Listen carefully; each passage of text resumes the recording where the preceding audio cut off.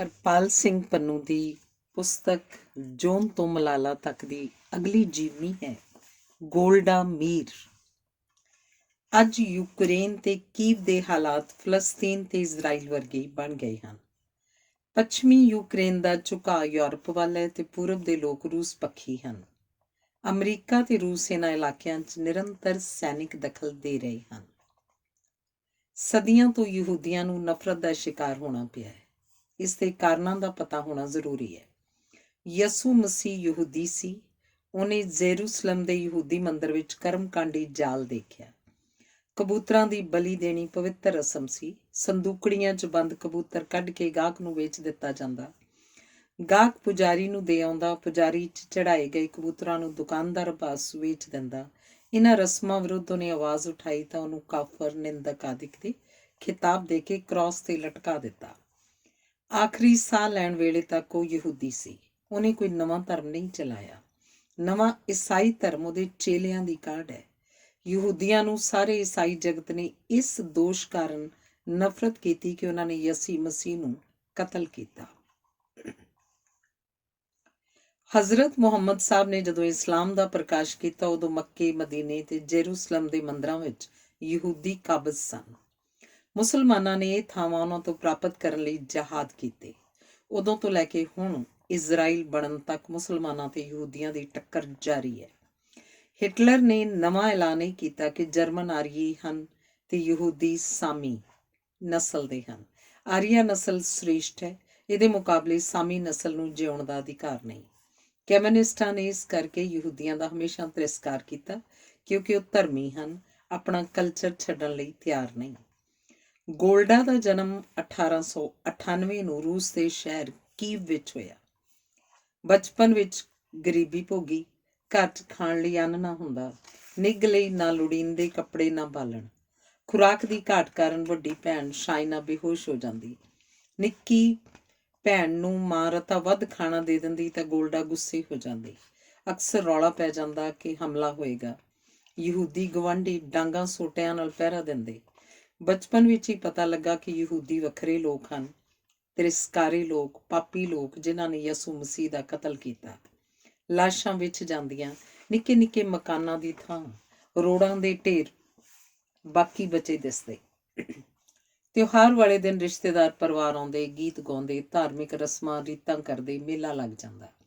ਸਾਰੇ ਦੇ ਸਾਰੇ ਘੱਲੂਘਾਰੇ 'ਚ ਮਾਰੇ ਗਏ। ਗੋਲਡਾ ਨੂੰ ਉਹਨਾਂ ਦੇ ਚਿਹਰੇ ਕਦੀ ਨਾ ਭੁੱਲੇ। ਅਕਸਰ ਇਹ ਵਾਕ ਸੁਣਦੀ, ਯਹੂਦੀ ਰੱਬ ਵੱਲੋਂ ਚੁਣੇ ਹੋਏ ਬੰਦੇ ਹਨ। ਗੋਲਡਾ ਕਿਹਾ ਕਰਦੀ, ਨਹੀਂ, ਸਗੋਂ ਸੱਚ ਇਹ ਹੈ ਕਿ ਮਨੁੱਖਾ ਇਤਿਹਾਸ ਵਿੱਚ ਯਹੂਦੀ ਪਹਿਲੇ ਲੋਕ ਹਨ ਜਿਨ੍ਹਾਂ ਨੇ ਇੱਕ ਰੱਬ ਨੂੰ ਚੁਣਿਆ ਤੇ ਫਿਰ ਕਦੀ ਨਾ ਛੱਡਿਆ। ਘਰ ਵਿੱਚ 2 ਕੈਲੰਡਰ ਹੁੰਦੇ, ਇੱਕ ਰੂਸੀ, ਦੂਜਾ ਯਹੂਦੀ, ਜਿਸ 'ਚ 2000 ਸਾਲ ਪਹਿਲਾਂ ਜਦੋਂ ਯਹੂਦੀ ਜੇਰੂਸਲਮ 'ਚ ਉਜੜੇ ਸਨ ਦੇ ਤਿਥ ਤਿਉਹਾਰ ਦਰਜ ਹੁੰਦੇ। ਕੀਵ ਵਿੱਚ ਉਹੀ ਪੁਰਾਣੀਆਂ ਰਸਮਾਂ ਰੀਤਾਂ ਨਿਭਾਉਂਦੇ। ਪਿਤਾ ਫਰਨੀਚਰ ਬਣਾਉਣ ਦਾ ਕੁਸ਼ਲ ਮਿਸਤਰੀ ਸੀ। ਟੈਸਟ ਪਾਸ ਕਰਕੇ ਸਰਕਾਰੀ ਨੌਕਰੀ ਤੇ ਲੱਗ ਗਿਆ ਸੀ, ਪਰ ਯਹੂਦੀ ਹੋਣ ਕਾਰਨ ਜਲਦੀ ਕੱਢ ਦਿੱਤਾ ਗਿਆ। 4 ਪੁੱਤਰਾਂ ਦੀ ਕੁਪੋਸ਼ਣ ਕਾਰਨ ਬਚਪਨ ਵਿੱਚ ਮੌਤ ਹੋਈ। ਮਾਂ ਨੂੰ ਇੱਕ ਗਵਾਂਢੀ ਧਨੀ ਪਰਿਵਾਰ ਨੇ ਆਇਆ ਵਜੋਂ ਨੌਕਰੀ ਦੇ ਦਿੱਤੀ। ਇਹਦਾ ਫਾਇਦਾ ਹੋਇਆ, ਕੁਝ ਪੈਸੇ ਮਿਲਣ ਲੱਗੇ ਤੇ ਨਾਲੇ ਉਸ ਦਿਆਲੂ ਪਰਿਵਾਰ ਨੇ ਆਪਣੀ ਹਵੇਲੀ ਵਿੱਚੋਂ ਇੱਕ ਵੱਡਾ ਹਵਾਦਾਰ ਰੌਸ਼ਨ ਕਮਰਾ ਰਹਿਣ ਲਈ ਦਿੱਤਾ। ਝੌਂਪੜੀ ਨੁਮਾ ਕੋਠੜੀ 'ਚੋਂ ਨਿਕਲ ਕੇ ਰੱਬ ਦਾ ਸ਼ੁਕਰਾਨਾ ਕੀਤਾ। ਗਰੀਬੀ ਤੋਂ ਤੰਗ ਆ ਕੇ ਇੱਕ ਦਿਨ ਪਿਤਾ ਨੇ ਅਮਰੀਕਾ 'ਚ ਜਾ ਕੇ ਕਿਸਮਤ ਅਜ਼ਮਾਉਣ ਦਾ ਫੈਸਲਾ ਕੀਤਾ। ਨਿੱਕ ਸੁੱਕ ਬੰਨਿਆ ਤੇ ਲੰਮੇ ਸਫ਼ਰ ਤੇ ਤੁਰ ਗਿਆ। 3 ਧੀਆਂ ਤੇ ਮਾਂ ਆਪਣੇ ਦਾਦਕੇ ਘਰ ਪਿੰਸਿਕ ਪਿੰਡ ਚਲੇ ਗਏ। ਬਾਬਾ 13 ਸਾਲਾਂ ਦਾ ਸੀ ਜਦੋਂ ਜ਼ਾਰ ਦੇ ਫੌਜੀਆਂ ਨੇ ਫੜ ਕੇ ਜ਼ਬਰਨ ਫੌਜ 'ਚ ਭਰਤੀ ਕਰ ਲਿਆ। ਮਾਮੂਲੀ ਤਨਖਾਹ, ਕੱਪੜੇ ਇੰਨੇ ਘੱਟ ਕੇ ਫੌਜੀ ਠੁਰ ਕਰਦੇ ਰਹਿੰਦੇ। ਉਹਨੂੰ ਕਿਹਾ ਜਾਂਦਾ ਕਿ ਈਸਾਈ ਹੋ ਜਾ, ਇਨਕਾਰ ਕਰਨ ਤੇ ਜੁਰਮਾਨਾ ਹੁੰਦਾ। ਗੋਡਿਆਂ ਭਾਰ ਚੱਟਾਨ ਤੇ ਬੈਠੇ ਰਹਿਣ ਦੀ ਸਜ਼ਾ ਮਿਲਦੀ। ਸਾਰੀ ਨੌਕਰੀ ਦੌਰਾਨ ਉਹਨੇ ਉਹ ਖਾਣਾ ਨਹੀਂ ਖਾਧਾ ਜੋ ਯਹੂਦੀ ਤਰੀਕੇ ਨਾਲ ਹਲਾਲ ਕਰਕੇ ਨਾ ਤਿਆਰ ਕੀਤਾ ਹੋਏ। ਫਲਸਰੂਪ ਸਾਲਾਂ ਬੱਧੀ ਬ੍ਰੈਡ ਤੇ ਕੱਚੀ ਸਬਜ਼ੀ ਖਾਂਦਾ ਰਿਹਾ। 13 ਸਾਲ ਦੀ ਨੌਕਰੀ ਬਾਅਦ ਘਰ ਪਰਤਿਆ ਤਾਂ ਇਹੀ ਪਛਤਾਵਾ ਕਰੀ ਜਾਂਦਾ ਕਿ ਧਾਰਮਿਕ ਕੁਤਾਹੀਆਂ ਹੋ ਗਈਆਂ ਸਨ। ਪਛਤਾਤਾਪ ਵਜੋਂ ਯਹੂਦੀ ਮੰਦਰ ਦੇ ਠੰਡੇ ਫਰਸ਼ ਤੇ ਸੌਂ ਜਾਂਦਾ। ਅਧਖੜ ਉਮਰ 'ਚ ਮੌਤ ਹੋ ਗਈ। ਦਾਦੀ ਸਖਤ ਜਾਨ ਦਲੇਰ ਔਰਤ ਸੀ। ਘਰ 'ਚ ਉਸੇ ਦਾ ਹੁਕਮ ਚੱਲਦਾ।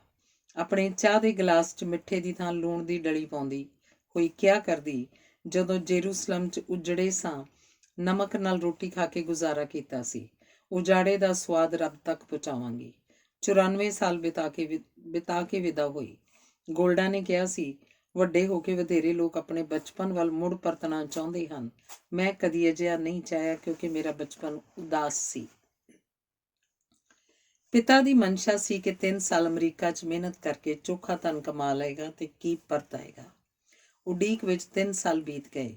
ਭੈਣ ਸ਼ਾਇਨਾ ਗੋਲਡਾ ਤੋਂ 9 ਸਾਲ ਵੱਡੀ ਸੀ। ਦੁਨੀਆ ਭਰ 'ਚ ਜ਼ੀਓਨਿਸਟ ਲਹਿਰ ਜ਼ੋਰ ਫੜ ਰਹੀ ਸੀ। ਇਹ ਯਹੂਦੀਆਂ ਦੇ ਪੁਨਰ ਜਾਗਰਣ ਵਾਲੀ ਲਹਿਰ ਸੀ ਤੇ ਸਮਾਜਵਾਦੀ ਰੁਝਾਨ ਵਾਲੀ ਸੀ। ਸ਼ਾਇਨਾ ਇਹਦੀ ਮੈਂਬਰ ਬਣ ਗਈ। ਮਾਂ ਦਾ ਤਰਾਹ ਨਿਕਲ ਗਿਆ। ਥਾਣਾ ਨੇੜੇ ਹੀ ਸੀ, ਜਿੱਥੋਂ ਬੰਦਿਆਂ ਦੀਆਂ ਦਰਦਨਾਕ ਚੀਕਾਂ ਅਕਸਰ ਸੁਣਾਈ ਦਿੰਦੀਆਂ। ਕਜ਼ਾਕ ਸਿਪਾਹੀਆਂ ਦੇ ਘੋੜਿਆਂ ਦੀਆਂ ਟਾਪਾਂ ਦਹਿਲ ਪਾਉਂਦੀਆਂ। 15 ਸਾਲ ਦੀ ਕੁੜੀ ਨੂੰ ਵੀ ਗ੍ਰਿਫਤਾਰ ਕੀਤਾ ਜਾ ਸਕਦਾ ਸੀ। ਮਾਂ ਸੋਚਦੀ, ਇਸ ਕੁੜੀ ਸਦਕਾ ਅਸੀਂ ਤਾਂ ਰੁਲਾਂਗੇ ਹੀ, ਅਮਰੀਕਾ 'ਚ ਪਿਤਾ ਦੇ ਜੀਵਨ ਉੱਪਰ ਵੀ ਅਸਰ ਪੈ ਸਕਦਾ ਹੈ।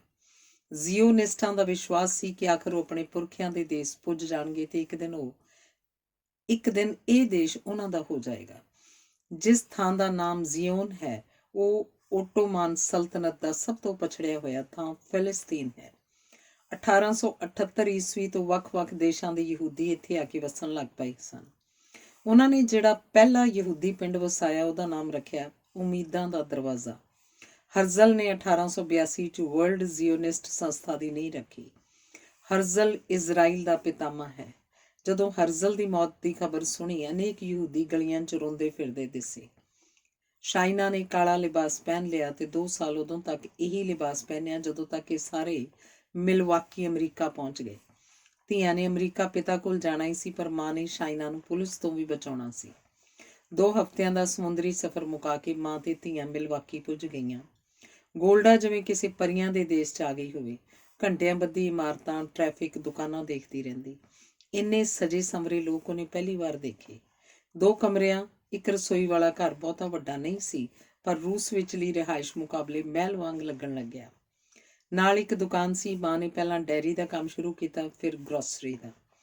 ਮਾਂ ਜਦੋਂ ਸਵੇਰ ਸਾਰ ਦੁਕਾਨ ਲਈ ਸਮਾਨ ਦੀ ਖਰੀਦਦਾਰੀ ਕਰਨ ਜਾਂਦੀ, ਗੋਲਡਾ ਕਾਊਂਟਰ ਤੇ ਹੁੰਦੀ। 8 ਸਾਲ ਦੀ ਕੁੜੀ ਲਈ ਇਹ ਕੰਮ ਔਖਾ ਸੀ। ਹਮੇਸ਼ਾ ਸਕੂਲ ਲੇਟ ਪੁੱਜਦੀ, ਝਿੜਕਾਂ ਪੈਂਦੀਆਂ, ਸਕੂਲ ਦੇ ਰਸਤੇ ਰੋਂਦੀ ਜਾਂਦੀ। 50 ਸਾਲ ਬਾਅਦ ਜਦੋਂ ਇਜ਼ਰਾਈਲ ਦੇ ਪ੍ਰਾਈਮ ਮਿਨਿਸਟਰ ਦੀ ਹੈਸੀਅਤ ਵਿੱਚ ਅਮਰੀਕਾ ਆਪਣਾ ਸਕੂਲ ਦੇਖਣ ਆਈ ਤਾਂ ਵਿਦਿਆਰਥੀਆਂ ਨੇ ਇਉਂ ਸਵਾਗਤ ਕੀਤਾ ਜਿਵੇਂ ਜਹਾਨ ਦੀ ਮਲਕਾ ਹੋਵੇ। ਗੋਲਡਾ ਰੋ ਪਈ। ਬੱਚਿਆਂ ਨੇ ਪਹਿਲਾਂ ਇਜ਼ਰਾਈਲ ਦਾ ਕੌਮੀ ਤਰਾਨਾ ਗਾਇਆ, ਫਿਰ ਯਿਦਿਸ਼ ਗੀਤ ਗਾਏ। ਯਿਦਿਸ਼ ਉਹ ਬੋਲੀ ਹੈ ਜਿਹੜੀ ਸੰਸਾਰ ਵਿੱਚ ਹਰੇਕ ਯਹੂਦੀ ਆਪਣੇ ਘਰ 'ਚ ਬੋਲਦਾ ਹੈ। ਜਿਨ੍ਹਾਂ 2 ਕੁੜੀਆਂ ਨੇ ਵੱਡਾ ਗੁਲਾਬ ਭੇਂਟ ਕੀਤਾ, ਉਹਨਾਂ ਦੇ ਮੱਥਿਆਂ ਉੱਪਰ ਦਾਊਦ ਦਾ ਝੰਡਾ ਬੰਨਿਆ ਹੋਇਆ ਸੀ, ਜਿਹਦੇ ਵਿਚਕਾਰ ਤਾਰਾ ਹੈ। ਦਾਊਦ ਯਹੂਦੀਆਂ ਦਾ ਉਹ ਪੈਗੰਬਰ ਹੈ ਜਿਹਨੇ ਕੀਰਤਨ ਵਾਸਤੇ ਬਾਣੀ ਉਤਾਰੀ ਸੀ। ਗੋਲਡਾ ਨੂੰ ਭਾਸ਼ਣ ਦੇਣ ਲਈ ਕਿਹਾ ਗਿਆ। ਉਹਨੇ ਪੜ੍ਹਾਈ ਲਿਖਾਈ ਦੀਆਂ ਗੱਲਾਂ ਨਹੀਂ ਸਿਖਾਈਆਂ। ਕਿਹਾ, ਬੱਚਿਓ, ਕਿਸ ਨੇ ਕੀ ਬਣ ਜਾਣਾ ਹੈ ਕੁਝ ਪਤਾ ਨਹੀਂ ਹੁੰਦਾ। ਇਹ ਸਭ ਨੂੰ ਪਤਾ ਹੁੰਦਾ ਹੈ ਕਿ ਠੀਕ ਹੈ ਕੀ ਗਲਤ। ਨੇਕ ਨੀਅਤ ਨਾਲ ਤੁਰਦੇ ਰਹੋ, ਯਤਨ ਕਰੋ, ਆਪਣਾ ਭਲਾ ਕਰਨ ਦੀ ਥਾਂ ਹੋਰ ਕਿਸੇ ਲੋੜਵੰਦ ਦਾ ਭਲਾ ਕਰੋ। ਅਜਿਹਾ ਕਰਦਿਆਂ ਤੁਸੀਂ ਠੀਕ ਥਾਂ ਤੇ ਪੁੱਜੋਗੇ। ਇਹ 1971 ਦਾ ਸਾਲ ਸੀ। ਪਿਤਾ ਇੱਕ ਦਿਨ ਬੱਚਿਆਂ ਨੂੰ ਮਜ਼ਦੂਰ ਦਿਵਸ ਦੀ ਪਰੇਡ ਦਿਖਾਉਣ ਵਾਸਤੇ ਲੈ ਗਿਆ। ਚੌੜੀ ਸੜਕ ਦੇ ਦੋਹੀਂ ਪਾਸੇ ਦਰਸ਼ਕ ਸਨ ਤੇ ਵਿਚਕਾਰ ਦੀ ਲੇਬਰ ਪਰੇਡ ਲੰਘਣੀ ਸੀ। ਪਰੇਡ ਆਈ ਤਾਂ ਨਾਲ ਘੋੜਸਵਾਰ ਸਿਪਾਹੀ ਸਨ। ਸਿਪਾਹੀਆਂ ਨੂੰ ਦੇਖ ਕੇ ਛੋਟੀ ਕੁੜੀ ਸਾਰਾ ਨੇ ਬੈਂਡ ਵਾਜਾ ਸੁਣਨ ਅਨੁਸਾਰ ਚੀਕਾਂ ਮਾਰੀਆਂ। ਕਿਹਾ, ਕਜ਼ਾਕ। ਉਹਨੂੰ ਬਹੁਤ ਸਮਝਾਇਆ ਕਿ ਇਹ ਕਜ਼ਾਕ ਨਹੀਂ, ਅਮਰੀਕਾ ਦੀ ਪੁਲਿਸ ਹੈ ਤੇ ਮਦਦ ਕਰਨ ਵਾਸਤੇ ਹੈ। ਇਹ ਕਿਵੇਂ ਹੋ ਸਕਦਾ ਹੈ? ਕਜ਼ਾਕ ਮਦਦ ਕਿਵੇਂ ਕਰ ਸਕਦੇ ਨੇ? ਪੌੜਾਂ ਹੇਠ ਕੁਚਲ ਦੇਣਗੇ। ਘਰ ਆ ਗਏ। ਕੁੜੀ ਨੂੰ ਬੁਖਾਰ ਚੜ੍ਹ ਗਿਆ। 15 ਸਾਲਾਂ ਦੀ ਸਕੂਲੀਆ ਕੁੜੀ ਗੋਲਡਾ ਨੇ ਸ਼ਾਇਨਾ ਤੇ ਉਹਦੇ ਸਾਥੀਆਂ ਤੋਂ 2 ਨਾਮ ਸੁਣੇ। ਇੱਕ ਅਧੇੜ ਉਮਰ ਦਾ ਗੋਰਡਨ, ਦੂਜੀ ਜਵਾਨ ਕੁੜੀ ਰਸ਼ੇਲ। ਗੋਰਡਨ 50 ਸਾਲ ਦੀ ਉਮਰੇ ਇਜ਼ਰਾਈਲ 'ਚ ਪਰਿਵਾਰ ਸਣੇ ਆਇਆ ਤੇ ਹੱਥਾਂ ਨਾਲ ਕਹੀ ਕੁਹਾੜੀ ਨਾਲ ਖੇਤੀ ਕਰਨੀ ਸ਼ੁਰੂ ਕੀਤੀ। ਰਸ਼ੇਲ ਰੂਸ ਤੋਂ ਆਈ ਸੀ। ਹਿਬਰੂ ਬਿਲਕੁਲ ਨਹੀਂ ਆਉਂਦੀ ਸੀ। ਮਹੀਨਿਆਂ 'ਚ ਸਿੱਖ ਗਈ ਤੇ ਹਿਬਰੂ ਵਿੱਚ ਸ਼ਾਨਦਾਰ ਗੀਤ ਰਚੇ। ਇਹ ਅੱਜ ਇਜ਼ਰਾਈਲ ਦੇ ਸਭ ਤੋਂ ਪਿਆਰੇ ਗੀਤ ਹਨ ਜੋ ਸੰਗੀਤ ਸ਼ਾਸਤਰੀਆਂ ਨੇ ਸੁਰਬੱਧ ਕੀਤੇ। ਤਪਦਿਕ ਕਾਰਨ 40 ਸਾਲ ਦੀ ਉਮਰ 'ਚ ਚੱਲ ਵਸੀ। ਗੋਲਡਾ ਦੀਆਂ ਅੱਖਾਂ ਵਿੱਚ ਇਜ਼ਰਾਈਲ ਜਾਣ ਦੀ ਕਲਪਨਾ ਉਤਰਨ ਲੱਗੀ। ਉਹਨਾਂ ਦਿਨਾਂ ਵਿੱਚ ਰੱਜੇ ਪੁੱਜੇ ਅਮੀਰ ਘਰਾਂ ਦੇ ਬੁੱਧੀਵਾਨ ਮੁੰਡੇ ਕੁੜੀਆਂ ਦੁਨੀਆ ਵਿੱਚ ਵਿੱਚੋਂ ਆਪੋ ਆਪਣੀ ਥਾਂ ਛੱਡ ਕੇ ਇਜ਼ਰਾਈਲ ਜਾ ਰਹੇ ਸਨ। ਉਹ ਚਾਹੁੰਦੇ ਤਾਂ ਪੈਸਿਆਂ ਨਾਲ ਬਾਗ ਖਰੀਦ ਕੇ ਅਰਬਾਂ ਤੋਂ ਮਜ਼ਦੂਰੀ ਕਰਵਾ ਕੇ ਮਾਲਾਮਾਲ ਹੁੰਦੇ, ਪਰ ਉਹਨਾਂ ਦਾ ਮਕਸਦ ਧਨੀ ਹੋਣਾ ਹੈ ਹੀ ਨਹੀਂ ਸੀ। ਉਹਨਾਂ ਦੀ ਇੱਕੋ ਇੱਕ ਮੰਜ਼ਿਲ ਆਪਣੇ ਪੁਰਖਿਆਂ ਦੇ ਦੇਸ਼ ਵਿੱਚ ਵਸ ਕੇ ਮਜ਼ਦੂਰੀ ਕਰਨੀ ਸੀ, ਜਿਸ ਨੂੰ ਉਹ ਧਰਮੀ ਕਿਰਤ ਕਹਿੰਦੇ ਸਨ। ਇਹਨਾਂ ਯੋਧਿਆਂ ਦਾ ਵਿਸ਼ਵਾਸ ਸੀ ਕਿ ਧਰਮ ਦੀ ਕਿਰਤ ਰਾਹੀਂ ਉਹ ਗੁਲਾਮੀ ਦੇ ਜੂਲੇ ਤੋਂ ਮੁਕਤ ਹੋਣਗੇ। ਇਹਨਾਂ ਹੀ ਦਿਨਾਂ 'ਚ ਗੋਲਡਾ ਨੂੰ ਮੋਰਿਸ ਨਾਮ ਦਾ ਇੱਕ ਸ਼ਾਂਤ ਸੁਭਾਅ ਵਾਲਾ ਜਵਾਨ ਮਿਲਿਆ, ਜਿਸ ਨੂੰ ਸਾਹਿਤ, ਸੰਗੀਤ ਤੇ ਫਲਸਫੇ 'ਚ ਦਿਲਚਸਪੀ ਸੀ। ਇਹ ਵੀ ਉੱਜੜ ਕੇ ਆਇਆ ਗਰੀਬ ਯਹੂਦੀ ਸੀ, ਜਿਹੜਾ 12 ਘੰਟੇ ਕੰਮ ਕਰਦਾ, ਅਕਸਰ ਸ਼ਾਇਨਾਂ ਦੀਆਂ ਮੀਟਿੰਗਾਂ 'ਚ ਸ਼ਾਮਲ ਹੁੰਦਾ। ਸ਼ਾਸਤਰੀ ਸੰਗੀਤ ਨਾਲ, ਬਾਇਰਨ, ਸ਼ੈਲੀ, ਕੀਟਸ ਤੇ ਉਮਰ ਖਿਆਮ ਦੀਆਂ ਰੁਬਾਈਆਂ ਨਾਲ ਉਸਨੇ ਗੋਲਡਾ ਨੂੰ ਵਾਕਫ ਕਰਵਾਇਆ। ਇਹ ਮੇਲ ਪ੍ਰੇਮ 'ਚ ਬਦਲ ਗਿਆ ਤੇ ਪਿੱਛੋਂ ਜਾ ਕੇ ਸ਼ਾਦੀ ਹੋਈ। ਮੋਰਿਸ ਗੋਲਡਾ ਤੋਂ 5 ਸਾਲ ਵੱਡਾ ਸੀ। ਪਹਿਲੀ ਸੰਸਾਰ ਜੰਗ ਛਿੜ ਗਈ।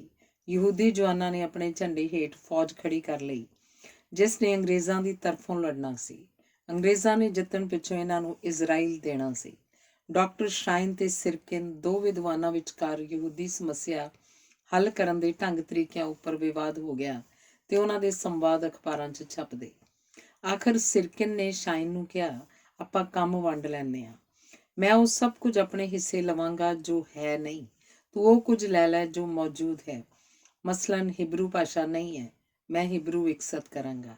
ਯਿਦਿਸ਼ ਬੋਲੀ ਜਾ ਰਹੀ ਹੈ, ਤੂੰ ਯਿਦਿਸ਼ ਦੇ ਵਿਕਾਸ ਦਾ ਜ਼ਿੰਮਾ ਲੈ। ਇਜ਼ਰਾਈਲ ਦੇਸ਼ ਨਹੀਂ ਹੈ, ਮੈਂ ਇਜ਼ਰਾਈਲ ਬਣਾਵਾਂਗਾ। ਸਾਰੇ ਸੰਸਾਰ 'ਚ ਯਹੂਦੀ ਖਿਲਰੇ ਹੋਏ ਹਨ, ਤੂੰ ਇਹਨਾਂ ਨੂੰ ਇੱਕ ਚੇਨ 'ਚ ਪਰੋ। ਜਿਸ ਨੂੰ ਤੂੰ ਆਖਦਾ ਹੈ ਇਹ ਠੋਸ ਹੈ, ਉਹ ਤੇਰਾ। ਜਿਹੜੇ ਤੇਰੇ ਅਨੁਸਾਰ ਖਿਆਲੀ ਪੁਲਾਅ ਹਨ, ਉਹ ਮੇਰੇ ਹੋਏ। ਤੁਰਕੀ ਦਾ ਫਲਸਤੀਨ ਤੇ ਕਬਜ਼ਾ ਸੀ। ਸੰਸਾਰ ਜੰਗ 'ਚ ਤੁਰਕ ਅੰਗਰੇਜ਼ਾਂ ਖਿਲਾਫ ਲੜ ਰਹੇ ਸਨ, ਸੋ ਤੁਰਕਾਂ ਦੀ ਹਾਰ ਵਿੱਚੋਂ ਇਜ਼ਰਾਈਲ ਨਿਕਲ ਆਏਗਾ। ਇਸ ਵਕਤ ਤੱਕ ਵੱਖ-ਵੱਖ ਥਾਵਾਂ ਤੋਂ ਆ ਕੇ ਯਹੂਦੀਆਂ ਨੇ 50 ਪਿੰਡ ਵਸਾ ਲਏ ਸਨ, ਜਿਨ੍ਹਾਂ ਵਿੱਚ ਇੱਕ ਤਲ ਅਵੀਵ ਵੀ ਸੀ। ਵਿਦਵਾਨਾਂ ਨੂੰ ਸੱਦ ਕੇ ਯਹੂਦੀ ਆਪਣੇ ਭੂਤ, ਵਰਤਮਾਨ, ਭਵਿੱਖ ਬਾਰੇ ਜਾਣਨ ਦੇ ਯਤਨ ਕਰਦੇ। ਬੁਲਾਰਿਆਂ ਨੂੰ ਦੇਣ ਲਈ ਕਿਰਾਇਆ ਨਾ ਹੁੰਦਾ। ਹਾਲ ਦਾ ਕਿਰਾਇਆ ਕਿੱਥੋਂ ਦੇਈਏ? ਫੈਸਲਾ ਹੋਇਆ ਕਿ ਹਰੇਕ ਸਰੋਤਾ ਚੁਆਨੀ ਦਿਆ ਕਰੇ। ਇੱਕ ਸਰੋਤੇ ਨੇ ਚੁਆਨੀ ਦੇਣ ਤੋਂ ਇਹ ਕਹਿ ਕੇ ਇਨਕਾਰ ਕੀਤਾ, ਮੈਂ ਕਿਹੜਾ ਲੈਕਚਰ ਸੁਣਨ ਆਉਣਾ, ਮੈਂ ਤਾਂ ਸਵਾਲ ਪੁੱਛਣ ਆਇਆ ਕਰਦਾ। ਬਹੁਤੀਆਂ ਸਪੀਚਾਂ ਗਿਰਜੇ 'ਚ ਹੁੰਦੀਆਂ ਜਿੱਥੇ ਔਰਤਾਂ ਨੂੰ ਭਾਸ਼ਣ ਕਰਨ ਦੀ ਆਗਿਆ ਨਹੀਂ ਸੀ। ਗੋਲਡਾ ਨੇ ਆਪਣੇ ਪਿਤਾ ਨੂੰ ਕਿਹਾ, ਉਹ ਗਲੀ 'ਚ ਲੋਕ ਮੈਨੂੰ ਸੁਣਨਾ ਚਾਹੁੰਦੇ ਹਨ, ਮੈਂ ਚੱਲੀ ਹਾਂ। ਪਿਤਾ ਗਰਜਿਆ, ਕੀ ਕਿਹਾ? ਤੂੰ ਭਾਸ਼ਣ ਕਰੇਂਗੀ? ਸਵਾਲ ਹੀ ਨਹੀਂ। ਜਦੋਂ ਬਜ਼ਿੱਦ ਰਹੀ ਤਾਂ ਪਿਤਾ ਨੇ ਕਿਹਾ, ਕਰ ਫਿਰ ਭਾਸ਼ਣ, ਤੈਨੂੰ ਵਾਲਾਂ ਤੋਂ ਫੜ ਕੇ ਘਸੀਟਾਂਗਾ। ਉਹ ਭੀੜ 'ਚ ਜਾ ਕੇ ਰਲੀ ਤੇ ਕਿਹਾ, ਮੇਰਾ ਪਿਤਾ ਬਦਤਮੀਜ਼ੀ ਕਰ ਸਕਦਾ, ਤੁਸੀਂ ਖਿਆਲ ਰੱਖਣਾ। ਲੈਕਚਰ ਸਟੈਂਡ ਤੇ ਗਈ, ਸ਼ਾਨਦਾਰ ਭਾਸ਼ਣ ਦਿੱਤਾ। ਜਦੋਂ ਘਰ ਗਈ, ਪਿਤਾ ਸੌਂ ਰਿਹਾ ਸੀ। ਮਾਂ ਨੇ ਦੱਸਿਆ, ਤੇਰਾ ਪਾਪਾ ਆਖਦਾ ਸੀ ਬੜੀਆਂ ਕਮਾਲ ਦੀਆਂ ਗੱਲਾਂ ਕੀਤੀਆਂ ਗੋਲਡਾ ਨੇ। ਪਤਾ ਨਹੀਂ ਇਹ ਖਿਆਲ ਗੋਲਡਾ ਕੋਲ ਕਿੱਥੋਂ ਆਉਂਦੇ ਨੇ। ਯੂਕਰੇਨ ਤੇ ਪੋਲੈਂਡ ਵਿੱਚ ਫੌਜਾਂ ਨੇ ਯਹੂਦੀਆਂ ਦਾ ਨਰਸੰਹਾਰ ਕੀਤਾ। ਵੱਡੀ ਗਿਣਤੀ ਵਿੱਚ ਕਤਲ। ਗੋਲਡਾ ਨੇ ਆਪਣੀ ਰਿਹਾਇਸ਼ ਮਿਲਵਾਕੀ ਵਿੱਚ ਉਹਨਾਂ ਦੀ ਹਮਦਰਦੀ ਲਈ ਜਲੂਸ ਕੱਢਣ ਦਾ ਫੈਸਲਾ ਕੀਤਾ। ਇੱਕ ਧਨਾੜ ਯਹੂਦੀ ਆ ਕੇ ਕਹਿਣ ਲੱਗਾ, ਤੂੰ ਮਰਵਾਏਂਗੀ। ਜੇ ਤੂੰ ਜਲੂਸ ਕੱਢਿਆ, ਮੈਂ ਉੱਜੜ ਕੇ ਕਿਧਰੇ ਹੋਰ ਚਲਾ ਜਾਵਾਂਗਾ। ਗੋਲਡਾ ਨੇ ਕਿਹਾ, ਜੇ ਇੱਕ ਦੂਜੇ ਨਾਲ ਹਮਦਰਦੀ ਨਾ ਕੀਤੀ, ਫੇਰ ਉੱਜੜਾਂਗੇ। ਮੈਂ ਵਸਾਉਣਾ ਚਾਹੁੰਦੀ ਹਾਂ। ਭਾਰੀ ਗਿਣਤੀ 'ਚ ਲੋਕ ਮਾਤਮੀ ਜਲੂਸ 'ਚ ਸ਼ਾਮਲ ਹੋਏ। ਗੈਰ ਯਹੂਦੀ ਵੀ ਨਾਲ ਤੁਰੇ। ਅਮਰੀਕਾ ਦੀ ਪ੍ਰੈਸ ਨੇ ਪੂਰੀ ਕਵਰੇਜ ਦਿੱਤੀ। ਇਸ ਸਫਲਤਾ ਤੋਂ ਬਾਅਦ ਉਹਨੇ ਫੈਸਲਾ ਕੀਤਾ, ਭਾਸ਼ਣਾਂ ਨਾਲ ਇਜ਼ਰਾਈਲ ਨਹੀਂ ਬਣਨਾ, ਮੈਨੂੰ ਫਲਸਤੀਨ ਜਾ ਕੇ ਕੰਮ ਕਰਨਾ ਪਏਗਾ। ਪਤਾ ਹੈ, ਮਿੱਤਰ ਪਿਆਰੇ ਨਾਰਾਜ਼ ਹੋਣਗੇ, ਉੱਥੇ ਜੀਵਨ ਕਠਿਨ ਹੋਏਗਾ। ਤਾਂ ਕਿ ਜੇ ਦੇਸ਼ ਚਾਹੀਦਾ ਤਾਂ ਮੁਸ਼ਕਲਾਂ ਦਾ ਸਾਹਮਣਾ ਕਰਨਾ ਪਏਗਾ। ਜਾਣ ਵਾਸਤੇ ਪੈਸੇ ਇਕੱਠੇ ਕਰਨੇ ਨੇ, ਮੋਰਿਸ ਨਾਲ ਵਿਆਹ ਕਰਾਉਣਾ ਹੈ ਤੇ ਉਸਨੂੰ ਨਾਲ ਲੈ ਜਾਣ ਵਾਸਤੇ ਮਨਾਉਣਾ ਹੈ। ਉਹਨੂੰ ਇਜ਼ਰਾਈਲ 'ਚ ਕੋਈ ਦਿਲਚਸਪੀ ਨਹੀਂ ਸੀ। ਕਿਹਾ ਕਰਦਾ ਹੈ, ਗਲੋਬ ਦੇ ਸੈਂਕੜੇ ਦੇਸ਼ਾਂ ਵਿੱਚ ਇੱਕ ਦੇਸ਼ ਹੋਰ ਜੰਮ ਪਿਆ ਤਾਂ ਕੀ ਫਰਕ ਪੈਣਾ। ਨਵੇਂ ਦੇਸ਼ ਵਿੱਚ ਵੀ ਉਹੀ ਕਾਨੂੰਨ, ਉਹੀ ਸਜ਼ਾਵਾਂ। ਗੋਲਡਾ 17 ਸਾਲਾਂ ਦੀ ਸੀ। ਵਿਆਹ ਵਾਸਤੇ ਵੀ 1 ਸਾਲ ਹੋਰ ਉਡੀਕਣਾ ਹੈ। ਵਿਆਹ ਤੋਂ ਪਹਿਲਾਂ ਮੋਰਿਸ ਨੂੰ ਆਪਣਾ ਫੈਸਲਾ ਦੱਸਣਾ ਹੈ। ਜੇ ਮੋਰਿਸ ਤੇ ਫਲਸਤੀਨ ਵਿੱਚੋਂ ਇੱਕ ਚੁਣਨਾ ਪਿਆ ਤਾਂ ਫਲਸਤੀਨ ਚੁਣੇਗੀ। ਉਹਦੇ ਫੈਸਲੇ ਤੋਂ ਮੋਰਿਸ ਬੇਚੈਨ ਹੋ ਗਿਆ। ਕਿਹਾ, ਤੈਨੂੰ ਪਤਾ ਹੈ ਤੂੰ ਕੀ ਕਰਨ ਲੱਗੀ ਹੈ? ਬਰਤਾਨੀਆ ਸਰਕਾਰ ਦਾ ਐਲਾਨ ਆਇਆ, ਜੇ ਤੁਰਕੀ ਨੂੰ ਹਰਾ ਦਿੱਤਾ ਤਾਂ ਅਸੀਂ ਯਹੂਦੀਆਂ ਦੇ ਅਮਨਪੂਰਵਕ ਵਸੇਬੇ ਵਾਸਤੇ ਕਦਮ ਪੁੱਟਾਂਗੇ। ਇਸ ਬਿਆਨ ਨੇ ਮੋਰਿਸ ਨੂੰ ਹੌਸਲਾ ਦਿੱਤਾ। ਫਲਸਤੀਨ ਵਿੱਚੋਂ ਤੁਰਕ ਨਿਕਲ ਗਏ ਤਾਂ ਇਜ਼ਰਾਈਲ ਵਸਣ ਦਾ ਸੁਪਨਾ ਸਾਕਾਰ ਹੋਏਗਾ। ਯਹੂਦੀਆਂ ਦਾ ਉੱਥੋਂ ਉਜਾੜਾ ਰੁਕੇਗਾ, ਸਗੋਂ ਦੁਨੀਆ ਦੇ ਯਹੂਦੀਆਂ ਦੀ ਇੱਧਰ ਨੂੰ ਰਵਾਨਗੀ ਸ਼ੁਰੂ ਹੋਏਗੀ। ਪਹਿਲੀ ਸੰਸਾਰ ਜੰਗ ਛਿੜ ਚੁੱਕੀ ਸੀ। ਤੁਰਕ ਤੇ ਬਰਤਾਨੀਆ ਆਮੋ ਸਾਹਮਣੇ ਸਨ। ਆਖਰ ਮੋਰਿਸ ਮੰਨ ਗਿਆ। 24 ਦਸੰਬਰ 1917 ਨੂੰ ਵਿਆਹ ਹੋਇਆ ਤੇ ਫਲਸਤੀਨ ਜਾਣ ਦੀਆਂ ਵਿਉਂਤਾਂ ਬਣਨ ਲੱਗੀਆਂ। ਪਾਰਟੀ ਵੱਲੋਂ ਗੋਲਡਾ ਨੂੰ ਫੰਡ ਇਕੱਠਾ ਕਰਨ ਦਾ ਹੁਕਮ ਹੋਇਆ। ਨਵਾਂ ਵਿਆਹ, ਮਾਪੇ ਖਫਾ ਹੋਏ, ਪਰ ਉਹ ਚਲੀ ਗਈ ਤੇ ਕਈ ਹਫ਼ਤਿਆਂ ਬਾਅਦ ਪਰਤੀ। ਉਹਨੂੰ $15 ਹਫ਼ਤੇ ਦੀ ਤਨਖਾਹ ਮਿਲਦੀ, ਜਿਸ ਨਾਲ ਕੇਵਲ ਰੋਟੀ ਖਾਧੀ ਜਾ ਸਕੀ। ਹੋਟਲ 'ਚ ਨਹੀਂ, ਪਾਰਟੀ ਵਰਕਰਾਂ ਦੇ ਘਰ ਰਹਿਣਾ ਹੁੰਦਾ। 1920 ਦੀਆਂ ਸਰਦੀਆਂ 'ਚ ਫਲਸਤੀਨ ਜਾਣ ਦਾ ਫੈਸਲਾ ਹੋ ਗਿਆ। ਉੱਥੇ ਤੰਬੂ 'ਚ ਰਹਿਣਾ ਪਏਗਾ, ਇਸ ਲਈ ਸਾਰਾ ਫਰਨੀਚਰ ਵੇਚ ਦਿੱਤਾ। ਉਹਨਾਂ ਨੂੰ ਲੱਗਦਾ ਸੀ ਮਾਰੂਥਲ 'ਚ ਗਰਮੀ ਹੋਏਗੀ, ਸੋ ਗਰਮ ਕੱਪੜੇ ਵੇਚ ਦਿੱਤੇ। ਭੁੰਜੇ ਸੌਣ ਲਈ ਦਰੀ ਲੈ ਲਈ ਤੇ ਇੱਕ ਗ੍ਰੈਮੋਫੋਨ ਦੀ ਮਸ਼ੀਨ, ਜਿਹੜੀ ਹੱਥ ਨਾਲ ਚਾਬੀ ਭਰ ਕੇ ਚਲਾਈ ਦੀ ਸੀ। ਇਹ ਬਿਨਾਂ ਬਿਜਲੀ ਤੋਂ ਤੰਬੂ 'ਚ ਚੱਲੇਗੀ। ਵੱਡੀ ਭੈਣ ਸ਼ਾਇਨਾ ਆਪਣੇ 2 ਬੱਚਿਆਂ ਸਣੇ ਤਿਆਰ ਹੋ ਗਈ। ਉਹਨਾਂ ਨੂੰ ਬੜਾ ਸਮਝਾਇਆ ਕਿ ਹਾਲੇ ਰੁਕੋ, ਬੱਚੇ ਸੰਭਲ ਜਾਣ, ਪਰ ਨਹੀਂ ਮੰਨੇ। ਪਤਾ ਸੀ ਅਰਬਾਂ ਦੇ ਭੜਕਾਏ ਪੇਂਡੂ ਯਹੂਦੀਆਂ ਤੇ ਨਿਰੰਤਰ ਹਮਲੇ ਕਰ ਰਹੇ ਸਨ, ਤਾਂ ਵੀ ਜਾਣ ਦਾ ਫੈਸਲਾ ਹੋਇਆ। ਮਾਪਿਆਂ ਕੋਲੋਂ ਜਦੋਂ ਵਿਦਾਇਗੀ ਲਈ ਸਖਤ ਦਿਲ ਪਿਤਾ ਦਾ ਰੋਣ ਨਹੀਂ ਥੰਮਿਆ। 2 ਧੀਆਂ ਹਮੇਸ਼ਾ ਲਈ ਅਮਰੀਕਾ ਛੱਡ ਰਹੀਆਂ ਸਨ। ਵਿਸ਼ਾਲ ਮਾਰੂਥਲ, ਅਜਨਬੀ ਲੋਕ, ਅਜਨਬੀ ਜ਼ਬਾਨ ਦਾ ਸਾਹਮਣਾ ਕਰਨਾ ਪਏਗਾ। 1 ਮਹੀਨੇ ਦੀ ਮੁਸ਼ਕਿਲ ਯਾਤਰਾ ਕਰਦਿਆਂ ਸਮੁੰਦਰੀ ਜਹਾਜ਼ ਰਾਹੀਂ ਮੰਜ਼ਿਲ ਤੇ ਪੁੱਜੇ। ਇਹ ਨਿੱਕਾ ਜਿਹਾ ਪਿੰਡ ਤਲ ਅਵੀਵ ਸੀ, ਜਿਹੜਾ 1909 'ਚ ਵੱਖ-ਵੱਖ ਥਾਵਾਂ ਤੋਂ ਆ ਕੇ 60 ਯਹੂਦੀਆਂ ਨੇ ਵਸਾਇਆ ਸੀ। ਕੌਣ ਜਾਣਦਾ ਸੀ ਅੱਧੀ ਸਦੀ ਬਾਅਦ ਇਹਦੀ ਆਬਾਦੀ 4 ਲੱਖ ਹੋ ਜਾਏਗੀ ਤੇ ਮਹਾਨਗਰ 1948 ਵਿੱਚ ਇਜ਼ਰਾਈਲ ਦੀ ਪਹਿਲੀ ਆਰਜ਼ੀ ਰਾਜਧਾਨੀ ਹੋਏਗਾ। ਤੁਰਕ ਹਾਰ ਗਏ, ਪਰ ਬਰਤਾਨੀਆ ਨੇ ਇਜ਼ਰਾਈਲ ਦੇਣ ਦਾ ਵਾਅਦਾ ਵਫਾ ਨਾ ਕੀਤਾ। ਲੇਖਕ, ਵਿਦਵਾਨ, ਡਾਕਟਰ, ਕਵੀ, ਸੰਗੀਤਕਾਰ, ਵਪਾਰੀ ਤੇ ਮਜ਼ਦੂਰ ਯਹੂਦੀ ਵਿਦੇਸ਼ਾਂ ਤੋਂ ਆ ਕੇ ਇੱਥੇ ਵਸਣ ਲੱਗੇ। ਪਹਿਲਾਂ ਤੰਬੂਆਂ 'ਚ ਰਹਿੰਦੇ, ਹੌਲੀ-ਹੌਲੀ ਮਕਾਨ ਬਣਾ ਲੈਂਦੇ। ਕਾਫੀ ਹਾਊਸ ਬਣ ਗਏ, ਜਿੱਥੇ ਗੰਭੀਰ ਸਿਆਸੀ ਵਿਚਾਰ ਵਟਾਂਦਰੇ ਹੁੰਦੇ। ਇੱਕ ਨਿੱਕਾ ਜਿਹਾ ਰੇਲਵੇ ਸਟੇਸ਼ਨ ਬਣ ਗਿਆ। ਤੁਰਨ ਤੋਂ ਪਹਿਲਾਂ ਗੋਲਡਾ ਨੇ ਆਪਣੇ ਉਹਨਾਂ ਦੋਸਤਾਂ ਨੂੰ ਖੱਤ ਲਿਖੇ, ਜਿਹੜੇ 2 ਸਾਲ ਪਹਿਲਾਂ ਤਲ ਅਵੀਵ ਵਸ ਗਏ ਸਨ। ਰੇਲਵੇ ਸਟੇਸ਼ਨ ਉੱਪਰ ਕੋਈ ਲੈਣ ਨਾ ਆਇਆ। ਬਾਅਦ 'ਚ ਪਤਾ ਲੱਗਾ ਇੱਥੋਂ ਦੀਆਂ ਔਕੜਾਂ ਨਾ ਝੱਲ ਸਕਣ ਕਾਰਨ ਵਾਪਸ ਆਪੋ ਆਪਣੇ ਦੇਸਾਂ ਨੂੰ ਪਰਤ ਗਏ ਸਨ। ਬਾਰਾਸ਼ ਨਾਮ ਦਾ ਇੱਕ ਬੰਦਾ ਬੱਘੀ ਲੈ ਕੇ ਉਹਨਾਂ ਨੂੰ ਲੈਣ ਆਇਆ। ਇਹ ਹੋਟਲ ਦਾ ਮਾਲਕ ਸੀ। ਸਟੇਸ਼ਨ ਤੋਂ ਹੋਟਲ ਤੱਕ ਰਸਤੇ ਵਿੱਚ ਇੱਕ ਬੂਟਾ ਖਲੋਤਾ ਦਿਸਿਆ। ਕੇਵਲ ਇੱਕ ਚਲੋ ਮਾਰੂਥਲ ਆਬਾਦ ਹੋਣ ਦੀ ਨਿਸ਼ਾਨੀ ਤਾਂ ਮਿਲੀ। ਇਹ ਵਾਕ ਲਿਖਦਿਆਂ ਮੈਨੂੰ ਟੈਗੋਰ ਦੀ ਪੰਕਤੀ ਯਾਦ ਆਈ, ਮਾਰੂਥਲ ਨੇ ਘਾਹ ਦੀ ਪੱਤੀ ਅੱਗੇ ਪ੍ਰੇਮ ਦਾ ਪ੍ਰਗਟਾਵਾ ਕੀਤਾ। ਘਾਹ ਦੀ ਪੱਤੀ ਨੇ ਨਾਂਹ 'ਚ ਸਿਰ ਹਿਲਾਇਆ ਤੇ ਦੌੜ ਗਈ। ਲੱਖ ਸਾਲ ਤੋਂ ਘਾਹ ਪੱਤੀ ਦੇ ਵਿਯੋਗ ਦੀ ਅੱਗ ਵਿੱਚ ਮਾਰੂਥਲ ਜਲ ਰਿਹਾ ਹੈ। ਸ਼ਾਇਨਾ ਬਾਜ਼ਾਰ 'ਚ ਬੱਚਿਆਂ ਲਈ ਫਰੂਟ ਲੈਣ ਗਈ, ਜਲਦੀ ਪਰਤ ਆਈ। ਦੱਸਿਆ ਫਲਾਂ ਉੱਪਰ ਮੱਖੀਆਂ ਦੀ ਭਰਮਾਰ ਦੇਖੀ, ਢੱਕਦੇ ਨਹੀਂ, ਨਾ ਲਿਜਾਣ ਵਾਸਤੇ ਲਿਫਾਫੇ ਹਨ। ਮਈ 'ਚ ਇੰਨੀ ਗਰਮੀ ਕਿ ਧੁੱਪੇ ਤੁਰਿਆ ਨਹੀਂ ਜਾਂਦਾ। ਪੈਸੇ ਮੁੱਕਦੇ ਜਾ ਰਹੇ ਸਨ। ਅਮਰੀਕਾ ਤੋਂ ਆਏ ਸਨ, ਪਰ ਬੱਚਤਾਂ ਬਹੁਤੀਆਂ ਨਹੀਂ ਸਨ। ਇੱਕ ਮੂਲ ਵਾਸੀ ਔਰਤ ਆਈ, ਗੋਲਡਾ ਨੂੰ ਜੱਫੀ ਪਾਈ, ਅੱਖਾਂ 'ਚ ਖੁਸ਼ੀ ਦੇ ਹੰਝੂ ਭਰ ਕੇ ਕਹਿਣ ਲੱਗੀ, ਸ਼ੁਕਰ ਹੈ ਲੱਖਪਤੀ ਅਮਰੀਕਨ ਆਉਣ ਲੱਗੇ ਹਨ, ਹੁਣ ਸਾਡੇ ਦੁੱਖ ਵੀ ਕੱਟੇ ਜਾਣਗੇ। ਵਾਕ ਸੁਣ ਕੇ ਗੋਲਡਾ ਦੀਆਂ ਅੱਖਾਂ ਭਰ ਆਈਆਂ। ਲੰਮੀ ਤਲਾਸ਼ ਬਾਅਦ 2 ਕਮਰਿਆਂ ਵਾਲਾ ਇੱਕ ਫਲੈਟ ਮਿਲਿਆ। ਰਸੋਈ ਸੀ, ਪਰ ਗੁਸਲਖਾਨੇ 40 ਹੋਰ ਮੈਂਬਰਾਂ ਨਾਲ ਵਿਹੜੇ 'ਚ ਸਾਂਝੇ ਸਨ। ਮੋਰਿਸ ਨੂੰ ਲਾਇਬ੍ਰੇਰੀ 'ਚ ਨੌਕਰੀ ਮਿਲ ਗਈ। ਗੋਲਡਾ ਸ਼ਾਮੀ ਬੱਚਿਆਂ ਨੂੰ ਅੰਗਰੇਜ਼ੀ ਪੜ੍ਹਾਉਣ ਲੱਗੀ। 9ਵੀਂ 10ਵੀਂ ਦੇ ਸਕੂਲ 'ਚ ਨੌਕਰੀ ਮਿਲਦੀ ਸੀ, ਪਰ ਨਹੀਂ ਲਈ, ਕਿਉਂਕਿ ਸਾਂਝੇ ਫਾਰਮ ਹਾਊਸ ਦੀ ਤਲਾਸ਼ ਸੀ, ਜਿੱਥੇ ਖੇਤੀ ਕਰਨ ਲਈ ਸਮਾਂ ਚਾਹੀਦਾ ਸੀ। ਜੀਜੇ ਸ਼ਮਈ ਨੂੰ ਆ ਜਾਣ ਲਈ ਖੱਤ 'ਚ ਲਿਖਿਆ, ਤੇਰੇ ਇੱਕ ਬੇਟੇ ਦੀਆਂ ਅੱਖਾਂ ਦੁਖਣ ਲੱਗੀਆਂ ਹਨ, ਦੂਜੇ ਨੂੰ ਚਮੜੀ ਦੀ ਐਲਰਜੀ ਹੋ ਗਈ ਹੈ। ਜੇ ਤੂੰ ਆ ਜਾਵੇਂ, ਜ਼ਰੂਰੀ ਨਹੀਂ ਜਲਦੀ ਨੌਕਰੀ ਮਿਲ ਜਾਏ। ਜੀਵਨ ਬਹੁਤ ਸਖਤ ਹੈ, ਪਰ ਤਾਂ ਵੀ ਇੱਕ ਥਾਂ ਹੈ ਜਿੱਥੇ ਕੇਵਲ ਯਹੂਦੀ ਰਹਿ ਰਹੇ ਹਨ। ਉਹਨਾਂ ਦਾ ਸਾਂਝਾ ਇਤਿਹਾਸ ਹੈ ਤੇ ਹੁਣ ਉਹ ਵਰਤਮਾਨ 'ਚ ਆਜ਼ਾਦੀ ਦਾ ਸਾਹ ਲੈ ਰਹੇ ਹਨ। 7ਵੇਂ ਦਿਨ ਜਦੋਂ ਗਿਰਜੇ ਜਾਂਦੀਆਂ, ਅਨੇਕ ਮਰਦਾਂ ਔਰਤਾਂ ਨੂੰ ਹੱਥਾਂ 'ਚ ਫੁੱਲ ਲਈ ਉੱਧਰ ਜਾਂਦੇ ਵੇਖਦੀਆਂ। ਵੱਖ-ਵੱਖ ਬੋਲੀਆਂ ਬੋਲਦੇ ਨੇ, ਵੱਖ-ਵੱਖ ਕਲਚਰ ਨੇ, ਤਾਂ ਵੀ ਇੱਕ ਸਾਂਝ ਹੈ, ਜਿਸ ਸਦਕਾ ਮੈਨੂੰ ਆਪਣੇ ਭੈਣ ਭਰਾ ਲੱਗਦੇ ਨੇ। ਮੈਂ ਜੋ ਚਾਹਿਆ ਸੋ ਹਾਸਲ ਕੀਤਾ। ਇੱਕ ਸਾਂਝੇ ਫਾਰਮ ਉੱਪਰ ਖੇਤੀ ਕਰਨ ਵਾਸਤੇ ਅਰਜ਼ੀ ਪਾਈ ਹੋਈ ਸੀ। ਸੱਦਾ ਆ ਗਿਆ ਕਿ ਆਓ, ਪਰ ਕੁਝ ਦਿਨ ਦੇਖਾਂਗੇ, ਤੁਸੀਂ ਜਿਸਮਾਨੀ ਕੰਮ ਕਰ ਵੀ ਸਕਦੇ ਹੋ ਕਿ ਨਹੀਂ। ਗੋਲਡਾ ਦਾ ਅੰਗਰੇਜ਼ੀ ਪੜ੍ਹਾਉਣ ਦਾ ਕੰਮ ਵੀ ਵਿਗੜੀ ਕੁੜੀ ਵਜੋਂ ਸਮਝਿਆ ਗਿਆ, ਜੋ ਅਮਰੀਕਨ ਕਲਚਰ ਯਹੂਦੀਆਂ ਨੂੰ ਸਿਖਾਉਂਦੀ ਰਹੀ। ਖੈਰ, ਇਮਤਿਹਾਨ 'ਚ ਖਰੇ ਉਤਰੇ ਤੇ ਸਾਂਝੇ ਪਰਿਵਾਰ ਦੇ ਮੈਂਬਰ ਬਣ ਕੇ ਖੇਤੀ ਕਰਨ ਲੱਗੇ। ਦੋ ਚੱਟਾਨਾਂ ਵਿਚਕਾਰ ਜਿੱਥੇ ਮਿੱਟੀ ਹੁੰਦੀ, ਫਲਦਾਰ ਬੂਟਾ ਗੱਡ ਦਿੰਦੇ, ਪਾਣੀ ਦਿੰਦੇ। ਇੰਨਾ ਸਖਤ ਕੰਮ ਕਿ ਸ਼ਾਮ ਨੂੰ ਖਾਣਾ ਖਾਣ ਵੇਲੇ ਉਂਗਲਾਂ ਜਵਾਬ ਦੇ ਦਿੰਦੀਆਂ। ਬੂਟਾ ਲਾ ਕੇ ਸੋਚਦੇ ਬਚ ਜਾਏਗਾ, ਵਧੇ ਫੁੱਲੇਗਾ। ਬੂਟੇ ਬਚ ਗਏ, ਗੋਲਡਾ ਬਚ ਗਈ। ਅੱਜ ਉੱਥੇ ਸ਼ਾਨਦਾਰ ਬਾਗ ਲਹਿਰਾ ਰਹੇ ਹਨ। ਸਾਂਝੇ ਖੇਤ ਵਿੱਚ ਔਰਤਾਂ ਸੌਖਾ ਕੰਮ ਨਹੀਂ ਚਾਹੁੰਦੀਆਂ ਸਨ।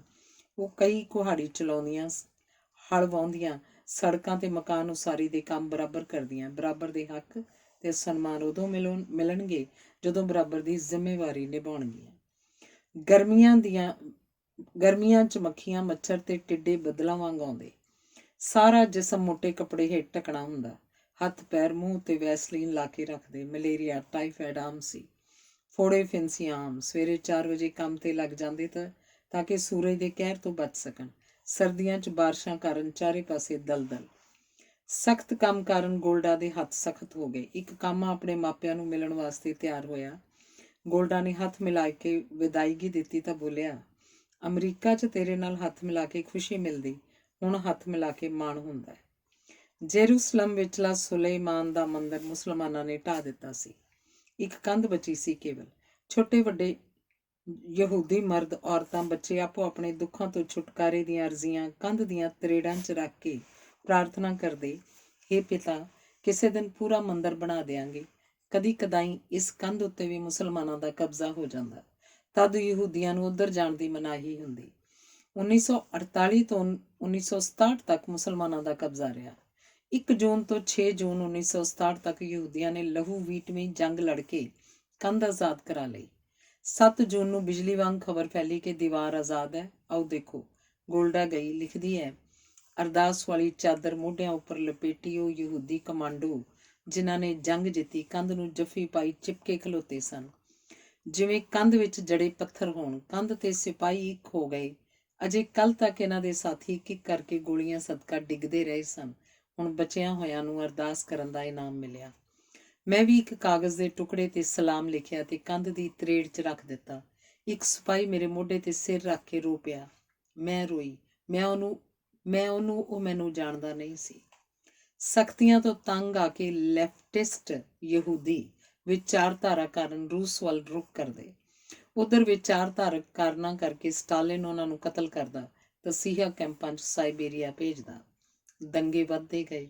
ਬਰਤਾਨੀਆ ਫਲਸਤੀਨ ਪੁੱਜਣ ਵਾਲੇ ਸ਼ਰਨਾਰਥੀਆਂ ਦਾ ਕੋਟਾ ਨਿਰੰਤਰ ਘਟਾ ਰਿਹਾ ਸੀ। 1930 ਵਿੱਚ ਤਾਂ ਪੂਰੀ ਪਾਬੰਦੀ ਲਾ ਦਿੱਤੀ। ਅਜਿਹਾ ਅਰਬਾਂ ਦੇ ਦਬਾਅ ਕਾਰਨ ਹੋ ਰਿਹਾ ਸੀ।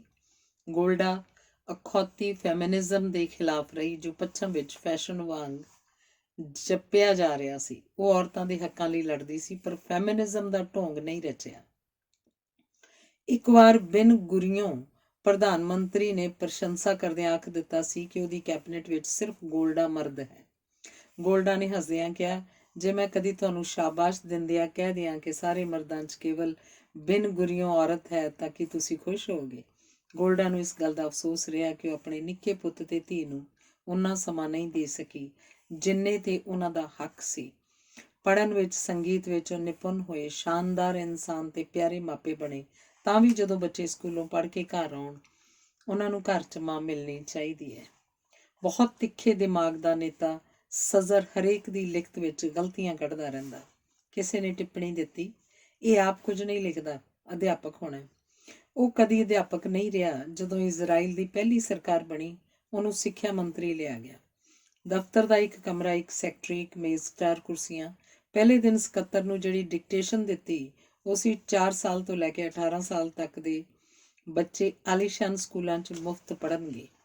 ਟਾਈਪਰਾਈਟਰ ਨਹੀਂ ਸੀ। ਸਕੱਤਰ ਨੇ ਹੱਥ ਨਾਲ ਆਰਡਰ ਲਿਖਿਆ ਤੇ ਕਿਹਾ, ਸਰ, 1 ਦਿਨ ਹੋਇਆ ਸਰਕਾਰ ਬਣਿਆ, ਪੈਸੇ ਤਾਂ ਹਨ ਨਹੀਂ, ਇਸ ਬਾਰੇ ਹੋਰ ਸੋਚਣਾ ਚਾਹੀਦਾ। ਮੰਤਰੀ ਨੇ ਕਿਹਾ, ਇਹ ਵਾਕ ਸਜ਼ਰ ਦਾ ਹੈ, ਕਿਵੇਂ ਪੂਰ ਚੜ੍ਹੇਗਾ? ਸਜ਼ਰ ਜ਼ਿੰਮੇਵਾਰ ਹੈ। ਵਾਅਦਾ ਵਫਾ ਹੋਇਆ। ਨਵਾਂ ਐਜੂਕੇਸ਼ਨ ਐਕਟ ਬਣਿਆ। ਬਾਅਦ 'ਚ ਜਦੋਂ ਗੋਲਡਾ ਵਜ਼ੀਰ ਬਣੀ, ਉਦੋਂ ਉਹ ਰਾਸ਼ਟਰਪਤੀ ਲੱਗਾ। ਉਹਨੂੰ ਰਾਸ਼ਟਰਪਤੀ ਉੱਪਰ ਲੱਗੀਆਂ ਪਾਬੰਦੀਆਂ ਪਸੰਦ ਨਹੀਂ ਸਨ। ਅਕਸਰ ਕਿਹਾ ਕਰਦਾ, ਇਸ ਨਾਲੋਂ ਤਾਂ ਮੈਂ ਆਪਣੇ ਘਰ ਠੀਕ ਸੀ। ਗੋਲਡਾ ਨਾਲ ਉਹਦੀ ਡੂੰਘੀ ਦੋਸਤੀ ਸਾਰੀ ਉਮਰ ਨਿਭੀ। ਦੂਜਾ ਬੰਦਾ ਸੀ ਸਾਦਾ, ਸਿੱਧੇ ਫੈਸਲੇ ਲੈਣ ਵਾਲਾ, ਅਕਾਊ ਸਿਧਾਂਤਾਂ ਤੋਂ ਪਰੇ। ਉਹ ਸੀ ਇਸ਼ਕੋਲ। ਬਿਨਾਂ ਵਿਚਾਰ ਵਟਾਂਦਰੇ ਦੇ ਉਹਨੂੰ ਪਤਾ ਹੁੰਦਾ ਕਿੱਥੇ ਕੀ ਕਰਨਾ ਹੈ। ਬਿਨ ਗੁਰੀਓਂ ਨੇ ਵਿੱਤ ਮੰਤਰੀ ਲਿਆ। ਗੋਲਡਾ ਮੁੜ ਵਸਾਊ ਤੇ ਲੇਬਰ ਮਹਿਕਮੇ ਦੀ ਵਜ਼ੀਰ ਸੀ। ਇੱਕ ਦਿਨ ਇਸ ਕੋਲ ਬਿਨਾਂ ਦੱਸੇ ਪੁੱਛੇ ਗੋਲਡਾ ਦੇ ਦਫ਼ਤਰ 'ਚ ਆ ਧਮਕਿਆ ਤੇ ਕਿਹਾ, ਤੁਹਾਨੂੰ ਪਤਾ ਹੈ 7 ਲੱਖ ਰਿਫਿਊਜੀ ਤੰਬੂਆਂ ਵਿੱਚ ਇੱਕੋ ਥਾਂ ਬੈਠੇ ਨੇ, ਉਹਨਾਂ ਨੂੰ ਹੁਣੇ ਕੱਢ ਕੇ ਇਜ਼ਰਾਈਲ 'ਚ ਵੱਖ-ਵੱਖ ਥਾਵਾਂ ਤੇ ਵਸਾ। ਉਹ ਬੋਲੀ, ਮੈਂ ਕੋਈ ਕਰਾਮਾਤ ਹੈ ਮੇਰੇ ਕੋਲ? ਇਸ ਕੋਲ ਨੇ ਕਿਹਾ, ਆਹ ਨਕਸ਼ੇ ਤੇ ਮੈਂ 400 ਨਿਸ਼ਾਨ ਲਾ ਦਿੱਤੇ ਨੇ, ਇਹਨਾਂ ਦੇ 400 ਪਿੰਡ ਵਸਾ। ਪਿੰਡ ਤੰਬੂਆਂ ਦੇ ਹੋਣਗੇ, ਜਦੋਂ ਪੈਸੇ ਹੋਏ ਘਰ ਉਸਾਰ ਲਾਂਗੇ। ਗੋਲਡਾ ਚੀਕੀ, ਬਿਨਾਂ ਘਰਾਂ ਦੇ ਉਜਾੜਦਿਆਂ? ਇਸ਼ਕੋਲ ਨੇ ਕਿਹਾ, ਘਰ ਦੁੱਧ ਦਿੰਦਾ, ਗਾਂ ਦੁੱਧ ਦਿੰਦੀ ਹੈ। ਮੈਂ 7 ਲੱਖ ਗਾਵਾਂ ਦਾ ਬੰਦੋਬਸਤ ਕਰਾਂਗਾ। ਹੁਣ ਵੀ ਤਾਂ ਤੰਬੂਆਂ 'ਚ ਬੈਠੇ ਨੇ, ਹੁਣੇ ਵਿਹਲੇ ਖਾਂਦੇ ਨੇ, ਪਿੰਡਾਂ 'ਚ ਕੰਮ ਕਰਕੇ ਖਾਣਗੇ। ਜਿਹੜਾ ਖਾਣ ਪੀਣ ਦਾ ਖਰਚਾ ਹੁਣ ਵਿਹਲੜਾਂ ਤੇ ਹੋ ਰਿਹਾ ਹੈ, ਇਸ ਨਾਲ ਘਰ ਬਣ ਜਾਣਗੇ। ਕਰਾਮਾਤ ਹੋ ਗਈ। ਜਿਸ ਨੇ ਗੋਲਡਾ ਉੱਪਰ ਅਸਰ ਪਾਇਆ ਦੂਜਾ ਬੰਦਾ ਸੀ ਬਰਲ। ਛੋਟਾ ਕੱਦ, ਵੱਟੋ ਵੱਟ ਪੈਂਟ ਕਮੀਜ਼, ਉਲਝੇ ਵਾਲ, ਇੱਕਦਮ ਸਿੱਧਾ ਸਾਦਾ, 2 ਕਮਰਿਆਂ ਦਾ ਤਲ ਅਵੀਵ 'ਚ ਘਰ, ਮਾਣ ਸਨਮਾਨ, ਪ੍ਰਸਿੱਧੀ, ਤਾਕਤ ਦੀ ਇੱਛਾ ਤੋਂ ਮੁਕਤ। ਉਹਨੇ ਕੋਈ ਰੁਤਬਾ ਨਹੀਂ ਲਿਆ। ਦੇਸ਼ ਦਾ ਕੋਈ ਵੱਡਾ ਫੈਸਲਾ ਉਹਨੂੰ ਪੁੱਛਣ ਤੋਂ ਬਗੈਰ ਸਿਰੇ ਨਹੀਂ ਲੱਗਿਆ। ਜਦੋਂ ਉਸ ਕੋਲੋਂ ਉੱਠ ਕੇ ਕੋਈ ਜਾਣ ਲੱਗਦਾ ਤਾਂ ਆਖ ਦਿੰਦਾ, ਹਾਲੇ ਬੈਠ। ਹਿੰਮਤ ਨਹੀਂ ਸੀ ਕਿ ਹੁਕਮ ਨਾ ਮੰਨੇ। ਜਦੋਂ ਵਿਚਾਰ ਵਟਾਂਦਰੇ ਪਿੱਛੋਂ ਸਭ ਕੁਝ ਤੈਅ ਹੋ ਜਾਂਦਾ, ਮੰਤਰੀ ਤੇ ਪ੍ਰਧਾਨ ਮੰਤਰੀ ਆਖਦੇ, ਭਾਈ ਬਰਲ ਨੂੰ ਤਾਂ ਪੁੱਛ ਲਓ। ਉਹਦੇ ਹੋਠਾਂ ਦੀ ਮੁਸਕਾਨ ਅੱਖਾਂ ਵਿਚਲੀ ਉਦਾਸੀ ਦਿਸਣ ਨਾ ਦਿੰਦੀ। ਚੁਟਕੀ 'ਚ ਠੋਡੀ ਫੜੀ ਫੈਸਲਾ ਸੁਣਾ ਦਿੰਦਾ। 1944 'ਚ ਮੌਤ ਹੋ ਗਈ। ਆਜ਼ਾਦ ਇਜ਼ਰਾਈਲ ਨਾ ਦੇਖ ਸਕਿਆ। ਆਜ਼ਾਦੀ ਤੱਕ ਜਿਉਂਦਾ ਰਹਿੰਦਾ ਤਾਂ ਉਹਨੇ ਮੰਤਰੀ ਦਾ ਹਲਫ ਨਹੀਂ ਲੈਣਾ ਸੀ। ਦਿਖਾਵੇ ਦੀ ਸਾਦਗੀ ਨਹੀਂ, ਸਵਾਲ ਸੁਣ ਕੇ ਨੀਵੀਂ ਪਾ ਲੈਂਦਾ, ਜਿਵੇਂ ਧਰਤੀ ਖੋਦ ਕੇ ਸੱਚ ਲੱਭਣ ਲੱਗਾ ਹੋਵੇ। ਜਦੋਂ ਪਾਰਟੀ ਕਾਨਫਰੰਸ 'ਚ ਵੱਡੇ ਬੰਦੇ ਅਹਿਮ ਤਕਰੀਰਾਂ ਕਰਦੇ, ਉਹ ਵਰਾਂਡੇ 'ਚ ਮਾਮੂਲੀ ਬੰਦਿਆਂ ਨਾਲ ਖਾਸ ਗੱਲਾਂ ਕਰਦਾ ਹੁੰਦਾ। ਜਦੋਂ ਉਹਦਾ ਨਾਮ ਲਿਆ ਜਾਂਦਾ ਤਾਂ ਸਟੇਜ ਤੇ ਆਉਂਦਾ। ਵਿਧੀਵਤ ਭਾਸ਼ਣ ਨਾ ਕਰਦਾ, ਕੁਝ ਗੱਲਾਂ ਕਰਦਾ ਜਿਵੇਂ ਪਿਤਾ ਆਪਣੇ ਘਰ ਬੱਚਿਆਂ ਨਾਲ ਗੱਲਾਂ ਕਰੇ। ਲੋਕ ਇੱਕ ਦੂਜੇ ਦੇ ਕੰਨਾਂ 'ਚ ਆਖਦੇ, ਓਏ ਬਰਲ ਦੀ ਵਾਰੀ ਆ ਗਈ। ਵਾਹੋਦਾਈ ਭੀੜ ਬਾਹਰੋਂ ਅੰਦਰ ਵੱਲ ਸਰਕਦੀ, ਪੂਰੀ ਖਾਮੋਸ਼ੀ ਛਾ ਜਾਂਦੀ। ਪਿਆਸੇ ਲੋਕ ਇੱਕ ਇੱਕ ਲਫ਼ਜ਼ ਪੀਣ ਲੱਗਦੇ। ਕਦੀ ਕਦੀ ਤਾਂ 2-3 ਘੰਟਿਆਂ ਤੱਕ ਗੱਲਾਂ ਕਰਦਾ, ਵਿੱਚ ਵਿੱਚ ਪਾਣੀ ਦੀ ਘੁੱਟ ਪੀਂਦਾ। ਉਲਝਣਾਂ ਨੂੰ ਆਰਾਮ ਨਾਲ ਇਉਂ ਕੱਟੀ ਜਾਂਦਾ ਜਿਵੇਂ ਆਰੀ ਹੀਰਾ ਕੱਟਦੀ ਹੋਵੇ। ਵਰਕਾ ਪਲਟਣ ਵੇਲੇ ਖੜਾਕ ਨਾ ਹੋਵੇ। ਕਿਆ ਕਰਦਾ, ਕਲਾਸ ਸਟਰਗਲ ਉੱਥੇ ਹੁੰਦੀ ਹੈ ਜਿੱਥੇ ਕਲਾਸਾਂ ਹੋਣ। ਅਸੀਂ ਤਾਂ ਉਜੜੇ ਪੁਜੜੇ ਖਾਕਸਾਰ ਯਹੂਦੀ ਹਾਂ। ਰਿਫਿਊਜ਼ੀਆਂ ਦਾ ਕਿਹੜਾ ਵਰਗ ਸੰਘਰਸ਼। ਸਾਨੂੰ ਤਾਰ ਉੱਪਰ ਲਟਕਦਾ ਧਰਤੀ ਦਾ ਇੱਕ ਨਕਸ਼ਾ ਮਿਲਿਆ। ਦੇਖਾਂਗੇ ਕਿੱਥੇ ਕਿੱਥੇ ਲਾਲੀ, ਕਿੱਥੇ ਕਿੱਥੇ ਹਰਿਆਲੀ ਹੋਏਗੀ। ਅਸੀਂ ਪੁਰਾਣੇ ਰਿਫਿਊਜ਼ੀ ਹਾਂ, ਨਵੇਂ ਰਿਫਿਊਜ਼ੀ ਸਾਡੀ ਅਗਵਾਈ ਕਰਨ।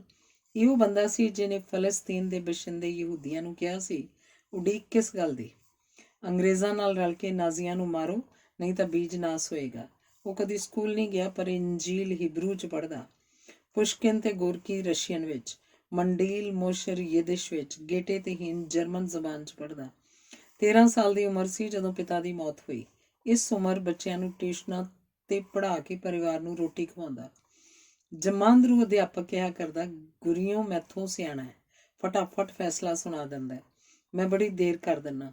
ਜਦੋਂ ਦੇਸ਼ ਆਜ਼ਾਦ ਹੋਇਆ, ਗੁਰੀਓ ਨੇ ਸਟੇਟ ਦੀ ਰੂਪ ਰੇਖਾ ਪੜ੍ਹ ਕੇ ਸੁਣਾਈ, ਜਿਹੜੀ ਹਰਜ਼ਲ ਅਤੇ ਬਰਲ ਲਿਖ ਗਏ ਸਨ।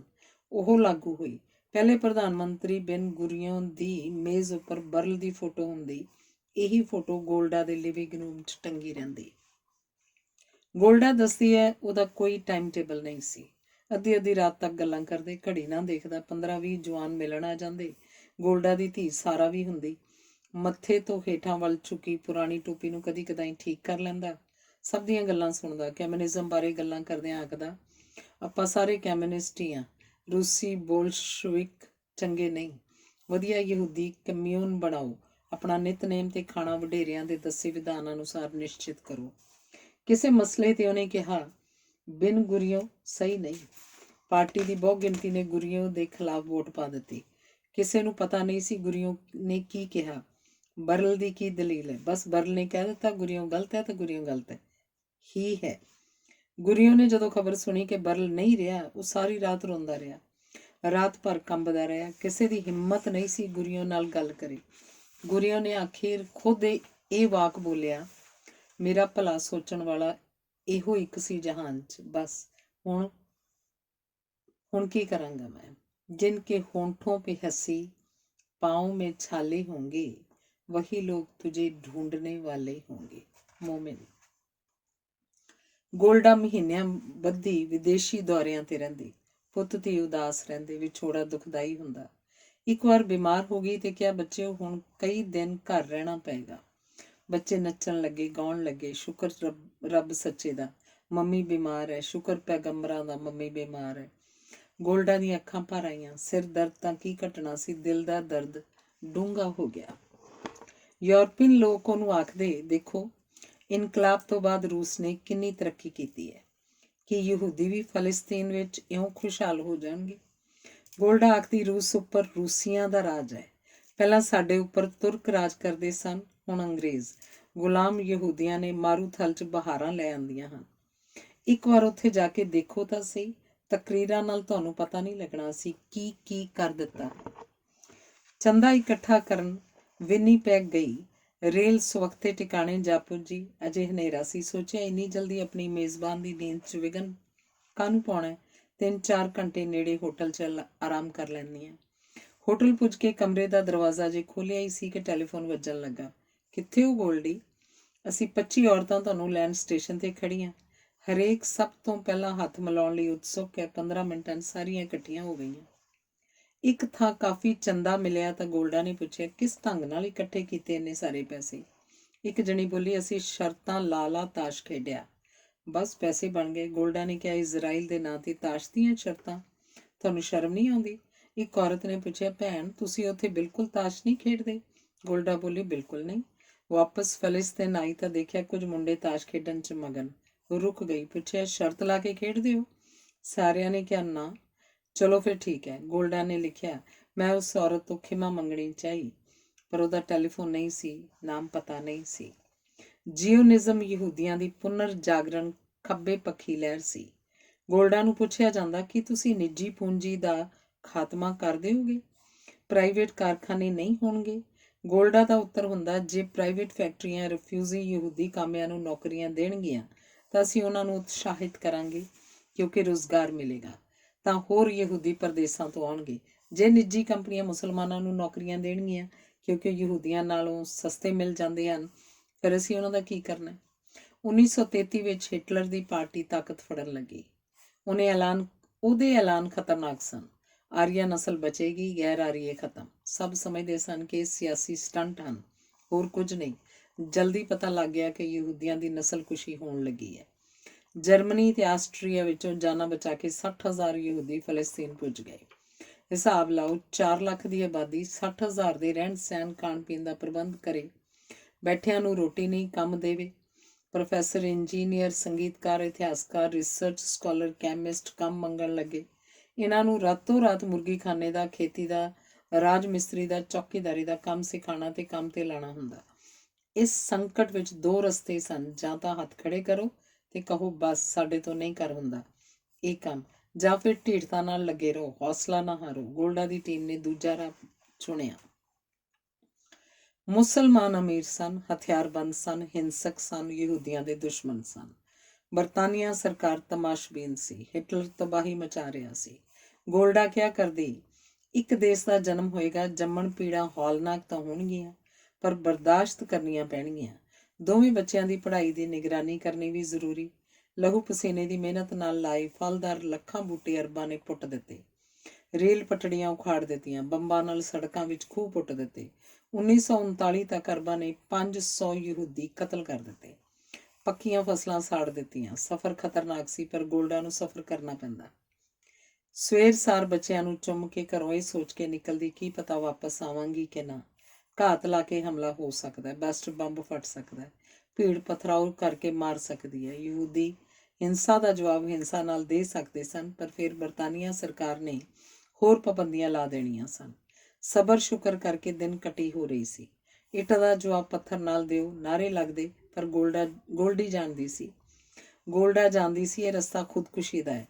ਉਹਨੂੰ ਬੁਜ਼ਦਿਲ ਕਿਹਾ ਗਿਆ, ਪਰਵਾਹ ਨਹੀਂ। ਹਾਂ, ਹਥਿਆਰਬੰਦ ਅਰਬਾਂ ਦੀ ਟੋਲੀ ਸਾਹਮਣਿਓਂ ਹਮਲਾ ਕਰਨ ਆ ਰਹੀ ਹੈ, ਡਟ ਕੇ ਮੁਕਾਬਲਾ ਕਰੋ। ਬੰਬ ਰੱਖਦਾ ਕੋਈ ਅਰਬ ਫੜਿਆ ਗਿਆ, ਗੋਲੀ ਨਾਲ ਫੁੰਡ ਦਿਓ, ਪਰ ਇਸ ਕਸੂਰ ਕਰਕੇ ਕੋਈ ਅਰਬ ਨਹੀਂ ਮਾਰਨਾ ਕਿ ਇਹ ਮੁਸਲਮਾਨ ਹੈ। ਮੁਫਤੀ ਨੇ ਫਤਵਾ ਸੁਣਾਇਆ, ਫਲਸਤੀਨ ਵਿੱਚ ਮੁਸਲਮਾਨ ਮੁਕੰਮਲ ਹੜਤਾਲ ਕਰਨ, ਯਹੂਦੀ ਡਗਮਗਾ ਜਾਣਗੇ।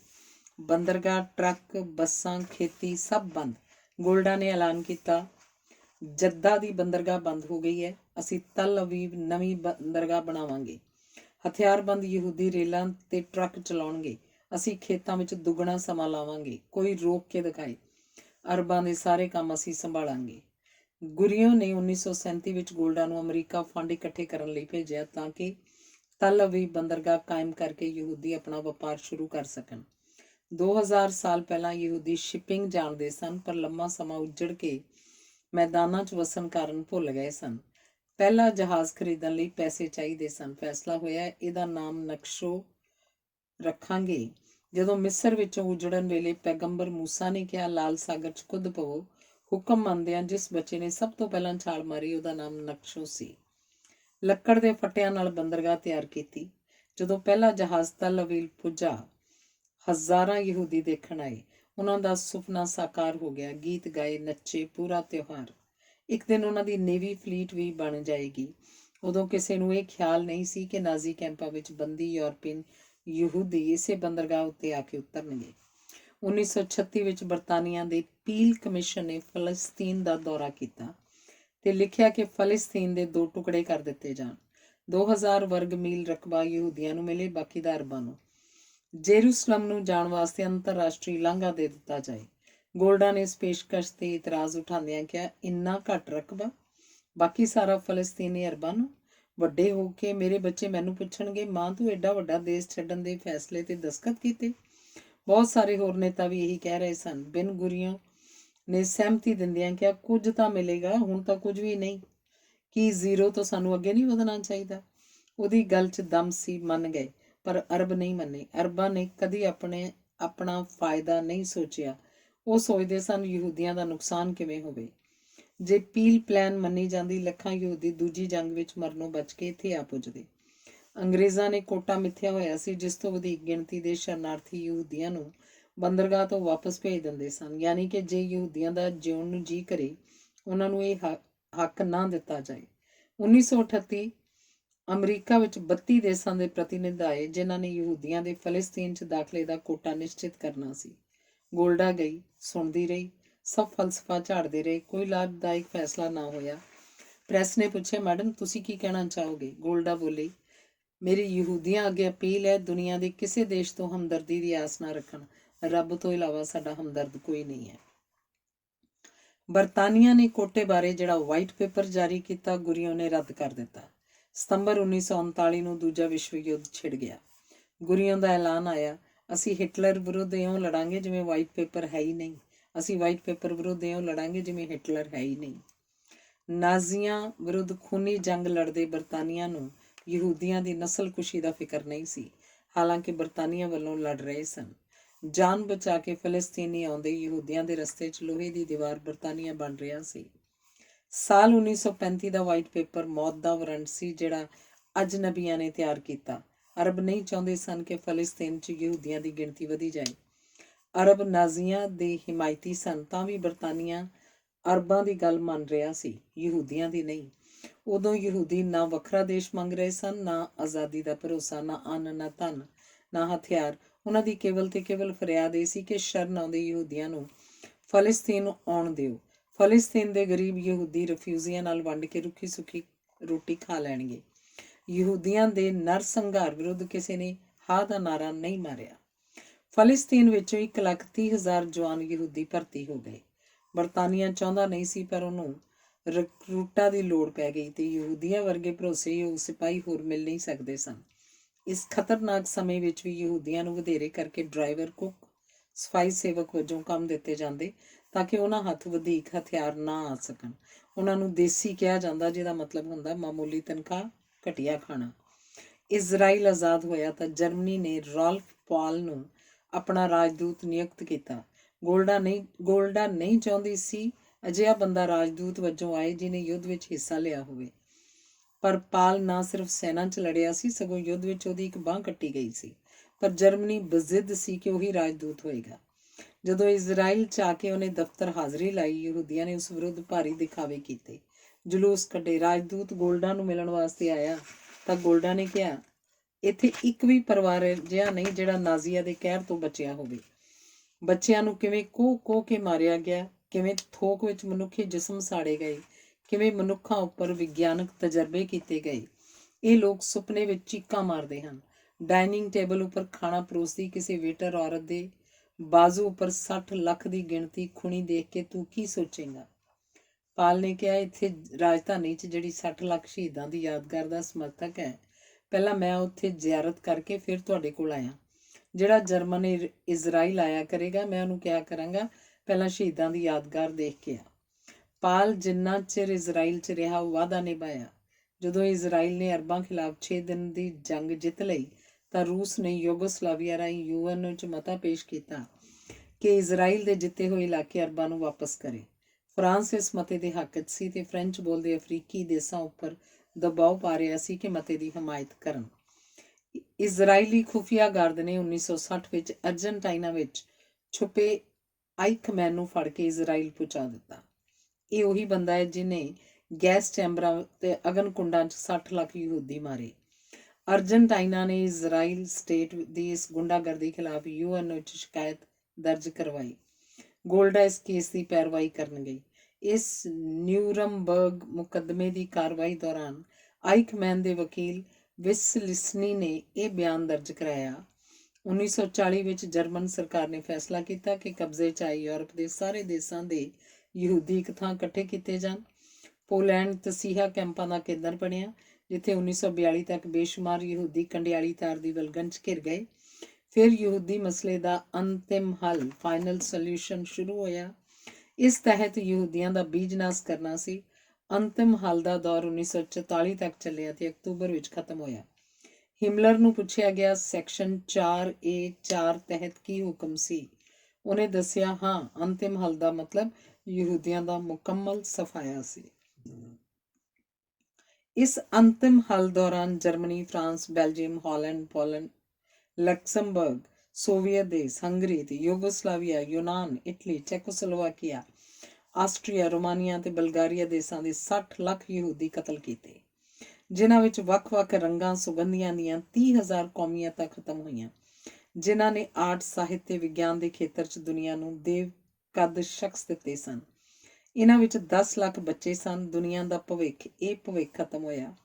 15 ਸਾਲ ਜਾਅਲੀ ਪਾਸਪੋਰਟ ਤੇ ਆਈਖਮੈਨ ਗੈਰ ਕਾਨੂੰਨੀ ਢੰਗ ਨਾਲ ਵੱਖ-ਵੱਖ ਦੇਸ਼ਾਂ 'ਚ ਰਹਿੰਦਾ ਰਿਹਾ। ਇਸ ਵਿਰੁੱਧ ਕੋਈ ਤੂਫਾਨ ਨਹੀਂ ਉੱਠਿਆ।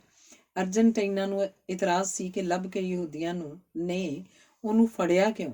ਉਹ ਉਸ ਦੇਸ਼ 'ਚ ਪੁੱਜ ਗਿਆ ਜਿੱਥੇ 60 ਲੱਖ ਯਹੂਦੀ ਪੁੱਜਣਾ ਚਾਹੁੰਦੇ ਸਨ, ਪਰ ਕਬਰਿਸਤਾਨ ਵਿੱਚ ਇਹ ਗੀਤ ਗਾਉਂਦੇ-ਗਾਉਂਦੇ ਪੁੱਜੇ। ਸਾਡਾ ਵਿਸ਼ਵਾਸ ਹੈ ਮਸੀਹਾ ਆਏਗਾ। ਦੁਨੀਆ ਨੂੰ ਖਤਰਾ ਆਜ਼ਾਦ ਘੁੰਮਦੇ ਆਈਖਾਨ ਤੋਂ ਸੀ ਕਿ ਗ੍ਰਿਫਤਾਰ ਕੀਤੇ ਗਏ ਖੂੰਖਾਰ ਕਾਤਲ ਤੋਂ 1 ਲੱਖ ਬਚ ਗਏ ਯਹੂਦੀ ਇੱਕਦਮ ਯੂਰਪ ਵਿੱਚੋਂ ਫਲਸਤੀਨ 'ਚ ਆਉਣਾ ਚਾਹੁੰਦੇ ਸਨ। ਜੰਗ ਖਤਮ ਹੋਣ ਪਿੱਛੋਂ ਬਰਤਾਨੀਆ 'ਚ ਐਟਲੀ ਦੀ ਲੇਬਰ ਸਰਕਾਰ ਤਾਕਤ 'ਚ ਆ ਗਈ। ਲੱਗਦਾ ਸੀ ਇਹ ਦੁਖੀਆਂ ਦੀ ਬਾਂਹ ਫੜੇਗੀ, ਪਰ ਵਿਅਰਥ। ਜਦੋਂ ਯਹੂਦੀਆਂ ਦਾ ਦਬਾਅ ਬਹੁਤ ਵੱਧ ਗਿਆ, ਐਟਲੀ ਨੇ ਅਮਰੀਕਾ ਦੀ ਸਲਾਹ ਮੰਗੀ। ਐਂਗਲੋ ਅਮਰੀਕਨ ਕਮੇਟੀ ਦਾ ਗਠਨ ਹੋਇਆ। ਇਸ ਕਮੇਟੀ ਨੇ ਕੰਮ ਕਰਨਾ ਸ਼ੁਰੂ ਹੀ ਕੀਤਾ ਸੀ ਕਿ ਇਟਲੀ ਨੇ 1014 ਯਹੂਦੀਆਂ ਨੂੰ ਫਲਸਤੀਨ ਲਿਆਉਂਦਾ ਸਮੁੰਦਰੀ ਜਹਾਜ਼ ਘੇਰ ਲਿਆ ਕਿ ਇਹ ਨਜਾਇਜ਼ ਘੁਸਪੈਠ ਕਰ ਰਿਹਾ ਹੈ। ਯਾਤਰੀਆਂ ਨੇ ਭੁੱਖ ਹੜਤਾਲ ਕਰ ਦਿੱਤੀ। ਇੱਧਰ ਇਟਲੀ ਦੀ ਗੁੰਡਾਗਰਦੀ ਵਿਰੁੱਧ ਫਲਸਤੀਨ ਯਹੂਦੀਆਂ ਨੇ ਭੁੱਖ ਹੜਤਾਲ ਕਰ ਦਿੱਤੀ। ਗੋਲਡਾ ਬਰਤਾਨੀਆ ਦੇ ਫਲਸਤੀਨ ਵਿੱਚ ਤੈਨਾਤ ਚੀਫ ਸਕੱਤਰ ਨੂੰ ਮਿਲੀ ਤੇ ਕਿਹਾ, ਸ਼੍ਰੀਮਾਨ, ਬਰਤਾਨੀਆ ਸਰਕਾਰ ਨੂੰ ਦੱਸੋ ਅਸੀਂ ਉਦੋਂ ਤੱਕ ਖਾਣਾ ਨਹੀਂ ਖਾਵਾਂਗੇ ਜਦੋਂ ਤੱਕ ਗ੍ਰਿਫਤਾਰ ਜਹਾਜ਼ ਫਲਸਤੀਨ ਨਹੀਂ ਪੁੱਜਦਾ। ਸਕੱਤਰ ਨੇ ਕਿਹਾ, ਗੋਲਡਾ, ਕੀ ਤੁਹਾਨੂੰ ਲੱਗਦਾ ਹੈ ਕਿ ਤੁਹਾਡੇ ਵਰਤ ਸਦਕਾ ਹਿਜ਼ ਮੈਜੈਸਟੀ ਦੀ ਸਰਕਾਰ ਆਪਣੀ ਨੀਤੀ ਬਦਲ ਲਏਗੀ? ਗੋਲਡਾ ਨੇ ਕਿਹਾ, ਨਹੀਂ, ਮੈਨੂੰ ਕੋਈ ਗਲਤਫਹਿਮੀ ਨਹੀਂ। 60 ਲੱਖ ਕਤਲਾਂ ਤੋਂ ਬਾਅਦ ਨੀਤੀ ਨਹੀਂ ਬਦਲੀ ਤਾਂ ਮੇਰੇ ਵਰਤ ਨਾਲ ਕਿਵੇਂ ਬਦਲ ਜਾਏਗੀ? ਪਰ ਮੈਂ ਸਾਬਤ ਕਰਨਾ ਹੈ ਕਿ ਮੈਂ ਯਹੂਦੀਆਂ ਦੇ ਹੱਕ ਵਿੱਚ ਹਾਂ। ਸਾਨੂੰ ਮਾਰਨ ਲਈ ਫੌਜ ਭੇਜੋ। ਉਹੀ ਹੋਇਆ। 1 ਲੱਖ ਅੰਗਰੇਜ਼ ਫੌਜੀ ਤੇ 2000 ਪੁਲਸੀਏ ਯਹੂਦੀਆਂ ਦੀ ਬਗਾਵਤ ਦਬਾਉਣ ਲਈ ਫਿਲਸਤੀਨ ਪੁੱਜ ਗਏ। ਤੰਬੂਆਂ ਵਿੱਚ ਦਿਨ ਕੱਟੀ ਕਰਦੇ ਰਿਫਿਊਜੀ ਘੇਰ ਲਏ। 3000 ਲੀਡਰ ਗ੍ਰਿਫਤਾਰ ਕਰ ਲਏ। ਇਸ ਸਖਤੀ ਦਾ ਮਤਲਬ ਸਦਾ ਲਈ ਯਹੂਦੀਆਂ ਨੂੰ ਫਲਸਤੀਨ ਆਉਣੋਂ ਰੋਕਣਾ ਸੀ। ਜਿਸ ਦਿਨ ਇਹ ਫੈਸਲਾ ਅਨਾਉਂਸ ਹੋਇਆ, ਉਹਨੂੰ ਕਾਲਾ ਸ਼ਨੀਵਾਰ ਕਿਹਾ ਜਾਂਦਾ ਹੈ। ਵਿਦੇਸ਼ ਵਿੱਚ ਹੋਣ ਕਰਕੇ ਕੇਵਲ ਗੁਰੀਓ ਬਚਿਆ, ਬਾਕੀ ਸਾਰੀ ਲੀਡਰਸ਼ਿਪ ਗ੍ਰਿਫਤਾਰ ਹੋਈ। ਰੂਸ ਵਿੱਚ ਜੰਮਿਆ ਡਾਕਟਰ ਵੀਜ਼ਮੈਨ ਦੁਨੀਆ ਭਰ ਦੇ ਯਹੂਦੀਆਂ ਦਾ ਅਣ-ਐਲਾਨਿਆ ਬਾਦਸ਼ਾਹ ਸੀ। ਉਹ ਵਿਗਿਆਨੀ ਸੀ ਤੇ ਲੰਮਾ ਸਮਾਂ ਇੰਗਲੈਂਡ ਵਿੱਚ ਬਿਤਾ ਕੇ ਫਲਸਤੀਨ 'ਚ ਵਸ ਗਿਆ ਸੀ। ਜ਼ੀਓਨਿਸਟ ਲਹਿਰ ਦਾ ਪ੍ਰਧਾਨ ਸੀ। ਧੀਮੀ ਗਤੀ 'ਚ ਚੱਲਦਾ ਸੀ, ਜਿਸ ਕਰਕੇ ਤੇਜ਼ ਚਾਲ ਚੱਲਦੇ ਗੁਰੀਆਂ ਨੂੰ ਉਹ ਪਸੰਦ ਨਹੀਂ ਸੀ। ਵੀਜ਼ਮੈਨ ਅਨੁਸਾਰ ਦੇਰ ਨਾਲ ਸਹੀ ਅੰਗਰੇਜ਼ਾਂ ਨੂੰ ਅਕਲ ਆਏਗੀ। ਗੁਰੀਆਂ ਆਖਦਾ ਹੁੰਦਾ, ਬੜਾ ਅਜ਼ਮਾ ਲਿਆ, ਹੁਣ ਬਸ ਕਰੀਏ ਤੇ ਯੁੱਧ ਦਾ ਬਿਗਲ ਵਜਾਈਏ। ਟਕਰਾਓ ਵਿੱਚੋਂ ਵੀਜ਼ਮੈਨ ਆਊਟ ਹੋ ਗਿਆ ਤੇ ਗੁਰੀਓ ਹੱਥ ਗੁਲਾਮ ਫਲਿਸਤੀਨ ਆਇਆ। ਤਾਂ ਵੀ ਵੀਜ਼ਮੈਨ ਦਾ ਆਦਰ ਘਟਿਆ ਨਹੀਂ। ਜਦੋਂ 1948 'ਚ ਅੰਤਮ ਫੈਸਲੇ ਦੀ ਘੜੀ ਆਈ ਤੇ ਯਹੂਦੀਆਂ ਨੇ ਅਮਰੀਕਾ ਤੋਂ ਮਦਦ ਮੰਗੀ, ਉਦੋਂ ਅਮਰੀਕਨ ਰਾਸ਼ਟਰਪਤੀ ਟਰੂਮੈਨ ਜੇ ਕਿਸੇ ਨਾਲ ਗੱਲ ਕਰਨ ਲਈ ਤਿਆਰ ਹੋਇਆ, ਆਖਰ ਤਾਂ ਕੇਵਲ ਵੀਜ਼ਮੈਨ ਨਾਲ। ਟਰੂਮੈਨ ਉਹਦੀ ਪੂਰੀ ਇੱਜ਼ਤ ਬਤੌਰ ਵਿਗਿਆਨੀ ਕਰਦਾ ਸੀ। ਵੀਜ਼ਮੈਨ ਦਾ ਬੇਟਾ ਯੁੱਧ ਵਿੱਚ ਸ਼ਹੀਦ ਹੋ ਗਿਆ ਸੀ। ਜਦੋਂ ਟਰੂਮੈਨ ਨਾਲ ਗੱਲ ਕਰਨ ਗਿਆ, ਉਦੋਂ ਵੀਜ਼ਮੈਨ ਦੀਆਂ ਅੱਖਾਂ 100% ਜਵਾਬ ਦੇ ਗਈਆਂ ਸਨ। ਅਮਰੀਕਾ ਨੇ ਫੈਸਲਾ ਕੀਤਾ ਕਿ 14 ਮਈ 1948 ਦੇ ਦਿਨ ਇਜ਼ਰਾਈਲ ਦੀ ਆਜ਼ਾਦੀ ਨੂੰ ਮਾਨਤਾ ਦੇਣੀ ਹੈ। ਤਦ ਗੁਰੀਓ ਜਾਣਦਾ ਸੀ ਕਿ ਨਵੇਂ ਦੇਸ਼ ਦਾ ਰਾਸ਼ਟਰਪਤੀ ਡਾਕਟਰ ਵੀਜ਼ਮੈਨ ਤੋਂ ਬਿਨਾਂ ਹੋਰ ਕੋਈ ਹੋ ਹੀ ਨਹੀਂ ਸਕਦਾ। 1946-47 ਦੇ ਸਾਲ ਖਤਰਨਾਕ ਸਨ। ਯਹੂਦੀ ਰਿਫਿਊਜੀ ਜਾਨਾਂ ਬਚਾ ਕੇ ਧੜਾ ਧੜ ਫਲਿਸਤੀਨ 'ਚ ਆ ਰਹੇ ਸਨ ਤੇ ਬਰਤਾਨਵੀ ਸੈਨਿਕ ਕੋਟੇ ਤੋਂ ਵਧੇਕ ਬੰਦਿਆਂ ਨੂੰ ਰੋਕ ਰਹੇ ਸਨ। ਫਲਸਰੂਪ ਜੰਗੀ ਝੜਪਾਂ ਹੋਣ ਲੱਗੀਆਂ। ਉਹਨਾਂ ਨੂੰ ਮਨ ਮਰਜ਼ੀ ਦੇ ਥਾਂ ਤੇ ਵਸਣੋਂ ਕਿਉਂ ਰੋਕਿਆ ਜਾਏ? ਉਹੀ ਅੰਗਰੇਜ਼ ਜਿਨ੍ਹਾਂ ਨੇ ਯਹੂਦੀਆਂ ਨੂੰ ਨਾਜ਼ੀ ਕੈਂਪਾਂ ਵਿੱਚੋਂ ਆਜ਼ਾਦ ਕਰਵਾਇਆ, ਹੁਣ ਖੁਦ ਸਾਈਪਰਸ ਵਿੱਚ ਕੰਡਿਆੜੀ ਤਾਰ ਅੰਦਰ ਉਹਨਾਂ ਨੂੰ ਬੰਦੀ ਬਣਾਈ ਬੈਠੇ ਸਨ, ਕਿਉਂਕਿ ਫਲਿਸਤੀਨ ਤੋਂ ਇਲਾਵਾ ਉਹਨਾਂ ਵਾਸਤੇ ਰਹਿਣ ਲਈ ਕੋਈ ਥਾਂ ਨਹੀਂ ਸੀ। ਕੁੱਲ 40,000 ਬੰਦੀ ਘਿਰੇ ਬੈਠੇ ਸਨ।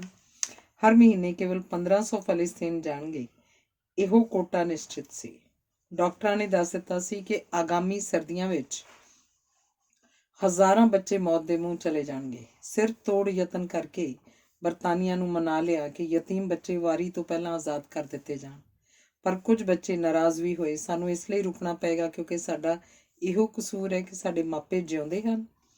ਕੈਂਪ ਵਿੱਚ ਘਾਹ ਬੂਟ ਦਾ ਨਾਮ ਨਿਸ਼ਾਨ ਨਹੀਂ ਸੀ। ਜਦੋਂ ਗੋਲਡਾ ਕੈਂਪ ਦਾ ਦੌਰਾ ਕਰਨ ਆਈ, ਨਿੱਕੇ ਬੱਚਿਆਂ ਨੇ ਆਪ ਬਣਾ ਕੇ ਕਾਗਜ਼ੀ ਗੁਲਦਸਤਾ ਭੇਟ ਕੀਤਾ। ਅਸਲੀ ਫੁੱਲ ਉਹਨਾਂ ਨੇ ਅਜੇ ਦੇਖੇ ਨਹੀਂ ਸਨ। ਇੱਕ ਸੁਨੱਖੀ ਜਵਾਨ ਰੇਡੀਓ ਆਪਰੇਟਰ ਕੁੜੀ ਮਿਲੀ, ਜੋ ਆਖਰ ਕੈਂਪਾਂ ਵਿੱਚੋਂ ਰਿਹਾ ਹੋਈ ਤੇ ਬੱਚਿਆਂ ਦੀ ਮਨੋਰੋਗ ਮਾਹਰ ਡਾਕਟਰ ਬਣੀ। ਬਾਅਦ ਵਿੱਚ ਇਹ ਕੁੜੀ ਗੋਲਡਾ ਦੀ ਨੂੰਹ ਬਣੀ। ਇੱਕ ਹੋਰ ਮੁਸ਼ਕਿਲ ਆਈ। ਯਤੀਮ ਬੱਚੇ ਰਿਹਾ ਹੋਣ ਲੱਗੇ, ਪਰ ਜਿਨ੍ਹਾਂ ਬੱਚਿਆਂ ਦੀ ਮਾਂ ਜਾਂ ਪਿਤਾ ਦੋਹਾਂ 'ਚੋਂ ਇੱਕ ਜਿਉਂਦਾ ਸੀ, ਕੀ ਉਹ ਰਿਹਾ ਨਾ ਹੋਣ? ਯਾਨੀ ਕਿ ਜਿਨ੍ਹਾਂ ਦੇ ਦੋਵੇਂ ਮਾਪੇ ਮਰ ਗਏ, ਉਹ ਖੁਸ਼ਕਿਸਮਤ ਰਿਹਾ ਹੋ ਗਏ ਤੇ ਅੱਧੇ ਮਾਪਿਆਂ ਵਾਲੇ ਬੰਦੀ ਰਹਿਣਗੇ।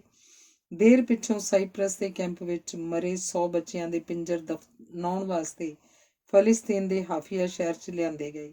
ਗੋਲਡਾ ਨੂੰ ਕਿਹਾ, ਕੀ ਪਤਾ ਇਹਨਾਂ ਵਿੱਚੋਂ ਉਹ 2 ਨਿੱਕੀਆਂ ਕੁੜੀਆਂ ਦੇ ਪਿੰਜਰ ਹੋਣ ਜਿਨ੍ਹਾਂ ਨੇ ਮੈਨੂੰ ਕਾਗਜ਼ ਦੇ ਫੁੱਲ ਅਰਪਣ ਕੀਤੇ ਸਨ। 1970 'ਚ ਇੱਕ ਔਰਤ ਆਪਣੀ 20 ਸਾਲ ਦੀ ਸੁਨੱਖੀ ਧੀ ਸਣੇ ਗੋਲਡਾ ਨੂੰ ਮਿਲਣ ਆਈ। ਦੱਸਿਆ, ਇਹ ਮੇਰੀ ਕੁੱਛੜ 'ਚ ਸੀ ਜਦੋਂ ਸਾਈਪਰਸ ਵਿੱਚੋਂ ਤੁਸੀਂ ਸਾਨੂੰ ਬਚਾਇਆ। ਟ੍ਰੇਨਿੰਗ ਖਤਮ ਕਰਕੇ ਹੁਣੇ ਮਿਲਟਰੀ ਅਫਸਰ ਲੱਗ ਗਈ ਹੈ। ਅੰਗਰੇਜ਼ਾਂ ਦੀ ਹਮਦਰਦੀ ਅਰਬਾਂ ਨਾਲ ਸੀ। ਰਤਾ ਕੋ ਗੜਬੜ ਹੁੰਦੀ, ਅੰਗਰੇਜ਼ਾਂ ਦੇ ਟੈਂਕ ਨਿਕਲਦੇ, ਗੋਲੀਆਂ ਦੀ ਵਿਛਾੜ ਹੁੰਦੀ, ਦਰਜਨਾਂ ਯਹੂਦੀ ਢੇਰ ਹੋ ਜਾਂਦੇ। ਅੱਕੇ ਬਰਤਾਨੀਆ ਨੇ UNO ਨੂੰ ਕਿਹਾ, ਇਹ ਰਫੜ ਸਾਥੋਂ ਹੱਲ ਨਹੀਂ ਹੁੰਦਾ, ਤੁਸੀਂ ਕੋਈ ਤਰੀਕਾ ਲੱਭੋ। ਜੂਨ ਵਿੱਚ UNO ਦੀ ਟੀਮ ਫਲਿਸਤੀਨ ਆਈ, ਜਿਸ ਨੇ 1 ਸਤੰਬਰ 1947 ਨੂੰ ਆਪਣੀ ਰਿਪੋਰਟ ਦੇਣੀ ਸੀ। ਅਰਬਾਂ ਨੇ ਇਸ ਟੀਮ ਦਾ ਬਾਈਕਾਟ ਕੀਤਾ। ਯਹੂਦੀਆਂ ਨੇ ਆਪਣਾ ਪੱਖ ਪੇਸ਼ ਕੀਤਾ। ਇਸ ਟੀਮ ਨੂੰ ਯਹੂਦੀ ਮਸਲੇ ਦਾ ਭੋਰਾ ਪਤਾ ਨਹੀਂ ਸੀ। ਸਮਝਾਉਣ 'ਚ ਦੇਰ ਤਾਂ ਲੱਗੀ, ਪਰ ਸਮਝ ਗਏ ਕਿ ਦੁਨੀਆ ਭਰ ਦੇ ਯਹੂਦੀ ਕੇਵਲ ਫਲਿਸਤੀਨ 'ਚ ਆ ਕੇ ਬਚ ਸਕਣਗੇ। ਇਹ ਸਾਰਾ ਸਿਲਸਿਲਾ ਜੇ ਚੱਲ ਹੀ ਰਿਹਾ ਸੀ ਕਿ ਬਰਤਾਨਵੀ ਫੌਜ ਦੁਆਰਾ 4500 ਉਹ ਯਹੂਦੀ ਪਿੰਜਰਿਆਂ ਵਿੱਚ ਬੰਦੀਵਾਨ ਇਸ ਟੀਮ ਨੂੰ ਦਿਖਾਏ, ਜਿਹੜੇ 1947 'ਚ ਬਾਹਰਲੇ ਦੇਸ਼ਾਂ ਵਿੱਚੋਂ ਨਾਜਾਇਜ਼ ਢੰਗ ਨਾਲ ਫਲਿਸਤੀਨ 'ਚ ਘੁਸਪੈਠ ਕਰ ਗਏ ਤੇ ਹੁਣ ਵਾਪਸ ਭੇਜੇ ਜਾਣਗੇ। ਹੱਥਾਂ ਵਿੱਚ ਪਿਸਤੌਲ, ਗਰਨੇਡ ਤੇ ਬੰਦੂਕਾਂ ਫੜੀ ਅੰਗਰੇਜ਼ ਸੈਨਿਕਾਂ ਨੇ ਇਹ ਕੈਦੀ ਘੇਰੇ ਹੋਏ ਸਨ। ਗਰਭਵਤੀ ਔਰਤਾਂ ਚੀਕ ਰਹੀਆਂ ਸਨ ਕਿ ਉਹਨਾਂ ਦਾ ਬੱਚਾ ਫਲਿਸਤਾਨ 'ਚ ਪੈਦਾ ਹੋਏ। ਪਸ਼ੂਆਂ ਵਾਂਗ ਇਹਨਾਂ ਬੰਦੀਆਂ ਨੂੰ ਸਮੁੰਦਰੀ ਜਹਾਜ਼ਾਂ 'ਚ ਲੱਦ ਕੇ ਯੂਰਪ ਦੇ ਕਿਸੇ ਕਬਰਿਸਤਾਨ 'ਚ ਧੱਕੇ ਜਾਣ ਲਈ ਤਿਆਰੀ ਹੋ ਚੁੱਕੀ ਸੀ। ਗੋਲਡਾ ਨੇ ਇਸ ਟੀਮ ਨੂੰ ਕਿਹਾ, ਇਹਨਾਂ 4,500 ਯਹੂਦੀਆਂ ਨੂੰ ਯੂਰਪ ਵਿੱਚ ਲਿਜਾ ਕੇ ਦਫਨਾ ਦਿਓ ਤਾਂ ਕਿ ਹਰ ਰੋਜ਼ ਕਿਸ਼ਤੀਆਂ ਇੱਧਰ ਆਉਣੋਂ ਹਟ ਜਾਣਗੀਆਂ। ਯਹੂਦੀਆਂ ਵਾਸਤੇ ਫਲਿਸਤੀਨ ਲਈ ਮਰਨਾ ਖੇਡ ਹੈ। ਇਹ ਖੇਡ ਚੱਲੇਗੀ, ਉਦੋਂ ਤੱਕ ਚੱਲਦੀ ਰਹੇਗੀ ਜਦੋਂ ਤੱਕ ਇਜ਼ਰਾਈਲ ਦੀ ਸਥਾਪਨਾ ਨਹੀਂ ਹੁੰਦੀ। ਬੰਦੂਕਾਂ, ਤੋਪਾਂ, ਜਹਾਜ਼ਾਂ ਦੇ ਹਮਲਿਆਂ ਕਾਰਨ ਯਹੂਦੀ ਭੈਭੀਤ ਨਹੀਂ ਹੋਣਗੇ। ਅਪੀਲਾਂ, ਦਲੀਲਾਂ ਦਾ ਕੋਈ ਅਸਰ ਨਾ ਹੋਇਆ। 4500 ਬੰਦਿਆਂ ਵਾਲਾ ਜਹਾਜ਼ ਜਰਮਨੀ ਵੱਲ ਰਵਾਨਾ ਹੋ ਗਿਆ। 31 ਅਗਸਤ ਨੂੰ UNO ਦੀ ਟੀਮ ਨੇ ਜਨੇਵਾ ਵਿੱਚ ਰਿਪੋਰਟ ਦੇ ਦਿੱਤੀ, ਜਿਸ ਅਨੁਸਾਰ ਫਲਸਤੀਨ ਦੇ 2 ਟੋਟੇ ਕਰ ਦਿੱਤੇ ਜਾਣ।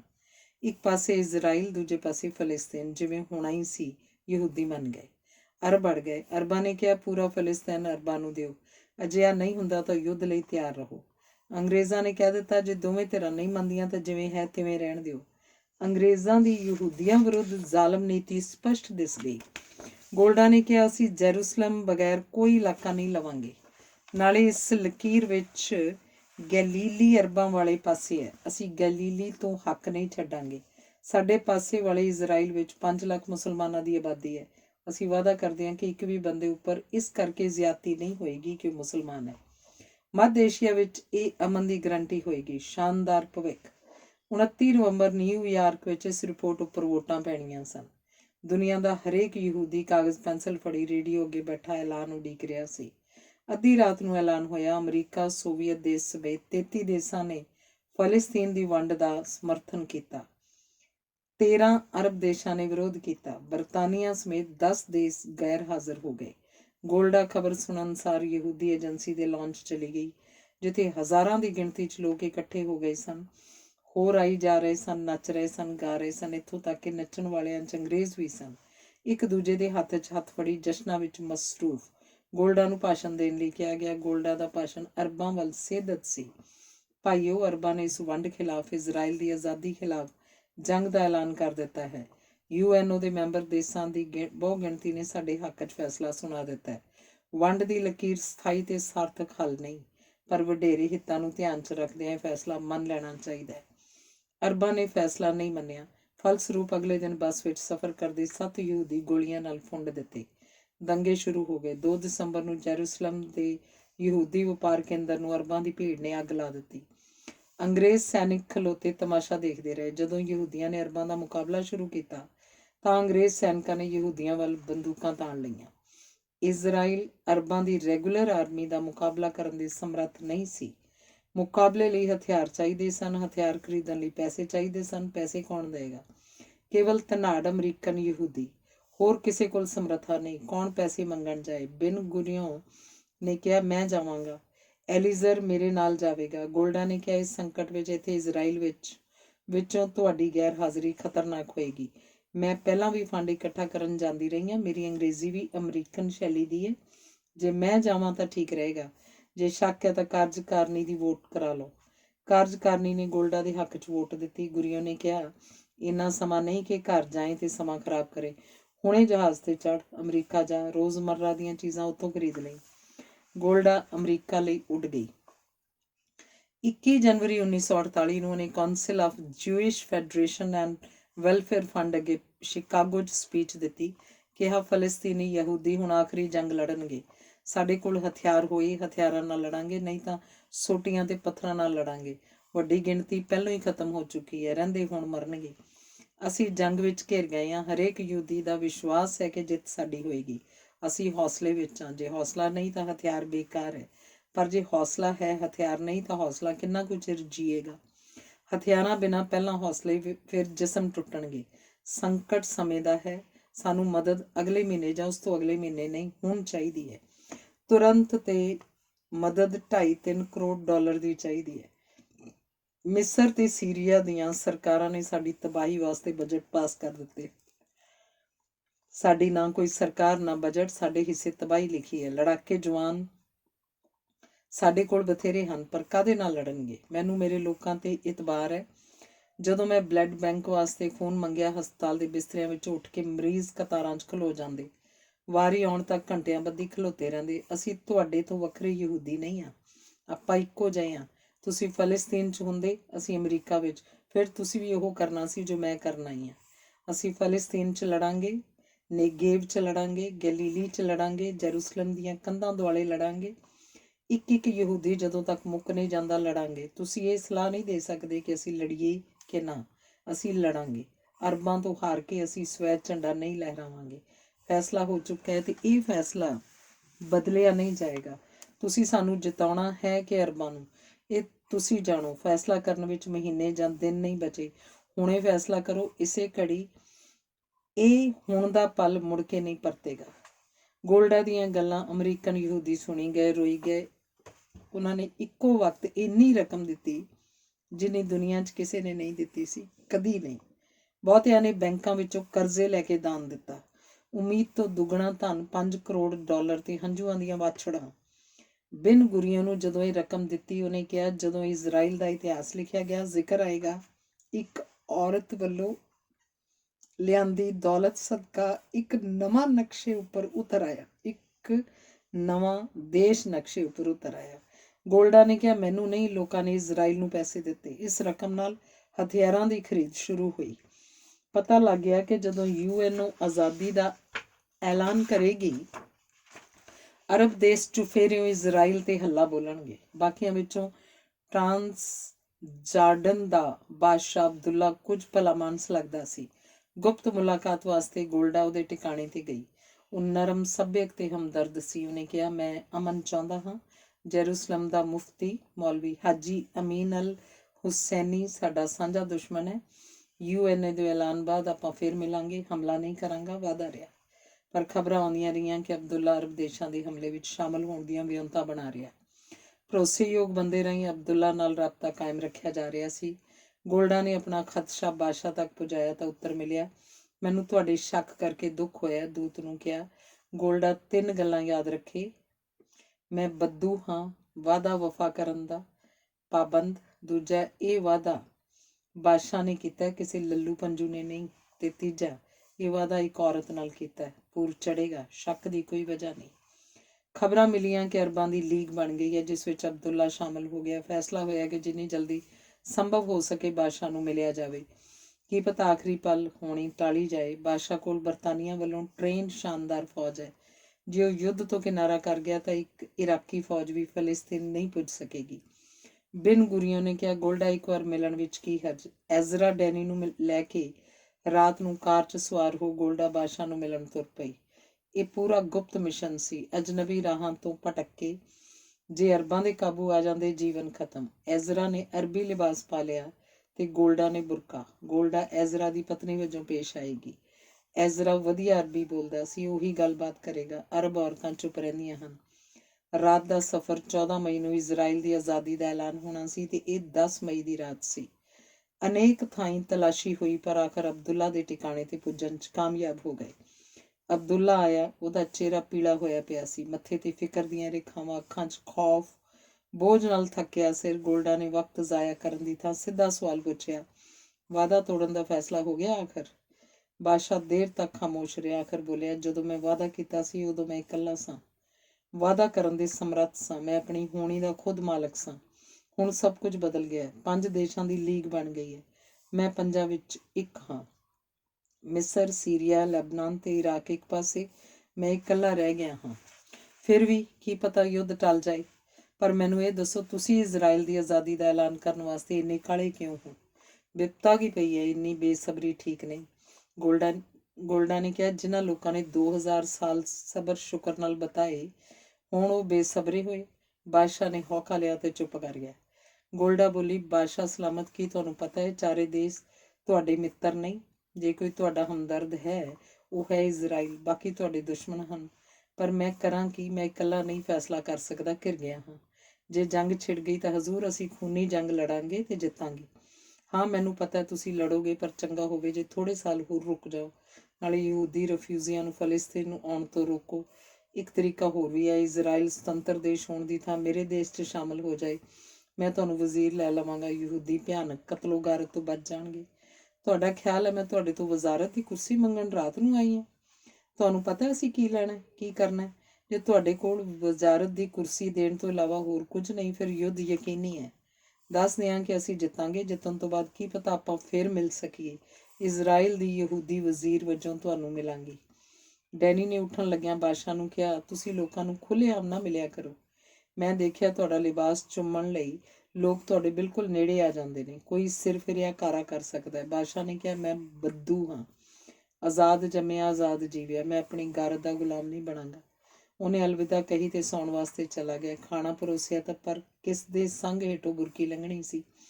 ਗੋਲਡਾ ਹੁਣੇ ਤੋਂ 5 ਦੇਸ਼ਾਂ ਦੇ ਟੈਂਕਾਂ ਵਿਚਕਾਰ ਘਿਰ ਗਈ ਮਹਿਸੂਸ ਕਰ ਰਹੀ ਸੀ। ਤਲ ਅਵੀਵ ਵਾਪਸ ਆ ਕੇ ਬਿਨ ਗੁਰੀਓ ਨੂੰ ਕੀ ਦੱਸੇਗੀ? ਵਾਪਸੀ ਦੇ ਸਫ਼ਰ ਵਕਤ ਕਾਰ ਦੇ ਸ਼ੀਸ਼ਿਆਂ ਵਿੱਚੋਂ ਸਾਰਿਆਂ ਨੇ ਦੇਖਿਆ ਟੈਂਕ ਜੈਰੂਸਲਮ ਵੱਲ ਸਰਕ ਰਹੇ ਸਨ। ਡੇਨੀ ਨੇ ਹੌਲੀ ਦੇ ਕੇ ਕਿਹਾ, ਜੇ ਅਸੀਂ ਜਿੱਤ ਗਏ ਤਾਂ 10,000 ਸਿਪਾਹੀਆਂ ਦੀਆਂ ਜਾਨਾਂ ਜਾਣਗੀਆਂ, ਜੇ ਹਾਰ ਗਏ ਤਾਂ 50,000 ਖਪਣਗੇ।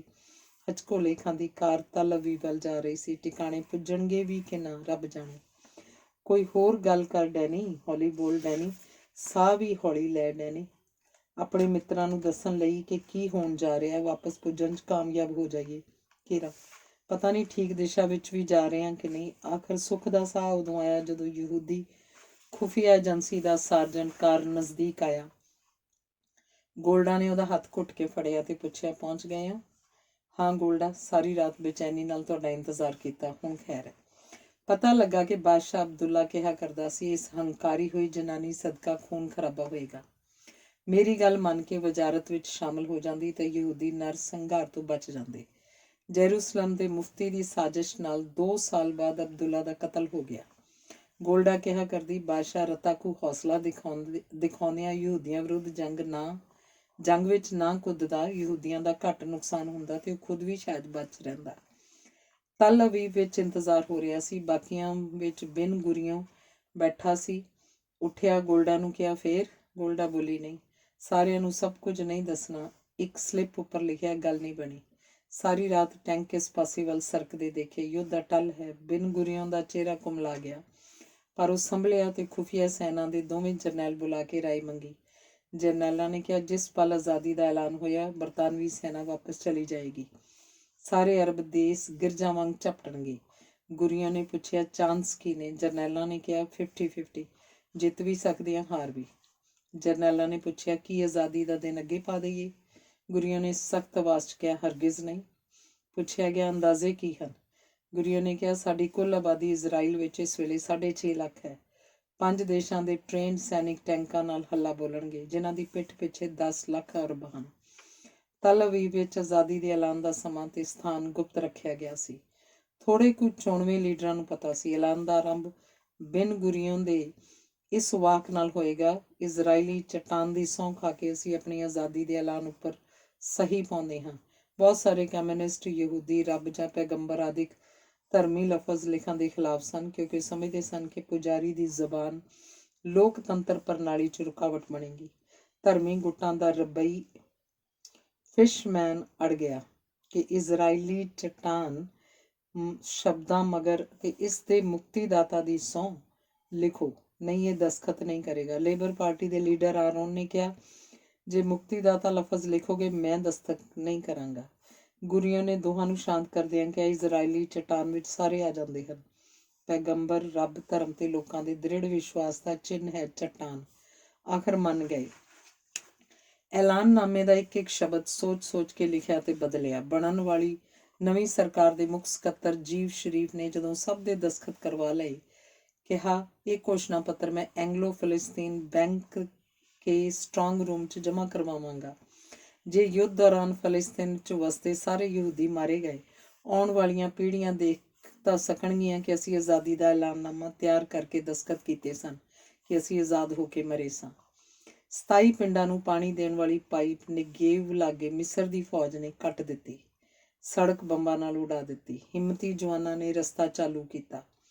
ਤਲ ਅਵੀਵ ਦੇ ਅਜਾਇਬ ਘਰ ਵਿੱਚ ਆਜ਼ਾਦੀ ਦਾ ਐਲਾਨਨਾਮਾ ਪੜ੍ਹਿਆ ਜਾਏਗਾ। ਆਰਜ਼ੀ ਸਰਕਾਰ ਨੇ 13 ਮੈਂਬਰਾਂ ਵਾਸਤੇ ਕੁਰਸੀਆਂ ਤੇ 200 ਦੇ ਖਲੋਣ ਲਈ ਥਾਂ ਸੀ, ਪਰ ਬਿਨਾਂ ਦੱਸੇ ਪੁੱਛੇ ਉੱਥੇ ਤਾਂ ਹਜ਼ਾਰਾਂ ਦੀ ਭੀੜ ਹਾਲ ਦੇ ਬਾਹਰ ਖਲੋਤੀ ਸੀ। ਹੋਰ ਆ ਰਹੇ ਸਨ। ਗੁਰੀਆਂ ਨੇ 4 ਵਜੇ ਸ਼ਾਮ ਰੋਲ ਕੀਤਾ ਹੋਇਆ ਐਲਾਨਨਾਮਾ ਖੋਲ ਕੇ ਪੜ੍ਹਨਾ ਸੀ। ਜਦ ਗੁਰੀਓਂ ਕਾਗਜ਼ ਖੋਲ ਕੇ ਸਿੱਧਾ ਕਰਨ ਲੱਗੇਗਾ, ਆਰਕੈਸਟਰਾ ਰਾਸ਼ਟਰੀ ਗੀਤ ਦੀ ਧੁਨ ਵਜਾਏਗਾ। ਗੁਰੀਓਂ ਨੇ ਕਾਗਜ਼ ਖੋਲ੍ਹਿਆ, ਇੱਧਰ ਉੱਧਰ ਦੇਖਿਆ, ਆਰਕੈਸਟਰਾ ਵਾਲੇ ਆਏ ਹੀ ਨਹੀਂ। ਤਦ ਮੌਜੂਦ ਹਾਜ਼ਰੀਨਾਂ ਨੇ ਆਪੇ ਕੌਮੀ ਗੀਤ ਗਾਇਆ। ਫਿਰ ਗੁਰੀਓਂ ਨੇ 15 ਮਿੰਟਾਂ ਵਿੱਚ ਐਲਾਨਨਾਮਾ ਪੜ੍ਹਿਆ। ਉਹਦੀ ਆਵਾਜ਼ ਕਦੀ ਉੱਚੀ ਕਦੀ ਧੀਮੀ ਹੁੰਦੀ। ਆਖਰੀ ਬੋਲ ਸਨ, ਅਸੀਂ ਯਹੂਦੀ ਪਰਜਾ ਦੇ ਪ੍ਰਤੀਨਿਧ ਇੱਥੇ ਇਕੱਠੇ ਹੋ ਕੇ ਐਲਾਨ ਕਰਦੇ ਹਾਂ ਕਿ ਬਰਤਾਨੀਆ ਦੀ ਹਕੂਮਤ ਦਾ ਦੌਰ ਖਤਮ ਹੋਇਆ। ਸਾਡਾ ਕੁਦਰਤੀ ਤੇ ਇਤਿਹਾਸਿਕ ਹੱਕ ਸਾਨੂੰ ਅੱਜ ਮਿਲਿਆ। UNO ਦੇ ਮਤੇ ਅਨੁਸਾਰ ਅੱਜ ਇਜ਼ਰਾਈਲ ਦੀ ਧਰਤੀ ਉੱਪਰ ਸਟੇਟ ਦੀ ਸਥਾਪਤੀ ਦਾ ਐਲਾਨ ਕਰਦੇ ਹਾਂ। ਨਵੇਂ ਦੇਸ਼ ਦਾ ਨਾਮ ਇਜ਼ਰਾਈਲ ਹੋਏਗਾ। ਨਵੇਂ ਦੇਸ਼ ਦਾ ਨਾਮ ਇਜ਼ਰਾਈਲ। ਹਾਜ਼ਰੀਨ ਦੀਆਂ ਅੱਖਾਂ ਛਲਕੀਆਂ। ਗੋਲਡਾ ਨੇ ਲਿਖਿਆ, ਖੁਸ਼ ਨਸੀਬ ਨਿਕਲੀ ਮੈਂ ਜਿਹਨੇ ਇਹ ਦਿਨ ਦੇਖ ਲਿਆ। ਆਖਰ ਯਹੂਦੀਆਂ ਨੂੰ ਮੁੱਦਤ ਬਾਅਦ ਘਰ ਮਿਲਿਆ, ਬਨਵਾਸ ਖਤਮ।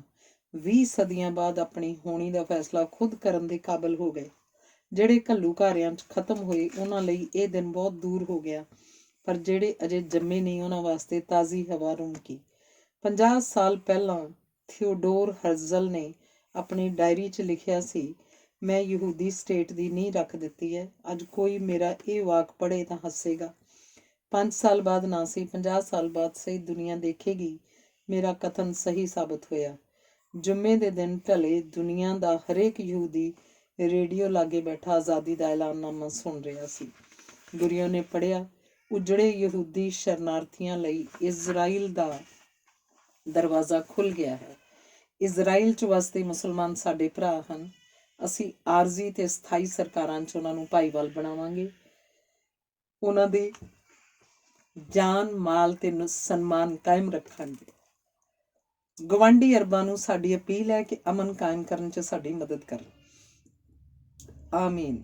ਇਸ ਹਿਬਰੂ ਸ਼ਬਦ ਨਾਲ ਰਸਮ ਖਤਮ ਹੋਣੀ ਸੀ, ਪਰ ਬਿਨਾਂ ਦੱਸੇ ਪੁੱਛੇ ਰਬਈ ਫਿਸ਼ਮੈਨ ਨੇ ਉੱਚੀ ਆਵਾਜ਼ 'ਚ ਯਹੂਦੀ ਪ੍ਰਾਰਥਨਾ ਕੀਤੀ, ਬ੍ਰਹਿਮੰਡ ਦੇ ਮਾਲਕ ਕਿਰਪਾਲੂ ਪਰਮੇਸ਼ਰ, ਤੂੰ ਅੱਜ ਦਾ ਦਿਨ ਦੇਖਣ ਵਾਸਤੇ ਸਾਨੂੰ ਜਿਉਂਦੇ ਰੱਖਿਆ, ਤੇਰਾ ਸ਼ੁਕਰਾਨਾ। ਆਮੀਨ।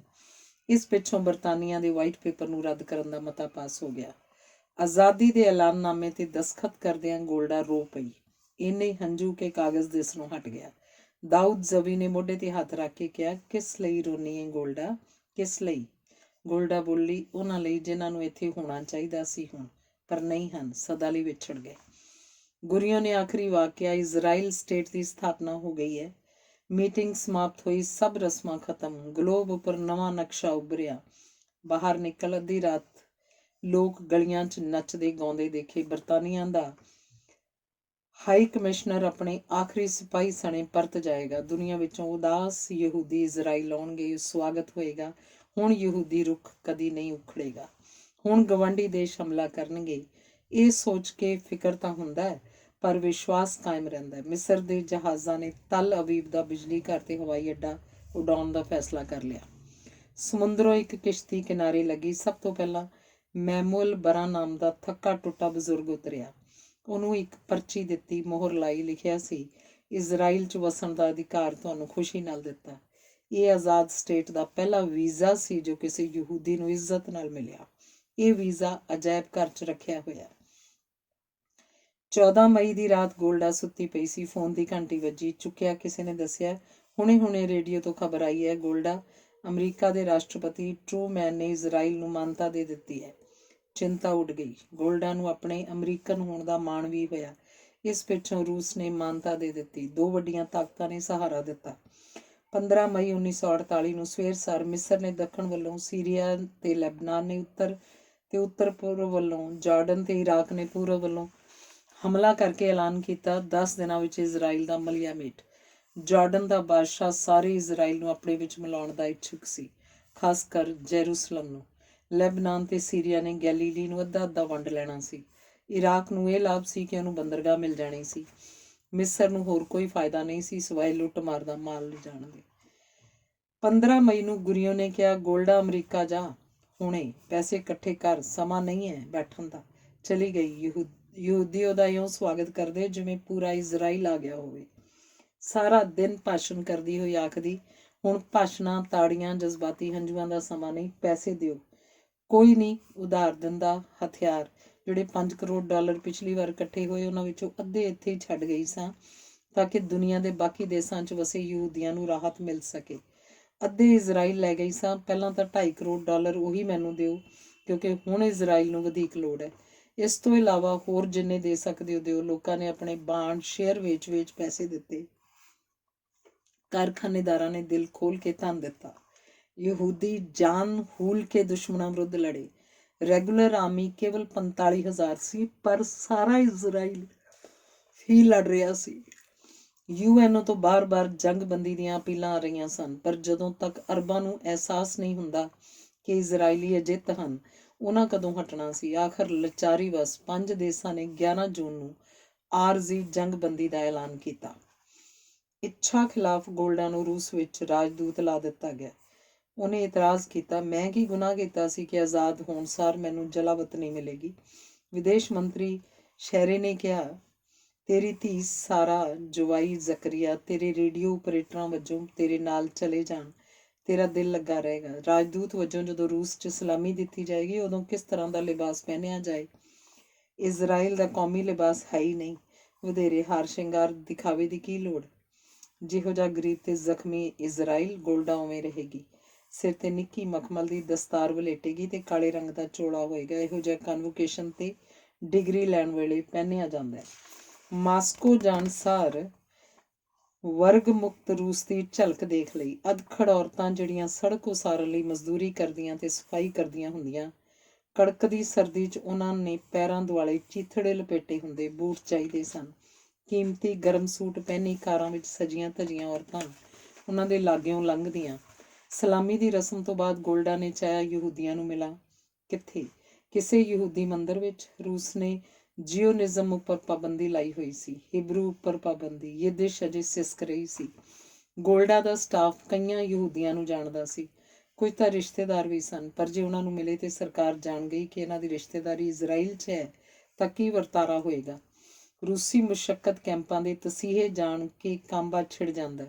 ਮੰਦਰ ਵਿੱਚ ਅਧੇੜ ਤੇ ਵੱਡੀ ਉਮਰ ਦੇ ਬਜ਼ੁਰਗ ਦੇਖੇ, ਅੱਖਾਂ 'ਚ ਉਦਾਸੀ, ਚਿਹਰਿਆਂ ਤੇ ਥਕਾਨ ਦੇਖੀ। ਪੁਜਾਰੀ ਨੇ ਅਰਦਾਸ ਪਿੱਛੋਂ ਜਦੋਂ ਗੋਲਡਾ ਦਾ ਨਾਮ ਲਿਆ, ਸਾਰੀ ਸੰਗਤ ਦੀਆਂ ਨਿਗਾਹਾਂ ਉਸ ਵੱਲ ਗਈਆਂ। ਲਗਾਤਾਰ ਦੇਰ ਤੱਕ ਦੇਖਦੇ ਰਹੇ। ਉਹਨੇ ਚਾਹਿਆ ਕਿ ਅਗਲੇ ਹਫ਼ਤੇ ਇਸ ਤੋਂ ਵੱਡੇ ਮੰਦਰ ਵਿੱਚ ਜਾਏਗੀ। ਪ੍ਰਾਵਦਾ ਵਿੱਚ ਇਲੀਆ ਐਰਨਬਰਗ ਦਾ ਲੰਮਾ ਲੇਖ ਛਪਿਆ, ਜਿਸ ਦੇ ਕੁਝ ਵਾਕਏ ਸਨ। ਸਟਾਲਿਨ ਨਾ ਹੁੰਦਾ, ਇਜ਼ਰਾਈਲ ਨਾਮ ਦੀ ਸਟੇਟ ਨਹੀਂ ਹੋਣੀ ਸੀ। ਪਰ ਹੁਣ ਇਜ਼ਰਾਈਲ ਨੂੰ ਰੂਸੀ ਯਹੂਦੀਆਂ ਦਾ ਫਿਕਰ ਕਰਨ ਦੀ ਲੋੜ ਨਹੀਂ। ਇੱਥੇ ਯਹੂਦੀ ਮਸਲਾ ਹੈ ਹੀ ਨਹੀਂ। ਇਹ ਉਸ ਵੱਲੋਂ ਗੋਲਡਾ ਨੂੰ ਤੇ ਰੂਸੀ ਯਹੂਦੀਆਂ ਨੂੰ ਸਰਕਾਰੀ ਚੇਤਾਵਨੀ ਸੀ। ਪਰ ਇਹ ਕੀ, ਇਸ ਵੱਡੇ ਗਿਰਜੇ ਵਿੱਚ 2000 ਤੋਂ ਵੱਧ ਯਹੂਦੀ ਨਹੀਂ ਸਨ ਆਉਂਦੇ। ਗੋਲਡਾ ਦੀ ਖਬਰ ਸੁਣ ਕੇ 50,000 ਦਾ ਇਕੱਠ ਹੋ ਗਿਆ। ਵੱਡੇ ਛੋਟੇ, ਪੜ੍ਹੇ ਅਨਪੜ੍ਹ, ਔਰਤਾਂ ਮਰਦ, ਇਹ ਸਨ ਉਹ ਯਹੂਦੀ ਜਿਨ੍ਹਾਂ ਨੇ ਐਰਨਬਰਗ ਦੀ ਧਮਕੀ ਪ੍ਰਾਵਦਾ ਵਿੱਚ ਪੜ੍ਹ ਕੇ ਜਾਣਿਆ ਸੀ ਗੋਲਡਾ ਮੰਦਰ 'ਚ ਆਏਗੀ। ਇਹ ਭੀੜ ਗੋਲਡਾ ਦੇ ਇਜ਼ਰਾਈਲ ਦੇ ਸਵਾਗਤ ਵਿੱਚ ਤੇ ਧਮਕੀ ਦੇ ਜਵਾਬ 'ਚ ਚੱਲ ਕੇ ਆਈ। ਪ੍ਰਾਰਥਨਾ ਤੋਂ ਬਾਅਦ ਯਿਦਿਸ਼ ਵਿੱਚ ਨਾਅਰੇ ਲੱਗੇ, ਸਾਡੀ ਗੋਲਡਾ, ਪਿਆਰੀ ਗੋਲਡਾ, ਸਲਾਮ ਗੋਲਡਾ। ਕੋਈ ਹੱਸ ਰਿਹਾ ਸੀ, ਕੋਈ ਰੋ ਰਿਹਾ ਸੀ, ਕੋਈ ਹੱਥ ਹਿਲਾ ਰਿਹਾ ਸੀ। ਇਹਨਾਂ ਦਾ ਸ਼ੁਕਰਾਨਾ ਕਿਵੇਂ ਕੀਤਾ ਜਾਏ? ਉੱਚੀ ਥਾਂ ਤੇ ਖਲੋ ਕੇ ਗੋਲਡਾ ਨੇ ਉੱਚੀ ਆਵਾਜ਼ 'ਚ ਯਿਦਿਸ਼ ਵਾਕ ਬੋਲਿਆ, ਸ਼ੁਕਰਾਨਾ ਰੱਬ ਦਾ, ਤੁਸੀਂ ਯਹੂਦੀ ਹੀ ਰਹੇ। ਬਿਜਲੀ ਵਾਂਗ ਇਹ ਵਾਕ ਹਰੇਕ ਦਿਲ ਦਿਮਾਗ ਵਿੱਚ ਦੀ ਝੁੰਝਣੀ ਛੇੜਦਾ ਲੰਘਿਆ, ਜਿਵੇਂ ਕਿਸੇ ਪੈਗੰਬਰ ਦਾ ਬੋਲ ਹੋਵੇ। ਭੀੜ ਦਾ ਇੱਕ ਹਿੱਸਾ ਐਮਬੈਸੀ ਵਿੱਚ ਨਾਲ ਹੀ ਤੁਰ ਆਇਆ। ਗੱਲ ਕੋਈ ਨਹੀਂ ਹੋ ਰਹੀ ਸੀ, ਸਭ ਖਾਮੋਸ਼, ਪਰ ਕੋਈ ਸੁਨੇਹਾ ਆ ਜਾ ਰਿਹਾ ਸੀ। ਗੋਲਡਾ ਦਾ ਸਾਰਾ ਇਜ਼ਰਾਈਲੀ ਸਟਾਫ ਰੋ ਪਿਆ। ਬਹੁਤੇ ਯਹੂਦੀ ਕਹਿ ਰਹੇ ਸਨ, ਜਦੋਂ ਰੱਬ ਦੀ ਰਜ਼ਾ ਹੋਈ ਅਸੀਂ ਇਜ਼ਰਾਈਲ ਤੁਹਾਡੇ ਕੋਲ ਆ ਕੇ ਰਹਾਂਗੇ। ਕਰਾਮਾਤ ਸਟਾਲਨ ਵਰਗਾ ਸਖਤ ਜਾਨ ਤਾਨਾਸ਼ਾਹ ਯਹੂਦੀ ਸਪਿਰਿਟ ਨੂੰ ਤੋੜ ਨਾ ਸਕਿਆ। ਭੀੜ ਵਿੱਚ ਖਲੋਤੀ ਗੋਲਡਾ ਦੀ ਤਸਵੀਰ ਇੱਕ ਅਖਬਾਰ 'ਚ ਛਪੀ। 20 ਸਾਲ ਬਾਅਦ ਤੱਕ ਰੂਸੀ ਯਹੂਦੀ ਇਜ਼ਰਾਈਲ ਵਿੱਚ ਸ਼ਰਨ ਲੈਣ ਆਉਂਦੇ। ਗੋਲਡਾ ਨੂੰ ਪੀਲੀ ਹੋ ਚੁੱਕੀ ਇਹ ਫੋਟੋ ਦਿਖਾਉਂਦੇ, ਸਾਂਭ ਕੇ ਰੱਖੀ ਹੋਈ ਯਾਦਗਾਰ। ਯਹੂਦੀ ਅਰਦਾਸ ਦਾ ਆਖਰੀ ਵਾਕ ਹੈ, ਇਨਸ਼ਾਅੱਲਾ ਅਗਲੇ ਸਾਲ ਜੈਰੂਸਲਮ 'ਚ ਹੋਵਾਂਗੀ। ਇੱਕ ਅੰਗਰੇਜ਼ ਪੱਤਰਕਾਰ ਗੋਲਡਾ ਕੋਲ ਆ ਕੇ ਪੁੱਛਣ ਲੱਗਾ, ਐਰਨਬਰਗ ਨੂੰ ਮਿਲਾਵਾਂ? ਗੋਲਡਾ ਨੇ ਕਿਹਾ, ਵਧੀਆ ਰਹੇ। ਹੈ ਉਹ ਵੀ ਯਹੂਦੀ ਪਰਿਵਾਰ ਵਿੱਚੋਂ। ਚੈੱਕ ਦੂਤਾਵਾਸ ਵਿੱਚ ਡਿਨਰ ਸੀ, ਉਹ ਵੀ ਆਇਆ ਹੋਇਆ ਸੀ। ਪੱਤਰਕਾਰ ਨੇ ਗੋਲਡਾ ਨੂੰ ਕਿਹਾ, ਹੋ ਬੈਠਾ, ਲਿਆਵਾਂ? ਗੋਲਡਾ ਨੇ ਕਿਹਾ, ਉਹ ਤਾਂ ਸ਼ਰਾਬੀ ਲੱਗਦਾ ਹੈ। ਹਾਂ ਮੈਡਮ, ਰੋਜ਼ ਦਾ ਇਹੀ ਹਾਲ ਹੈ ਕਾਮਰੇਡ ਦਾ। ਉਹ ਜਾਣਦਾ ਹੈ ਕਿ ਮੂਲੋਂ ਤੁਸੀਂ ਰੂਸ ਦੇ ਵਸਨੀਕ ਹੋ। ਪੱਤਰਕਾਰ ਲੜਖੜਾਉਂਦੇ ਐਰਨਬਰਗ ਨੂੰ ਲੈ ਆਇਆ। ਸਾਹਮਣੇ ਆ ਕੇ ਰਸ਼ੀਅਨ ਬੋਲਣ ਲੱਗ ਪਿਆ ਤਾਂ ਗੋਲਡਾ ਨੇ ਅੰਗਰੇਜ਼ੀ 'ਚ ਕਿਹਾ, ਮੈਂ ਰਸ਼ੀਅਨ ਨਹੀਂ ਬੋਲ ਸਕਦੀ। ਤਲਖੀ ਨਾਲ ਐਰਨਬਰਗ ਬੋਲਿਆ, ਰੂਸ ਵਿੱਚ ਜੰਮ ਕੇ ਜਿਹੜਾ ਅੰਗਰੇਜ਼ੀ ਬੋਲੇ ਮੈਂ ਉਹਨੂੰ ਨਫ਼ਰਤ ਕਰਦਾ। ਗੋਲਡਾ ਬੋਲੀ, ਯਹੂਦੀ ਘਰ 'ਚ ਜੰਮ ਕੇ ਜਿਸ ਨੂੰ ਹਿਬਰੂ ਨਹੀਂ ਆਉਂਦੀ, ਯਿਦਿਸ਼ ਵੀ ਨਾ ਆਉਂਦੀ ਹੋਵੇ, ਲਾਹਨਤ ਹੈ ਉਸ ਉੱਪਰ। ਆਲੇ ਦੁਆਲੇ ਇਕੱਤਰ ਹੋਈ ਰੂਸੀਆਂ ਦੀ ਭੀੜ ਨੇ ਐਰਨਬਰਗ ਵੱਲ ਨਫ਼ਰਤ ਨਾਲ ਦੇਖਿਆ। ਇਸੇ ਤਰ੍ਹਾਂ ਦੇ ਇੱਕ ਹੋਰ ਰਾਤਰੀ ਭੋਜ ਤੇ ਰੂਸ ਦਾ ਵਿਦੇਸ਼ ਮੰਤਰੀ ਮੋਲੋਤੋਵ ਆਪਣੀ ਪਤਨੀ ਸਣੇ ਮਿਲਿਆ। ਮਿਸਿਸ ਮੋਲੋਤੋਵ ਨੇ ਯਿਦਿਸ਼ ਵਿੱਚ ਗੱਲਾਂ ਸ਼ੁਰੂ ਕਰਦਿਆਂ ਕਿਹਾ, ਦੇਰ ਤੋਂ ਤੁਹਾਨੂੰ ਮਿਲਣ ਦੀ ਇੱਛੁਕ ਸਾਂ, ਅੱਜ ਮੌਕਾ ਮਿਲਿਆ। ਤੂੰ ਯਹੂਦੀ ਹੈ? ਮਿਸਿਸ ਮੋਲੋਤੋਵ ਨੇ ਕਿਹਾ, ਹਾਂ ਪੱਕੀ। ਸੁਣਿਆ ਤੁਹਾਡੀ ਧੀ ਤੁਹਾਡੇ ਨਾਲ ਆਈ ਹੈ। ਕਿੱਥੇ ਹੈ? ਗੋਲਡਾ ਨੇ ਬੁਲਾ ਲਈ। ਸਾਰਾ ਨੇ ਵੀ ਯਿੱਦਿਸ਼ ਵਿੱਚ ਗੱਲਾਂ ਕੀਤੀਆਂ। ਮਿਸਿਸ ਮੋਲੋਤੋਵ ਬਾਅਦ ਵਿੱਚ ਗ੍ਰਿਫਤਾਰ ਕਰ ਲਈ ਗਈ। ਯਹੂਦੀਆਂ ਨੇ ਇੱਕ ਇਜ਼ਰਾਈਲੀ ਦੂਤ ਦਾ ਇੰਨਾ ਆਦਰ ਕਿਉਂ ਕੀਤਾ? ਇਸ ਦੇ ਫਲਸਰੂਪ ਪਹਿਲਾਂ ਮਾਸਕੋ ਦਾ ਯਿੱਦਿਸ਼ ਥੀਏਟਰ ਬੰਦ ਕੀਤਾ, ਫਿਰ ਯਿੱਦਿਸ਼ ਅਖਬਾਰ ਬੰਦ, ਫਿਰ ਯਿੱਦਿਸ਼ ਪ੍ਰਕਾਸ਼ਨ ਹਾਊਸ ਬੰਦ। ਇਸ ਗੱਲ ਦੀ ਪਰਵਾਹ ਨਹੀਂ ਕਿ ਸਾਰੇ ਅਦਾਰੇ ਕਮਿਊਨਿਸਟ ਲਾਈਨ ਉੱਤੇ ਚੱਲ ਰਹੇ ਸਨ, ਪਰ ਇਜ਼ਰਾਈਲ ਵਿੱਚ ਦਿਲਚਸਪੀ ਲੈਣ ਦੀ ਕੀ ਵਜ੍ਹਾ? 5 ਮਹੀਨੇ ਬਾਅਦ ਇੱਕ ਵੀ ਯਹੂਦੀ ਨੇ ਗੋਲਡਾ ਨਾਲ ਸੰਪਰਕ ਕਰਨ ਦੀ ਜੁਰਤ ਨਹੀਂ ਕੀਤੀ। 7 ਮਹੀਨੇ ਦੀ ਕੁੱਲ ਅਹੁਦ ਰੂਸ ਵਿੱਚ ਬਿਤਾ ਕੇ ਉਹ ਇਜ਼ਰਾਈਲ ਪਰਤ ਆਈ ਤੇ ਲੇਬਰ ਅਤੇ ਮਕਾਨ ਉਸਾਰੀ ਮੰਤਰੀ ਵਜੋਂ ਗੁਰੀਆਂ ਦੀ ਵਜ਼ਾਰਤ ਵਿੱਚ ਸ਼ਾਮਲ ਹੋ ਗਈ। ਪੁਜਾਰੀਆਂ ਨੇ ਇੱਕ ਔਰਤ ਨੂੰ ਏਡਾ ਰੁਤਬਾ ਦੇਣ ਖਿਲਾਫ ਰੋਸ ਕੀਤਾ, ਪਰ ਜਦੋਂ ਦੱਸਿਆ ਗਿਆ ਕਿ ਪੁਰਾਤਨ ਸਮੇਂ ਦੇਬੋਰਾ ਨਾਮ ਦੀ ਇੱਕ ਔਰਤ ਯਹੂਦੀਆਂ ਦੀ ਜੱਜ ਰਹੀ ਹੈ ਤਾਂ ਚੁੱਪ ਹੋ ਗਏ। 7 ਸਾਲ ਦਾ ਉਹਦੇ ਮੰਤਰਾਲੇ ਦਾ ਸਮਾਂ ਸਭ ਤੋਂ ਵਧੇਰੇ ਖੁਸ਼ੀ ਦਾ ਸਮਾਂ ਰਿਹਾ। ਅਰਬਾਂ ਨੇ ਜੰਗਬੰਦੀ ਤਾਂ ਕਰ ਲਈ, ਪਰ ਬਾਰਡਰ ਪਾਰ ਕਰਕੇ ਹਥਿਆਰਬੰਦ ਗਰੋਹ ਆਉਂਦੇ, ਲੁੱਟ-ਮਾਰ, ਅੱਗਜਣੀ ਤੇ ਕਤਲ ਕਰਕੇ ਪਰਤ ਜਾਂਦੇ। ਫਲਸਰੂਪ ਹੱਦਾਂ ਤੇ ਵਸਦੇ ਯਹੂਦੀਆਂ ਦੀ ਜ਼ਿੰਦਗੀ ਨਰਕ ਸਮਾਨ ਸੀ। 2 ਸਾਲਾਂ ਵਿੱਚ ਦੁਨੀਆ ਭਰ ਵਿੱਚੋਂ ਯਹੂਦੀ ਸ਼ਰਨਾਰਥੀ ਆਉਣ ਕਾਰਨ ਆਬਾਦੀ ਦੁੱਗਣੀ ਹੋ ਗਈ। ਜਿਨ੍ਹਾਂ ਨੂੰ ਵਸਾਉਣਾ ਤੇ ਰੁਜ਼ਗਾਰ ਦੇਣਾ ਸੀ। ਭਾਂਤ-ਸੁਭਾਂਤੀਆਂ ਬੋਲੀਆਂ, ਭਾਂਤ-ਸੁਭਾਂਤੇ ਲਿਬਾਸ, ਭਿੰਨ-ਭਿੰਨ ਕਲਚਰ, ਬਸ ਇੱਕੋ ਚੀਜ਼ ਸਾਂਝੀ, ਸਭ ਯਹੂਦੀ। ਸਭ ਨੂੰ ਹੀਬਰੂ ਬਾਈਬਲ ਪੜ੍ਹਨੀ ਆਉਂਦੀ ਸੀ। ਕੁਝ ਬੱਚੇ ਤਾਂ ਇੰਜੀਲ ਉਲਟੇ ਪਾਸਿਓਂ ਵੀ ਫੜ ਲੈਂਦੇ ਸਨ, ਯਾਨੀ ਕਿ ਇੱਕ ਬੱਚਾ ਬਾਈਬਲ ਪੜ੍ਹ ਰਿਹਾ ਹੁੰਦਾ, ਉਹਦੇ ਸਾਹਮਣੇ ਬੈਠਾ ਬੱਚਾ ਦੂਜੇ ਪਾਸਿਓਂ ਉਹਦੇ ਨਾਲ ਪੜ੍ਹੀ ਜਾਂਦਾ। ਸਾਲ 1949 ਵਿੱਚ 48,000 ਯਹੂਦੀ ਯਮਨ ਤੋਂ ਹਵਾਈ ਜਹਾਜ਼ਾਂ ਰਾਹੀਂ ਇਜ਼ਰਾਈਲ ਪੁੱਜੇ, ਕਿਉਂਕਿ ਅਰਬਾਂ ਨੇ ਸੁਏਜ਼ ਨਹਿਰ ਯਹੂਦੀਆਂ ਦੇ ਲਾਂਘੇ ਵਾਸਤੇ ਬੰਦ ਕਰ ਦਿੱਤੀ ਸੀ। ਇੱਕ ਬਜ਼ੁਰਗ ਜਹਾਜ਼ ਤੋਂ ਹੇਠਾਂ ਉਤਰਿਆ ਤਾਂ ਗੋਲਡਾ ਨੇ ਪੁੱਛਿਆ, ਪਹਿਲਾਂ ਕਦੇ ਜਹਾਜ਼ ਦੀ ਸਵਾਰੀ ਕੀਤੀ? ਬਜ਼ੁਰਗ ਨੇ ਕਿਹਾ, ਸਵਾਰੀ? ਮੈਂ ਤਾਂ ਕਦੇ ਹੱਥ ਲਾ ਕੇ ਨਹੀਂ ਦੇਖਿਆ ਸੀ। ਫਿਰ ਪੁੱਛਿਆ, ਡਰ ਨਹੀਂ ਲੱਗਾ? ਬੋਲਿਆ, ਡਰ ਕਾਹਦਾ? ਬਾਈਬਲ 'ਚ ਲਿਖਿਆ ਤਾਂ ਹੋਇਆ, ਉਹ ਬਾਜ਼ਾਂ ਦੇ ਖੰਭਾਂ ਉੱਪਰ ਬੈਠ ਕੇ ਉੱਡ ਆਉਣਗੇ। ਜਦੋਂ ਇਸ ਯਾਤਰੀ ਨੇ ਹਿਬਰੂ ਦਾ ਇਹ ਮੂਲ ਵਾਕ ਸੁਣਾਇਆ, ਉਹਦੀਆਂ ਅੱਖਾਂ 'ਚ ਖੁਸ਼ੀ ਤੇ ਸ਼ੁਕਰਾਨੇ ਦੀ ਲਿਸ਼ਕ ਝਲਕੀ। ਇਹਨਾਂ ਲੋਕਾਂ ਨੂੰ ਵਸਾਉਣ ਵਾਸਤੇ ਬਹੁਤ ਵੱਡੀ ਰਕਮ ਚਾਹੀਦੀ ਸੀ। ਆਲੇ ਦੁਆਲੇ ਦੁਸ਼ਮਣ ਹੱਦਾਂ ਸਨ। ਧਨ ਦਾ ਬਹੁਤ ਹਿੱਸਾ ਤਾਂ ਫੌਜ ਤੇ ਹਥਿਆਰ ਚੱਟ ਜਾਂਦੇ। ਰਿਫਿਊਜ਼ੀਆਂ ਨੂੰ ਕੰਮ ਦੇਣਾ ਹੈ, ਕਿਹੜਾ ਕੰਮ? ਨਾ ਇਹਨਾਂ ਨੂੰ ਮਕਾਨ ਉਸਾਰੀ ਕੀਤੀ, ਨਾ ਇਹਨਾਂ ਨੇ ਮਕਾਨ ਉਸਾਰੀ ਕੀਤੀ, ਨਾ ਖੇਤੀਬਾੜੀ। ਚਲੋ ਸੜਕਾਂ ਬਣਾਈਏ, ਪਰ ਸੜਕ ਬਣਾਉਣ ਦੀ ਨਿਗਰਾਨੀ ਤੇ ਅਗਵਾਈ ਕੌਣ ਕਰੇ? ਚਲੋ ਫੋਰਮੈਨ ਲੱਭ ਲਿਆ। ਸੜਕ ਬਣਾਉਣ ਲਈ ਸਮਾਨ ਤੇ ਮਸ਼ੀਨਰੀ ਉਹ ਵੀ ਆ ਗਈ। ਇੱਕ ਫੋਰਮੈਨ ਨੂੰ 10 ਮਜ਼ਦੂਰ ਦੇ ਦਿੱਤੇ। ਇਹ 10 ਜਣੇ 10 ਦੇਸ਼ਾਂ ਵਿੱਚੋਂ ਆਏ ਸਨ। ਕਿਸੇ ਨੂੰ ਫੋਰਮੈਨ ਦੀ ਬੋਲੀ ਸਮਝ ਆਏ ਨਾ ਇੱਕ ਦੂਜੇ ਦੀ। ਫਿਰ ਵੀ ਕ੍ਰਿਸ਼ਮਾ ਹੋਇਆ, ਸੜਕਾਂ ਬਣੀਆਂ। ਗੋਲਡਾ ਦੇ ਸਤਿਕਾਰ ਵਜੋਂ ਇਹਨਾਂ ਸੜਕਾਂ ਦਾ ਨਾਮ ਗੋਲਡਨ ਰੋਡਜ਼ ਰੱਖਿਆ ਗਿਆ। ਦਾਨ ਬਥੇਰਾ ਲੈ ਲਿਆ। ਇਜ਼ਰਾਈਲ ਮੰਗਤਾ ਨਹੀਂ ਰਹਿਣਾ ਚਾਹੀਦਾ, ਪਰ ਪੈਸੇ ਤਾਂ ਚਾਹੀਦੇ ਹਨ। ਗੋਲਡਾ ਨੇ ਕਿਹਾ, ਕਰਜ਼ਾ ਮੰਗੀਏ? ਵਜ਼ਾਰਤ ਹੱਸੀ। ਮੰਗਤਿਆਂ ਨੂੰ ਕਰਜ਼ਾ ਕੌਣ ਦੇਵੇਗਾ? ਜ਼ਮਾਨਤ ਕਿਸ ਦੀ ਦਿਆਂਗੀ? ਗੋਲਡਾ ਫਿਰ ਦੁਨੀਆ 'ਚ ਕਰਜ਼ੇ ਵਾਸਤੇ ਘੁੰਮੀ। ਕਿਸੇ ਨੇ ਜ਼ਮਾਨਤ ਬਾਰੇ ਸਵਾਲ ਨਾ ਕੀਤਾ, ਪਰ ਆਪੇ ਆਖ ਦਿੰਦੀ, ਅਣਖੀਲੇ ਯਹੂਦੀਆਂ ਨੂੰ ਛੱਤ ਮਿਲ ਜਾਏਗੀ ਤਾਂ ਉਹਨਾਂ ਦੇ ਬੱਚੇ ਵੱਡੇ ਹੋ ਕੇ ਤੁਹਾਡਾ ਕਰਜ਼ਾ ਲਾਹ ਦੇਣਗੇ। ਮੈਂ ਇਜ਼ਰਾਈਲ ਦੇ ਬੱਚਿਆਂ ਨੂੰ ਤੁਹਾਡੇ ਕੋਲ ਗਹਿਣੇ ਰੱਖਣ ਆਈ ਹਾਂ। ਦੁਨੀਆ ਨੇ ਵੱਡੀਆਂ ਰਕਮਾਂ ਦੇ ਕੇ ਬਾਂਡ ਖਰੀਦੇ ਤੇ ਰਫਿਊਜ਼ੀਆਂ ਨੂੰ ਘਰ ਮਿਲ ਗਏ। ਅੰਧਕਾਰ ਦਾ ਸਾਹਮਣਾ ਕਰਦੇ, ਨੀਵੀਂ ਪਾਈ, ਲੀਰ ਲਿਬਾਸ ਪਹਿਨੀ ਫਿਰਦੇ ਮਾਯੂਸ ਯਹੂਦੀਆਂ ਦੇ ਹੱਥਾਂ ਵਿੱਚ ਕਈਆਂ ਕੁਹਾੜੀਆਂ, ਖੁਰਪੇ, ਗਿਣਤੀਆਂ ਆਉਂਦੀਆਂ। ਉਹਨਾਂ ਦੇ ਹੋਠਾਂ ਤੇ ਮੁਸਕਾਨ ਆ ਜਾਂਦੀ। ਸਾਲ 1951 ਦੇ ਅਖੀਰ ਤੱਕ $3 ਬਿਲੀਅਨ ਦੇ ਬਾਂਡ ਵਿਕ ਗਏ। UNO ਨੇ ਸਲਾਹ ਦਿੱਤੀ ਕਿ ਰੋਜ਼ਾਨਾ ਖੂਨ ਖਰਾਬਾ ਨਾ ਹੋਵੇ। ਜੈਰੂਸਲਮ ਨੂੰ ਵੈਟੀਕਨ ਸਿਟੀ ਵਜੋਂ ਐਲਾਨ ਕਰ ਦਿੱਤਾ ਜਾਵੇ, ਪਰ ਅਰਬ ਤੇ ਯਹੂਦੀ ਦੋਵੇਂ ਧਿਰਾਂ ਸਹਿਮਤ ਹੋਣ। ਇੱਥੇ ਅੰਤਰਰਾਸ਼ਟਰੀ ਪੁਲਿਸ ਹੋਏਗੀ ਤੇ UNO ਆਪਣਾ ਗਵਰਨਰ ਨਿਯੁਕਤ ਕਰੇਗੀ। ਅਰਬਾਂ ਨੇ ਇਹ ਵਿਉਂਤ ਰੱਦ ਕਰਤੀ। ਯਹੂਦੀ ਅਰਬਾਂ ਦੇ ਫੈਸਲੇ ਤੋਂ ਖੁਸ਼ ਹੋਏ, ਕਿਉਂਕਿ ਯਹੂਦੀਆਂ ਦੀ ਇੱਥੇ ਗਿਣਤੀ 1 ਲੱਖ ਸੀ ਤੇ 1948 ਦੇ ਸਾਲ ਮੁਸਲਮਾਨਾਂ ਦੀ ਗਿਣਤੀ 65,000 ਸੀ। ਬਿਨ ਗੁਰੀਓਂ ਨੇ ਐਲਾਨ ਕਰ ਦਿੱਤਾ ਕਿ ਤਲ ਅਬੀਬ ਤੋਂ ਬਦਲ ਕੇ ਰਾਜਧਾਨੀ ਜੈਰੂਸਲਮ ਹੋਏਗੀ। ਵਡੇਰਿਆਂ ਦੇ ਸ਼ਹਿਰ ਵਿੱਚ, ਪੈਗੰਬਰ ਦਾਊਦ ਦੇ ਸ਼ਹਿਰ ਵਿੱਚ। ਗੁਰੀਓਂ ਨੇ ਇਹ ਫੈਸਲਾ ਕਾਹਲੀ 'ਚ ਇਸ ਲਈ ਕੀਤਾ ਕਿ ਕਿਤੇ ਅਰਬਾਂ ਦੇ ਵਿਰੋਧ ਦੇ ਬਾਵਜੂਦ UNO ਇਸ ਸ਼ਹਿਰ ਨੂੰ ਵੈਟੀਕਨ ਦਾ ਦਰਜਾ ਨਾ ਦੇ ਦੇਵੇ। ਮਿਸਰ ਤੇ ਜਾਰਡਨ ਦੀਆਂ ਫੌਜਾਂ ਦੇ ਬੰਬਾਂ ਨੇ ਸ਼ਹਿਰ ਵਿੱਚ ਤਬਾਹੀ ਮਚਾ ਦਿੱਤੀ। ਦੁਨੀਆ ਦੇ ਕਿਸੇ ਦੇਸ਼ ਨੇ ਹਾਂ ਦਾ ਨਾਅਰਾ ਨਹੀਂ ਮਾਰਿਆ। ਸਾਰੇ ਦੂਤਾਵਾਸ ਸੁਰੱਖਿਆ ਕਾਰਨਾਂ ਕਰਕੇ ਤਲ ਅਬੀਬ ਰਹੇ। ਬਾਕੀ ਸਰਕਾਰ ਜੈਰੂਸਲਮ ਪੁੱਜ ਗਈ। ਇਜ਼ਰਾਈਲ ਵਿੱਚੋਂ ਜਿਹੜੇ ਮੁਸਲਮਾਨ ਬਾਰਡਰ ਪਾਰ ਕਰਕੇ ਦੂਜੇ ਦੇਸ਼ਾਂ ਵਿੱਚ ਚਲੇ ਜਾਂਦੇ, ਉਹਨਾਂ ਦੇ ਘਰ ਰਿਫਿਊਜੀਆਂ ਨੂੰ ਅਲਾਟ ਕਰ ਦਿੱਤੇ ਜਾਂਦੇ। ਜੇ ਪਹਿਲਾ ਮਾਲਕ ਵਾਪਸ ਆ ਜਾਂਦਾ, ਉਹਨੂੰ ਘਰ ਵਾਪਸ ਦੇ ਦਿੱਤਾ ਜਾਂਦਾ। ਜਾਂ ਉਹ ਕਿਸੇ ਹੋਰ ਵਧੀਕ ਸੁਰੱਖਿਅਤ ਥਾਂ ਤੇ ਰਹਿਣਾ ਚਾਹੁੰਦਾ ਤਦ ਉਹਨੂੰ ਨਵਾਂ ਘਰ ਦਿੱਤਾ ਜਾਂਦਾ। ਮੁਆਵਜ਼ਾ ਮੰਗਦਾ ਤਾਂ ਮੁਆਵਜ਼ਾ ਦਿੱਤਾ ਜਾਂਦਾ। ਅਜਿਹਾ ਕਰਨ ਵੇਲੇ ਉਸ ਤੋਂ ਭਵਿੱਖ ਵਿੱਚ ਵਫ਼ਾਦਾਰ ਰਹਿਣ ਦਾ ਕੋਈ ਇਕਰਾਰਨਾਮਾ ਨਹੀਂ ਮੰਗਿਆ ਜਾਂਦਾ ਸੀ। ਕਈ ਵਾਰ ਕ੍ਰੋਧਵਾਨ ਹੋ ਕੇ ਯਹੂਦੀ ਰਿਫਿਊਜੀ ਚੀਕਦੇ, ਸਾਡੇ ਨਾਲੋਂ ਮੁਸਲਮਾਨਾਂ ਦੀ ਵਧੇਰੇ ਕਦਰ ਹੋ ਰਹੀ ਹੈ। ਹਾਈਫਾ ਸ਼ਹਿਰ ਦੇ ਮੁਸਲਮਾਨ ਹਿਜਰਤ ਕਰਕੇ ਬਾਰਡਰ ਪਾਰ ਕਰਨ ਲੱਗੇ। ਗੋਲਡਾ ਤੁਰੰਤ ਪੁੱਜੀ, ਰੁਕਣ ਲਈ ਅਰਜ਼ ਕੀਤੀ, ਸੁਰੱਖਿਆ ਦਾ ਭਰੋਸਾ ਦਿੱਤਾ, ਕਿਹਾ ਕਿ ਗੁਰਬਤ ਦਾ ਦੈਂਤ ਤੁਹਾਨੂੰ ਉੱਥੇ ਨਿਗਲ ਜਾਏਗਾ। ਮੁਸਲਮਾਨਾਂ ਨੇ ਕਿਹਾ, ਕਿਸੇ ਡਰ ਕਾਰਨ ਨਹੀਂ ਬੀਬੀ, ਸਾਨੂੰ ਸਾਡੇ ਅਰਬ ਭਰਾਵਾਂ ਨੇ ਹੁਕਮ ਦਿੱਤਾ ਹੈ ਕਿ ਇਜ਼ਰਾਈਲ ਵਿੱਚੋਂ ਨਿਕਲੋ, ਨਾ ਨਿਕਲੇ ਤਾਂ ਉਹ ਸਾਨੂੰ ਗੱਦਾਰ ਕਹਿਣਗੇ। 1948 ਦੇ ਅਖੀਰ ਤੱਕ 6 ਲੱਖ ਮੁਸਲਮਾਨ ਹਿਜਰਤ ਕਰ ਗਏ। ਤਾਂ ਵੀ ਅਜੇ ਬਹੁਤ ਵੱਡੀ ਗਿਣਤੀ ਮੁਸਲਮਾਨਾਂ ਨੇ ਇਜ਼ਰਾਈਲ 'ਚ ਟਿਕੇ ਰਹਿਣ ਦਾ ਫੈਸਲਾ ਕੀਤਾ। ਹਾਂ, ਮੁਸਲਮਾਨਾਂ ਦੇ ਵੱਖਰੇ ਪਿੰਡ ਸਨ, ਯਹੂਦੀਆਂ ਦੇ ਵੱਖਰੇ। 20 ਸਾਲ ਦੇ ਸਮੇਂ ਵਿੱਚ ਇੱਕ ਵੀ ਪਿੰਡ ਅਜਿਹਾ ਨਹੀਂ ਰਿਹਾ ਸੀ ਜਿੱਥੇ ਬਿਜਲੀ ਤੇ ਪਾਣੀ ਨਾ ਪੁੱਜਦਾ ਹੋਵੇ। ਅਰਬ ਦੇਸ਼ਾਂ ਦੇ ਪਿੰਡਾਂ ਵਿੱਚ ਲੋਕਾਂ ਦੀ ਦੁਰਦਸ਼ਾ ਸੀ।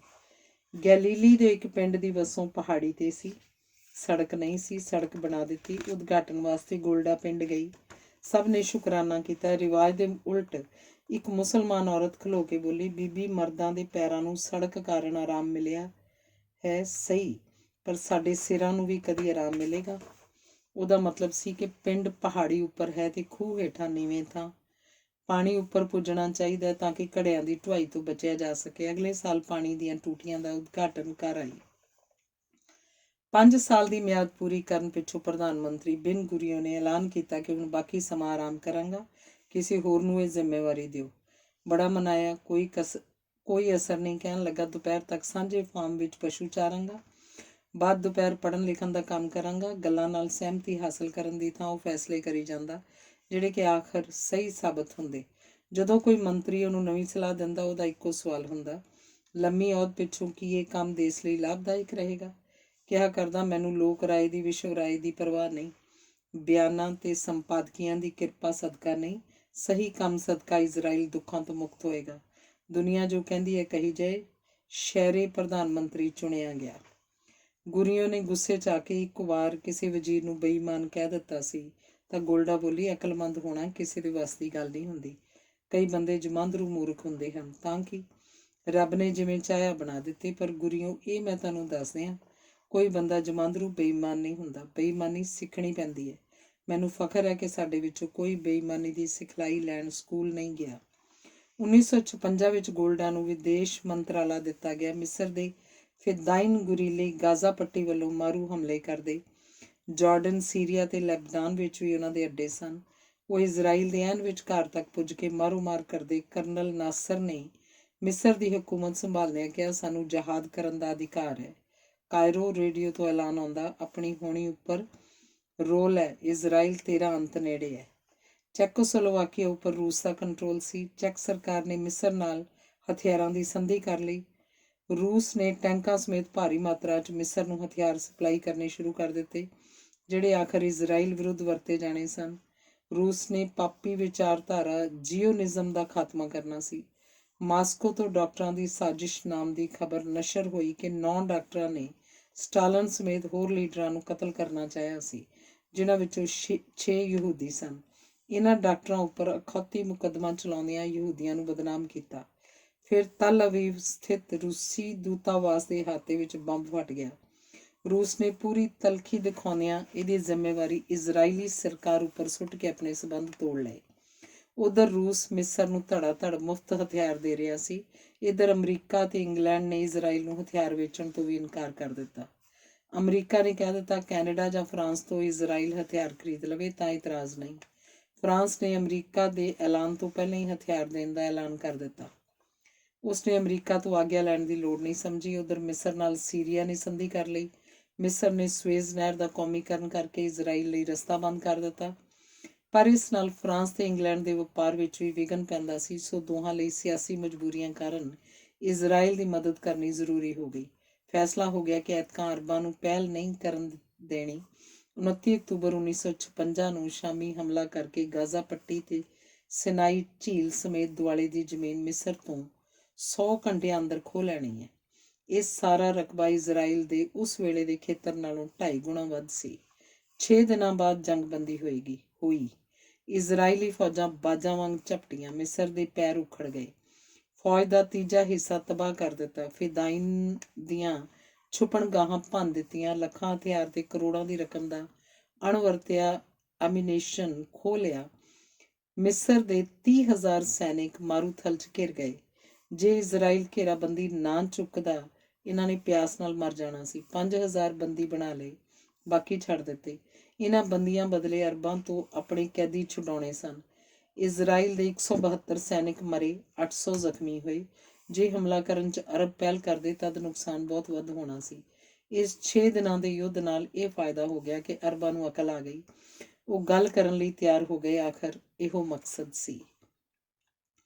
UNO ਦਾ ਹੁਕਮ ਆ ਗਿਆ ਕਿ ਜੰਗਬੰਦੀ ਕਰਕੇ ਜਿੱਤੇ ਇਲਾਕੇ ਖਾਲੀ ਕਰੋ ਤੇ 1949 ਵਾਲਾ ਇਜ਼ਰਾਈਲ ਸੰਭਾਲੋ। ਫਰਾਂਸ ਤੇ ਇੰਗਲੈਂਡ ਵੱਲੋਂ ਸੈਨਿਕ ਮਦਦ ਇਜ਼ਰਾਈਲ ਨੂੰ ਕਿਉਂ ਦਿੱਤੀ ਗਈ? ਅਮਰੀਕਾ ਦਾ ਰਾਸ਼ਟਰਪਤੀ ਈਜ਼ਨਹਾਵਰ ਪੂਰੇ ਗੁੱਸੇ 'ਚ ਆ ਗਿਆ। ਜੇ ਜਿੱਤੀਆਂ ਥਾਵਾਂ ਇਜ਼ਰਾਈਲ ਨੇ ਨਾ ਛੱਡੀਆਂ ਤਾਂ UNO ਵਿੱਚ ਇਜ਼ਰਾਈਲ ਖਿਲਾਫ ਮਤਾ ਪਏਗਾ। ਧਮਕੀ ਦਿੱਤੀ। ਰੂਸ ਵੱਖਰਾ ਪਸੀਨੋ ਪਸੀਨੀ ਹੋਈ ਫਿਰਦਾ ਸੀ। ਉਹਦੇ ਹਥਿਆਰ ਯਹੂਦੀਆਂ ਕੋਲ ਚਲੇ ਗਏ। ਉਹਨੇ ਧਮਕੀ ਦਿੱਤੀ ਕਿ ਹੁਣ ਜੇ ਇਜ਼ਰਾਈਲ ਪਿੱਛੇ ਨਾ ਹਟਿਆ ਤਾਂ ਰੂਸ ਖੁਦ ਯੁੱਧ 'ਚ ਉਤਰੇਗਾ। ਗੋਲਡਾ ਨੂੰ UNO ਦੀ ਮੀਟਿੰਗ ਵਿੱਚ ਸ਼ਾਮਲ ਹੋਣ ਦਾ ਸੱਦਾ ਮਿਲਿਆ। ਉਹਨੇ ਫੈਸਲਾ ਕੀਤਾ, ਪਹਿਲਾਂ ਜਿੱਤੇ ਹੋਏ ਇਲਾਕੇ ਦੇਖਾਂਗੀ। ਗਾਜ਼ਾ ਪੱਟੀ ਵਿੱਚ ਫਿਦਾਈਨਾਂ ਦੇ ਮੋਰਚੇ ਤੋੜੇ ਖਿਲਰੇ ਪਏ ਸਨ। ਸਿਨਾਈ ਝੀਲ ਦਾ ਪਾਣੀ ਸਾਫ਼ ਗੂੜਾ ਨੀਲਾ ਸੀ। ਪਹਾੜ ਲਾਲ ਵੈਂਗਣੀ ਚਮਕੀਲੇ ਰੰਗਾਂ ਦੇ ਸਨ। 2.5 ਲੱਖ ਗਰੀਬ ਮੁਸਲਮਾਨ ਤੰਬੂਆਂ ਵਿੱਚ ਭੁੱਖਮਰੀ ਦੀ ਜ਼ਿੰਦਗੀ ਬਿਤਾ ਰਹੇ ਸਨ। ਅਰਬ ਦੇਸ਼ ਇਹਨਾਂ ਨੂੰ ਯਹੂਦੀਆਂ ਵੱਲੋਂ ਕੱਢੇ ਰਿਫਿਊਜੀ ਕਹਿ ਦੁਨੀਆ ਤੋਂ ਧਨ ਤੇ ਹਥਿਆਰ ਮੰਗਦੇ ਸਨ। ਉਹਨਾਂ ਨੂੰ ਆਸਾਨੀ ਨਾਲ ਆਪਣੇ ਦੇਸਾਂ 'ਚ ਵਸਾ ਕੇ ਕੁੰਭੀ ਨਰਕ ਵਿੱਚੋਂ ਕੱਢ ਸਕਦੇ ਸਨ, ਪਰ ਇਸ ਨਾਲ ਉਹਨਾਂ ਨੂੰ ਸਿਆਸੀ ਪੈਂਤੜੇ ਤੋਂ ਨੁਕਸਾਨ ਸੀ। ਨਿਹੱਥਾ ਇਜ਼ਰਾਈਲ ਯਹੂਦੀ ਰਿਫਿਊਜੀਆਂ ਨੂੰ ਵਸਾ ਸਕਦਾ ਤਾਂ ਅਰਬਪਤੀ ਸ਼ੇਖ ਇਹਨਾਂ ਮੁਸਲਮਾਨਾਂ ਤੇ ਰਹਿਮ ਕਿਉਂ ਨਹੀਂ ਕਰਦੇ? UNO ਵਿੱਚ ਬੋਲਣ ਦਾ ਮੌਕਾ ਮਿਲਿਆ। ਗੋਲਡਾ ਨੇ ਕਿਹਾ, ਮਾਰੂਥਲ ਵਿੱਚ ਇਜ਼ਰਾਈਲ ਨੇ ਬਾਗ ਲਾਏ, ਸੜਕਾਂ ਬਣਾਈਆਂ, ਖੂਹ ਪੁੱਟੇ, ਹਸਪਤਾਲ ਬਣਾਏ। ਅਰਬ ਫਿਦਾਈਨ ਭੇਜ ਕੇ ਇਹਨਾਂ ਨੂੰ ਬੰਬਾਂ ਨਾਲ ਤੋੜਦੇ ਹਨ। ਮੌਤ ਦੇ ਮੂੰਹ ਵਿੱਚ ਜਾ ਰਹੇ ਯਹੂਦੀ ਬੱਚੇ ਲੱਖਾਂ ਦੀ ਗਿਣਤੀ 'ਚ ਬਚਾਏ। ਫਿਦਾਈਨ ਬੱਚਾ ਜੱਚਾ ਘਰਾਂ ਨੂੰ ਬੰਬਾਂ ਨਾਲ ਉਡਾ ਰਹੇ ਹਨ। ਪਾਣੀ ਦੀਆਂ ਬਿਜਲੀ ਦੀਆਂ ਲਾਈਨਾਂ ਉਡਾ ਰਹੇ ਹਨ। ਪਵਿੱਤਰ ਮੰਦਰ ਤੋੜ ਰਹੇ ਹਨ ਤੇ ਮਿਸਰ ਪਤੀ ਨਾਸਰ ਮਾਨ ਨਾਲ ਇਸ ਨੂੰ ਧਰਮ ਯੁੱਧ ਕਹਿੰਦਾ ਹੈ। ਜਹਾਦ। ਸਥਾਈ ਅਮਨ ਦੀ ਉਮੀਦ ਨਾਲ ਇਜ਼ਰਾਈਲ ਨੇ ਅਰਬਾਂ ਤੇ ਹੱਲਾ ਬੋਲਿਆ, ਕਿਉਂਕਿ ਲੁਕ ਛਿਪ ਕੇ ਅਰਬ ਹਰ ਰਾਤ ਹੱਲੇ ਕਰਦੇ ਹਨ। ਅਸੀਂ ਮਿੱਤਰਤਾ ਲਈ ਅਰਬਾਂ ਨੂੰ ਆਵਾਜ਼ਾਂ ਮਾਰੀਆਂ। ਸਾਡੀ ਆਵਾਜ਼ ਦੀ ਗੂੰਜ ਵੀ ਵਾਪਸ ਨਹੀਂ ਆਈ। ਹਿਟਲਰ ਨੇ ਜਿਸ ਪਰੰਪਰਾ ਦੀ ਸ਼ੁਰੂਆਤ ਕੀਤੀ, ਉਹ ਜਾਰੀ ਰੱਖਣ ਦਾ ਫੈਸਲਾ ਹੁਣ ਅਰਬਾਂ ਨੇ ਆਪਣੇ ਹੱਥ ਲੈ ਲਿਆ। ਹਿਟਲਰ ਦੀ ਆਤਮ ਕਥਾ ਅਰਬੀ ਜ਼ਬਾਨ 'ਚ ਛਾਪ ਕੇ ਹਰੇਕ ਫੌਜੀ ਦੇ ਹੱਥ ਫੜਾ ਰੱਖੀ ਹੈ। ਹੁਣ ਸਿਨਾਈ ਇਲਾਕਾ ਫਿਦਾਈਨ ਦੀਆਂ ਛੁਪਣਗਾਹਾਂ ਵਾਸਤੇ ਫਿਰ ਖਾਲੀ ਕਰ ਦਈਏ। ਸਾਨੂੰ ਪਛੜੇ ਦੇਸ਼ ਕਿਹਾ ਜਾਂਦਾ ਹੈ, ਜਿੱਥੇ ਕੰਗਾਲੀ, ਅਨਪੜ੍ਹਤਾ, ਬਿਮਾਰੀ ਫੈਲੀ ਹੋਈ ਹੈ। ਹਥਿਆਰਾਂ ਉੱਪਰ ਦੌਲਤ ਖਰਚਣ ਦੀ ਥਾਂ ਭਲਾਈ ਸਕੀਮਾਂ 'ਤੇ ਖਰਚ ਹੋਵੇ ਤਾਂ ਯੂਰਪ ਦੀ ਬਰਾਬਰੀ ਕਰ ਸਕਦੇ ਹਾਂ। ਇਹਨਾਂ ਗੱਲਾਂ ਦਾ ਕਿਸੇ ਦੇਸ਼ ਦੇ ਨੁਮਾਇੰਦੇ ਉੱਪਰ ਕੋਈ ਅਸਰ ਨਹੀਂ ਹੋਇਆ। UNO ਦਾ ਸੈਕਟਰੀ ਬੋਲਿਆ, ਜੇ ਫੌਜਾਂ ਜਿੱਤੇ ਇਲਾਕੇ ਖਾਲੀ ਕਰਕੇ ਵਾਪਸ ਨਹੀਂ ਜਾਂਦੀਆਂ ਤਾਂ ਵਿਸ਼ਵ ਯੁੱਧ ਛਿੜੇਗਾ, ਜਿਸ ਲਈ ਇਜ਼ਰਾਈਲ ਜ਼ਿੰਮੇਵਾਰ ਹੋਏਗਾ। ਹਾਂ, ਅਸੀਂ ਇਹ ਯਕੀਨੀ ਬਣਾਵਾਂਗੇ ਕਿ ਇਜ਼ਰਾਈਲ ਦੇ ਸਮੁੰਦਰੀ ਜਹਾਜ਼ ਨਹੀਂ ਰੋਕੇ ਜਾਣਗੇ ਤੇ ਗਾਜ਼ਾ ਪੱਟੀ, ਸਿਨਾਈ ਆਦਿ ਥਾਵਾਂ 'ਤੇ ਫੌਜੀ ਬੰਕਰ ਨਹੀਂ ਬਣਨਗੇ। ਇਹ ਕਹਿ ਕੇ ਕਿ ਬਿਲਕੁਲ ਕੁਝ ਨਹੀਂ, ਨਾਲੋਂ ਜਿੰਨਾ ਕੁ ਮਿਲਿਆ ਉਸ ਉੱਪਰ ਸਬਰ ਕਰੀਏ, ਇਜ਼ਰਾਈਲ ਨੇ ਜਿੱਤੇ ਇਲਾਕੇ ਵਾਪਸ ਕਰਨ ਦੇ ਮਤੇ ਉੱਪਰ ਦਸਤਖਤ ਕਰ ਦਿੱਤੇ। ਉਦਾਸ ਮਨ ਨਾਲ ਦਸਤਖਤ ਕਰਨ ਪਿੱਛੋਂ ਗੋਲਡਾ ਨੇ ਆਪਣੇ ਸਕੱਤਰ ਨੂੰ ਕਿਹਾ, ਸਾਰਾ ਕੁਝ ਨਹੀਂ ਗਵਾਚਾ। ਅਰਬਾਂ ਨੂੰ ਦਿਖਾ ਦਿੱਤਾ ਕਿ ਜਦੋਂ ਯੁੱਧ ਛਿੜੇਗਾ ਉਹ ਹਾਰਨਗੇ, ਅਸੀਂ ਜਿੱਤਾਂਗੇ। ਇਹ ਕੋਈ ਮਾੜੀ ਪ੍ਰਾਪਤੀ ਨਹੀਂ। ਇਜ਼ਰਾਈਲ ਨਾਮ ਦੇ ਇਸ ਬੱਚੇ ਨੂੰ 5 ਅਰਬ ਦੇਸ਼ਾਂ ਨੇ ਜੰਮਦਿਆਂ ਮਾਰਨ ਦਾ ਫੈਸਲਾ ਕੀਤਾ। ਇਹ ਬਚ ਗਿਆ। ਹੁਣ ਇਸ 7 ਸਾਲ ਦੇ ਬੱਚੇ ਨੇ ਅਰਬਾਂ ਦਾ ਲੱਕ ਤੋੜ ਦਿੱਤਾ। ਹੁਣ ਸਾਡਾ ਨਕਸ਼ਾ ਕੋਈ ਨਹੀਂ ਮਿਟਾ ਸਕੇਗਾ। ਅਮਰੀਕਾ ਵਿੱਚ ਕੈਨੇਡੀ ਰਾਸ਼ਟਰਪਤੀ ਚੁਣਿਆ ਗਿਆ। ਗੋਲਡਾ ਮਿਲਣ ਗਈ। ਵੱਡੇ ਘਰ ਵਾਈਟ ਹਾਊਸ ਵਿੱਚ 2 ਆਦਮੀ ਹੋਰ ਸਨ। ਮੀਟਿੰਗ ਵਿੱਚ ਕੇਵਲ ਗੋਲਡਾ ਨੇ ਕਿਹਾ, ਮੈਂ ਇਜ਼ਰਾਈਲ ਵਾਸਤੇ ਹਥਿਆਰ ਮੰਗਣ ਆਈ ਹਾਂ, ਪਰ ਪਹਿਲਾਂ ਦੱਸਦੇ ਹਾਂ ਇਜ਼ਰਾਈਲ ਹੈ ਕੀ। ਅਸੀਂ 3000 ਸਾਲ ਪਹਿਲਾਂ ਦੇ ਯਹੂਦੀ ਹਾਂ, ਜਿਨ੍ਹਾਂ ਕੋਲੋਂ ਸਾਡਾ ਦੇਸ਼ ਖੁੱਸ ਗਿਆ ਸੀ। ਉਦੋਂ ਹੋਰ ਕੌਮਾਂ ਵੀ ਸਨ, ਜਿਵੇਂ ਅਮੋਲੀ, ਮੁਆਬੀ, ਅਸੀਰੀਏ, ਬੇਬੀਲੋਨ ਆਦਿ। ਇਹਨਾਂ ਸਾਰਿਆਂ ਉੱਤੇ ਇੰਨੀਆਂ ਸਖਤੀਆਂ ਹੋਈਆਂ ਕਿ ਥੱਕ ਗਏ, ਖੁਰ ਗਏ, ਖਤਮ ਹੋ ਗਏ। ਸਖਤੀਆਂ ਯਹੂਦੀਆਂ ਉੱਪਰ ਵੀ ਹੋਈਆਂ, ਉਹਨਾਂ ਨੇ ਭਾਣਾ ਮਿੱਠਾ ਕਰਕੇ ਮੰਨਿਆ ਤੇ ਬਚ ਗਏ। ਹੁਣ ਉਹ ਆਪਣੇ ਦੇਸ਼ ਵਿੱਚ ਆ ਚੁੱਕੇ ਹਨ, ਪਰ 10 ਮੁਸਲਮਾਨ ਦੇਸ਼ਾਂ ਵਿੱਚ ਘਿਰੇ ਹੋਏ ਹਨ, ਜਿਨ੍ਹਾਂ ਨੂੰ ਅਰਬ ਕੰਟਰੀਜ਼ ਕਿਹਾ ਜਾਂਦਾ ਹੈ। ਹੁਣ ਫਿਰ ਸਾਡਾ ਬੀਜ ਨਾਸ ਕਰਨ ਦੀਆਂ ਵਿਉਂਤਾਂ ਬਣ ਰਹੀਆਂ ਨੇ। ਸਾਡਾ ਕੋਈ ਸਹਾਰਾ ਨਹੀਂ। 60 ਲੱਖ ਤਾਂ ਇਕੱਲੇ ਹਿਟਲਰ ਦੀ ਜੜ ਹੇਠ ਆ ਗਈ, ਬਾਕੀ ਅਰਬ ਖਾ ਜਾਣਗੇ। ਅਮਰੀਕਾ ਵਿੱਚ 56 ਲੱਖ ਯਹੂਦੀ ਨੇ। ਪਤਾ ਕਰਾਓ ਉਹਨਾਂ ਨੇ ਅਮਰੀਕਾ ਦੀ ਖੁਸ਼ਹਾਲੀ ਲਈ ਜਾਨ ਮਾਰ ਕੇ ਕਿੰਨਾ ਕੰਮ ਕੀਤਾ ਹੈ। ਗੁਲਾਮ ਗਰੀਬ ਯਹੂਦੀਆਂ ਨੇ ਆਪਣੇ ਹੱਥਾਂ ਨਾਲ ਅਨੇਕ ਦੇਸ਼ ਅਮੀਰ ਕਰ ਦਿੱਤੇ। ਇਹਨਾਂ ਨੂੰ ਬਚਾਓ ਮਿਸਟਰ ਕੈਨੇਡੀ। ਪੌਣਾ ਘੰਟਾ ਪੂਰੇ ਧਿਆਨ ਨਾਲ ਰਾਸ਼ਟਰਪਤੀ ਨੇ ਗੋਲਡਾ ਦੀ ਗੱਲ ਸੁਣੀ। ਫਿਰ ਉੱਠਿਆ। ਗੋਲਡਾ ਉੱਠੀ। ਉਹਦਾ ਹੱਥ ਆਪਣੇ ਹੱਥ ਫੜ ਕੇ ਕੈਨੇਡੀ ਨੇ ਕਿਹਾ, ਫਿਕਰ ਨਾ ਕਰ ਮਿਸਿਸ ਗੋਲਡਾ ਮੀਰ, ਸਮਝ ਆ ਗਈ ਤੇਰੀ ਗੱਲ ਮੈਨੂੰ। ਇਜ਼ਰਾਈਲ ਦਾ ਵਾਲ ਵਿੰਗਾ ਨਹੀਂ ਹੋਏਗਾ। ਛੇਤੀ ਖਬਰ ਮਿਲੀ ਕੈਨੇਡੀ ਦਾ ਕਤਲ ਹੋ ਗਿਆ। ਜੌਨਸਨ ਨੇ ਅਗਲੇ ਰਾਸ਼ਟਰਪਤੀ ਵਜੋਂ ਹਲਫ ਲਿਆ। ਸਮਾਂ ਮੁਕਰਰ ਕਰਕੇ ਗੋਲਡਾ ਵਾਈਟ ਹਾਊਸ ਮਿਲਣ ਗਈ। ਅਜੇ ਕੋਈ ਗੱਲ ਨਹੀਂ ਹੋਈ ਸੀ। ਬੋਲਿਆ, ਮੈਨੂੰ ਪਤਾ ਗੋਲਡਾ, ਇੱਕ ਮਿੱਤਰ ਦੇ ਵਿਛੋੜੇ ਕਾਰਨ ਤੁਸੀਂ ਦੁੱਖ ਵਿੱਚ ਹੋ। ਯਕੀਨ ਕਰਨਾ, ਸਾਬਤ ਕਰਾਂਗਾ ਮੈਂ ਵੀ ਤੁਹਾਡਾ ਮਿੱਤਰ ਹਾਂ। ਉਹਨੇ ਦੋਸਤੀ ਨਿਭਾਈ। ਪੈਰਿਸ ਵਿੱਚ ਜਾ ਕੇ ਪ੍ਰਧਾਨ ਮੰਤਰੀ ਚਾਰਲਸ ਡੀ ਗਾਲ ਨੂੰ ਮਿਲੀ, ਜਿਸ ਬਾਰੇ ਸੁਣਿਆ ਸੀ ਬੜਾ ਸਵੈਭਿਮਾਨੀ ਹੈ। ਜਿਹੜਾ ਫ੍ਰੈਂਚ ਨਹੀਂ ਜਾਣਦਾ ਉਸ ਨਾਲ ਉਹ ਗੱਲ ਕਰਨੀ ਪਸੰਦ ਨਹੀਂ ਕਰਦਾ। ਸੈਮੀ ਗੋਲਡਾ ਅੰਦਰ ਗਈ। ਗਾਲ ਗਰਮਜੋਸ਼ੀ ਨਾਲ ਮਿਲਿਆ। ਦੁਭਾਸ਼ੀਏ ਰਾਹੀਂ ਗੱਲਾਂ ਹੋਈਆਂ। ਅਖੀਰ 'ਚ ਕਿਹਾ, ਜਦੋਂ ਪੂਰੀ ਤਰ੍ਹਾਂ ਮੁਸੀਬਤ ਵਿੱਚ ਘਿਰ ਜਾਏ ਉਦੋਂ ਆਵਾਜ਼ ਮਾਰੀ ਗੋਲਡਾ, ਤੇਰੀ ਮਦਦ ਕਰਾਂਗਾ। ਜੇ ਤੂੰ ਆਪ ਹਮਲਾ ਕਰਨ ਦੀ ਪਹਿਲ ਕੀਤੀ, ਇਜ਼ਰਾਈਲ ਤਾਂ ਤਬਾਹ ਹੋਏਗਾ ਹੀ ਹੋਏਗਾ। ਸੰਸਾਰ ਯੁੱਧ ਯਕੀਨੀ ਹੈ। ਕੈਨੇਡੀ ਦੇ ਜਨਾਜ਼ੇ 'ਚ ਸ਼ਾਮਲ ਹੋਈ। ਦੇਖਿਆ ਡੀ ਗਾਲ ਵੀ ਖਲੋਤਾ ਸੀ। ਉਹਨੇ ਗੋਲਡਾ ਨੂੰ ਦੇਖਿਆ ਤੇ ਉਧਰ ਵੱਲ ਤੁਰ ਪਿਆ। ਕਿਹਾ ਜਾਂਦਾ ਸੀ, ਡੀ ਗਾਲ ਆਪ ਕਿਸੇ ਕੋਲ ਨਹੀਂ ਜਾਂਦਾ। ਜਿਸ ਨਾਲ ਕੰਮ ਹੋਵੇ ਉਹਨੂੰ ਆਪਣੇ ਕੋਲ ਸੱਦਦਾ ਹੈ। ਉੱਚਾ ਲੰਮਾ ਸਰੂ ਕੱਦ ਡੀ ਗਾਲ ਕਿਸ ਵੱਲ ਚੱਲਿਆ? ਕੌਣ ਹੈ ਇੰਨਾ ਮਹਾਨ ਸ਼ਖਸ? ਗੋਲਡਾ ਕੋਲ ਆ ਕੇ ਰੁਕਿਆ। ਵਧੀਆ ਅੰਗਰੇਜ਼ੀ ਬੋਲਦਿਆਂ ਹਾਲ ਚਾਲ ਪੁੱਛਿਆ ਤੇ ਕਿਹਾ, ਮੁਸ਼ਕਲ ਵਿੱਚ ਸਹਾਈ ਹੋਵਾਂਗਾ। ਗੋਲਡਾ ਨੇ ਕਿਹਾ, ਅੱਜ ਤਾਂ ਇਉਂ ਹੋਇਆ ਜਿਵੇਂ ਲਾਲ ਸਾਗਰ ਦੋ ਹਿੱਸਿਆਂ 'ਚ ਵੰਡਿਆ ਗਿਆ ਹੋਵੇ ਤੇ ਯਹੂਦੀ ਜਾਨਾਂ ਬਚਾ ਕੇ ਸੁੱਕੇ ਰੇਤ ਉੱਪਰ ਦੀ ਮਹਿਫੂਜ਼ ਲੰਘ ਜਾਣ। 1966 ਵਿੱਚ ਹਾਲਾਤ ਫਿਰ ਗੰਭੀਰ ਹੋਣ ਲੱਗੇ। ਜਿਵੇਂ 50ਵਿਆਂ ਵਿੱਚ ਨਾਸਰ ਨੇ ਫਿਦਾਇਨ ਗਰੋਹ ਦੀ ਸਥਾਪਨਾ ਕੀਤੀ, ਉਵੇਂ ਯਾਸਰ ਅਰਾਫਾਤ ਨੇ ਅਲ ਫਤਾਹ ਗਰੁੱਪ ਬਣਾ ਲਿਆ ਤੇ ਫਿਰ ਫਲਸਤੀਨ ਲਿਬਰੇਸ਼ਨ ਆਰਗੇਨਾਈਜੇਸ਼ਨ ਹੋਂਦ 'ਚ ਆਈ। PLO। ਨਾਸਰ ਇਸ ਦਾ ਸਰਪ੍ਰਸਤ ਸੀ। ਰੂਸ ਨੇ ਫਿਰ ਅਰਬਾਂ ਨੂੰ ਹਥਿਆਰਾਂ ਦੀਆਂ ਖੇਪਾਂ ਭੇਜਣੀਆਂ ਸ਼ੁਰੂ ਕਰ ਦਿੱਤੀਆਂ। ਗੋਲਾਨ ਚੋਟੀਆਂ ਉੱਪਰ ਤੋਪਾਂ ਗੱਜਣ ਲੱਗੀਆਂ। ਸਰਹੱਦਾਂ ਦੇ ਖੇਤੀ ਕਰਦੇ ਕਿਸਾਨਾਂ ਦੀ ਰਾਖੀ ਵਾਸਤੇ ਇਜ਼ਰਾਈਲੀ ਟੈਂਕ ਖਲੋਤੇ ਹੁੰਦੇ। ਹਰ ਰਾਤ ਬੱਚੇ ਬੰਕਰਾਂ 'ਚ ਸੌਂਦੇ। ਇੱਕ ਕਿਸਾਨ ਨੇ ਕਿਹਾ, ਸਾਨੂੰ ਇਸ ਤਰਜ਼ੇ ਜ਼ਿੰਦਗੀ ਦੀ ਆਦਤ ਪੈ ਗਈ ਹੈ ਬੀਬੀ ਗੋਲਡਾ। ਗੋਲਡਾ ਬੋਲੀ, ਇਹੋ ਤਾਂ ਦੁੱਖ ਹੈ। ਮਾਪਿਆਂ ਨੂੰ ਕਦੀ ਇਹ ਆਦਤ ਨਹੀਂ ਪੈਂਦੀ ਕਿ ਉਹਨਾਂ ਦੇ ਬੱਚਿਆਂ ਦੀ ਜਾਨ ਨੂੰ ਦਿਨ ਰਾਤ ਖਤਰਾ ਰਹੇ। ਯਾਸਰ ਅਰਾਫਾਤ ਦੇ ਗੁਰੀਲਿਆਂ ਦਾ ਕੰਮ ਵੱਧ ਤੋਂ ਵੱਧ ਕਤਲ ਕਰਨਾ, ਬੱਚਿਆਂ ਨੂੰ ਅਪੰਗ ਕਰਨਾ, ਡਿਪਲੋਮੈਟਸ ਤੇ ਜਹਾਜ਼ ਅਗਵਾ ਕਰਨਾ ਸੀ। ਖੂਨ ਖਰਾਬੇ ਤੋਂ ਇਲਾਵਾ ਉਹਦਾ ਹੋਰ ਕੋਈ ਮਨੋਰਥ ਨਹੀਂ ਸੀ। ਬਲੈਕਮੇਲ ਕਰਕੇ ਫਿਰੌਤੀਆਂ ਇਕੱਠੀਆਂ ਕਰਨ ਨਾਲ ਕੀ ਹਾਸਲ ਹੋ ਸਕਦਾ ਹੈ? ਜਦੋਂ ਤੱਕ ਕਿਸੇ ਜਥੇਬੰਦੀ ਕੋਲ ਬੌਧਿਕ ਤੇ ਨੈਤਿਕ ਧਨ ਨਹੀਂ, ਉਸ ਵਿੱਚ ਡਕੈਤੀਆਂ ਪ੍ਰਫੁੱਲਤ ਹੋਣਗੀਆਂ। ਉੱਚੀ ਮੰਜ਼ਿਲ ਹਾਸਲ ਨਹੀਂ ਹੋਏਗੀ। ਯਾਸਰ ਦਾ ਮੁਕਾਬਲਾ ਕਰਨ ਲਈ ਇਲੇਹੂ ਨੇ ਯਹੂਦੀ ਅੰਡਰਗਰਾਊਂਡ ਗੁਰੀਲਾ ਸੈਨਾ ਖੜੀ ਕਰ ਦਿੱਤੀ।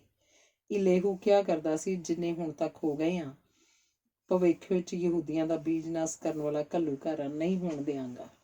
ਰੂਸ ਨੇ ਬਿਆਨ ਦਾਗਿਆ, ਤਿਆਰੀਆਂ ਤੋਂ ਲੱਗਦਾ ਇਜ਼ਰਾਈਲ ਸੀਰੀਆ ਉੱਪਰ ਹਮਲਾ ਕਰੇਗਾ। ਇਹ ਝੂਠਾ ਦੋਸ਼ ਸੀ, ਪਰ UNO ਨੇ ਪੜਤਾਲੀਆ ਟੀਮ ਭੇਜੀ।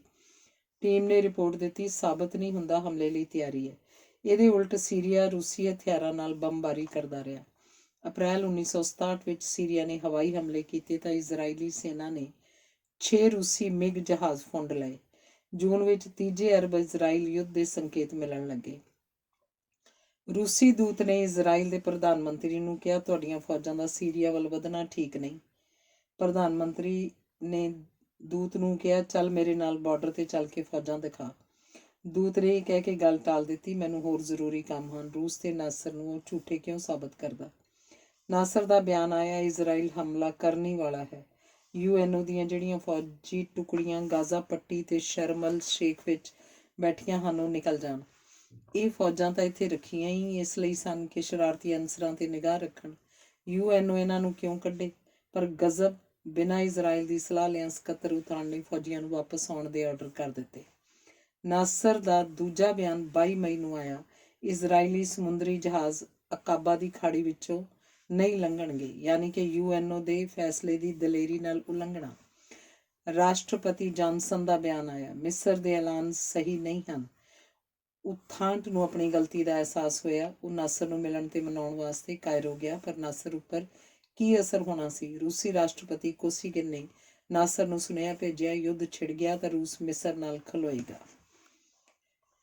ਨੰਬਰ 1 ਜੂਨ ਨੂੰ ਸਿਨਾਈ ਬਾਰਡਰ ਤੇ 1 ਲੱਖ ਮਿਸਰੀ ਫੌਜੀ ਤੈਨਾਤ ਹੋ ਗਏ।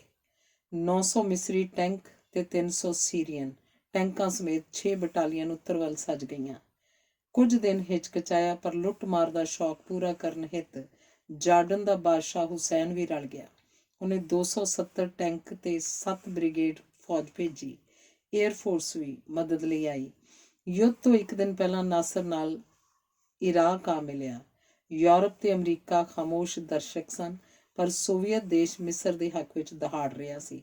ਨਾਸਰ ਨੂੰ ਵਿਸ਼ਵਾਸ ਹੋ ਗਿਆ, ਇਸ ਆਖਰੀ ਘੁਸੁੰਨ ਨਾਲ ਇਜ਼ਰਾਈਲ ਦਾ ਮਲੀਆਮੇਟ ਯਕੀਨੀ। ਵਿਦੇਸ਼ ਮੰਤਰੀ ਅਮਰੀਕਾ, ਫਰਾਂਸ, ਕੈਨੇਡਾ ਤੇ ਰਾਸ਼ਟਰਪਤੀਆਂ ਕੋਲ ਸਹਾਇਤਾ ਵਾਸਤੇ ਗਿਆ। ਸਾਰਿਆਂ ਦਾ ਇੱਕੋ ਉੱਤਰ, ਪਹਿਲ ਨਹੀਂ ਕਰਨੀ, ਸ਼ਾਂਤ ਰਹੋ, ਉਡੀਕੋ। ਡੀ ਗਾਲ ਨੇ ਕਿਹਾ, ਜੇ ਤੁਹਾਡੇ ਉੱਪਰ ਹਮਲਾ ਹੋ ਗਿਆ ਅਸੀਂ ਮਦਦ ਕਰਨ ਆਵਾਂਗੇ। ਮੰਤਰੀ ਨੇ ਕਿਹਾ, ਪਰ ਤੁਹਾਡੇ ਆਉਣ ਤੋਂ ਪਹਿਲਾਂ ਸਾਡਾ ਭੋਗ ਪੈ ਗਿਆ। ਫਿਰ ਡੀ ਗਾਲ ਨੇ ਵਾਕ ਦੁਹਰਾਇਆ, ਪਹਿਲ ਨਹੀਂ ਕਰਨੀ। ਇਜ਼ਰਾਈਲ ਦੀ ਸੈਨਾ ਤੇ ਪਰਜਾ ਯੁੱਧ ਲਈ ਤਿਆਰ ਸੀ, ਕੋਈ ਮਦਦ ਆਵੇ ਨਾ ਆਵੇ। ਸਾਰੇ ਦੇਸ਼ 'ਚ ਮੋਰਚੇ ਪੁੱਟ ਦਿੱਤੇ ਗਏ। ਤਿਆਰ ਬਰ ਤਿਆਰ ਸੈਨਿਕ ਬਿਗਲ ਦੀ ਆਵਾਜ਼ ਉਡੀਕਣ ਲੱਗੇ। ਘੰਟੇ ਦਿਨ ਜਿੱਡੇ ਤੇ ਦਿਨ ਮਹੀਨੇ ਜਿੱਡੇ ਲੰਮੇ ਹੋ ਗਏ। ਕਿਸ ਕਿਸ ਬਾਗ ਵਿੱਚ ਲਾਸ਼ਾਂ ਦਫਨ ਹੋਣਗੀਆਂ ਟਿਕ ਲਏ। ਬਲੈਕ ਆਊਟ ਦਾ ਐਲਾਨ ਹੋ ਗਿਆ। ਹੋਟਲ ਖਾਲੀ ਕਰਵਾਏ ਤਾਂ ਕਿ ਜ਼ਖਮੀਆਂ ਨੂੰ ਇਲਾਜ ਲਈ ਥਾਂ ਮਿਲੇ। ਦਵਾਈਆਂ, ਟੀਕੇ, ਪੱਟੀਆਂ ਤੇ ਥੋਕ ਆਰਡਰ ਹੋਏ। ਹਰੇਕ ਯਹੂਦੀ ਲੜ ਕੇ ਮਰਨ ਲਈ ਤਿਆਰ ਹੋਇਆ। ਕੇਵਲ ਫੌਜੀ ਨਹੀਂ, ਸਿਵਲੀਅਨ ਵੀ। ਪੂਰਾ ਦੇਸ਼ ਇੱਕ ਪਰਿਵਾਰ ਹੋ ਗਿਆ। ਜਿੱਤਣਾ ਪਏਗਾ, ਕਿਉਂਕਿ ਹਾਰ ਦਾ ਮਤਲਬ ਹੈ ਪੂਰਨ ਤਬਾਹੀ। ਸਮੁੱਚੇ ਦੇਸ਼ ਦਾ ਕਤਲ। ਇੱਕ ਬੰਦਾ ਵੀ ਇਜ਼ਰਾਈਲ ਛੱਡ ਕੇ ਕਿਸੇ ਹੋਰ ਦੇਸ਼ ਨਹੀਂ ਗਿਆ। ਹਿਟਲਰ ਦੇ ਤਸੀਹਾ ਕੇਂਦਰਾਂ ਵਿੱਚੋਂ ਬਚੇ ਯਹੂਦੀਆਂ ਨੇ ਕਿਹਾ, ਮੌਤ ਠੀਕ ਹੈ, ਹੋਰ ਤਸੀਹਾ ਕੈਂਪ ਨਹੀਂ। ਜਿਹੜੇ ਯਹੂਦੀ ਕਿਸੇ ਕੰਮ ਕਾਜ ਸਦਕਾ ਬਾਹਰ ਗਏ ਹੋਏ ਸਨ, ਦੇਸ਼ ਪਰਤ ਆਏ। ਇਸ ਮੌਕੇ ਪਿੱਠ ਨਹੀਂ ਦਿਖਾਉਣੀ। ਅੰਤਰਰਾਸ਼ਟਰੀ ਯਹੂਦੀ ਸੰਗਠਨ ਨੇ ਬਿਆਨ ਦਿੱਤਾ, ਜੇ ਇਜ਼ਰਾਈਲ ਮਿਟ ਗਿਆ, ਸਮਝਣਾ ਦੁਨੀਆ ਦਾ ਹਰ ਯਹੂਦੀ ਫਿਰ ਗੁਲਾਮ ਹੋ ਗਿਆ। ਬਰਤਾਨਵੀ ਯਹੂਦੀ ਹਿੰਸਾ ਉੱਪਰ ਉਤਰ ਆਏ। ਜਦੋਂ ਉਹਨਾਂ ਨੂੰ ਪਤਾ ਲੱਗਾ ਕਿ ਇੱਕੋ ਇੱਕ ਇਜ਼ਰਾਈਲ ਏਅਰਲਾਈਨਸ ਦਾ ਜਹਾਜ਼ ਸਾਰੇ ਮੁਸਾਫਰਾਂ ਨੂੰ ਲੰਡਨ ਤੋਂ ਇਜ਼ਰਾਈਲ ਲੈ ਕੇ ਕਿਉਂ ਨਹੀਂ ਗਿਆ, ਜਦੋਂ ਕਿ ਉਹ ਫਰਸ਼ ਉੱਪਰ ਬੈਠ ਕੇ ਜਾਣ ਲਈ ਤਿਆਰ ਸਨ। ਯਾਨੀ ਕਿ ਲੰਡਨ ਯਹੂਦੀਆਂ ਨੂੰ ਮੌਤ ਦੇ ਮੂੰਹ ਵਿੱਚ ਜਾਣ ਤੋਂ ਵੀ ਰੋਕ ਰਿਹਾ ਹੈ।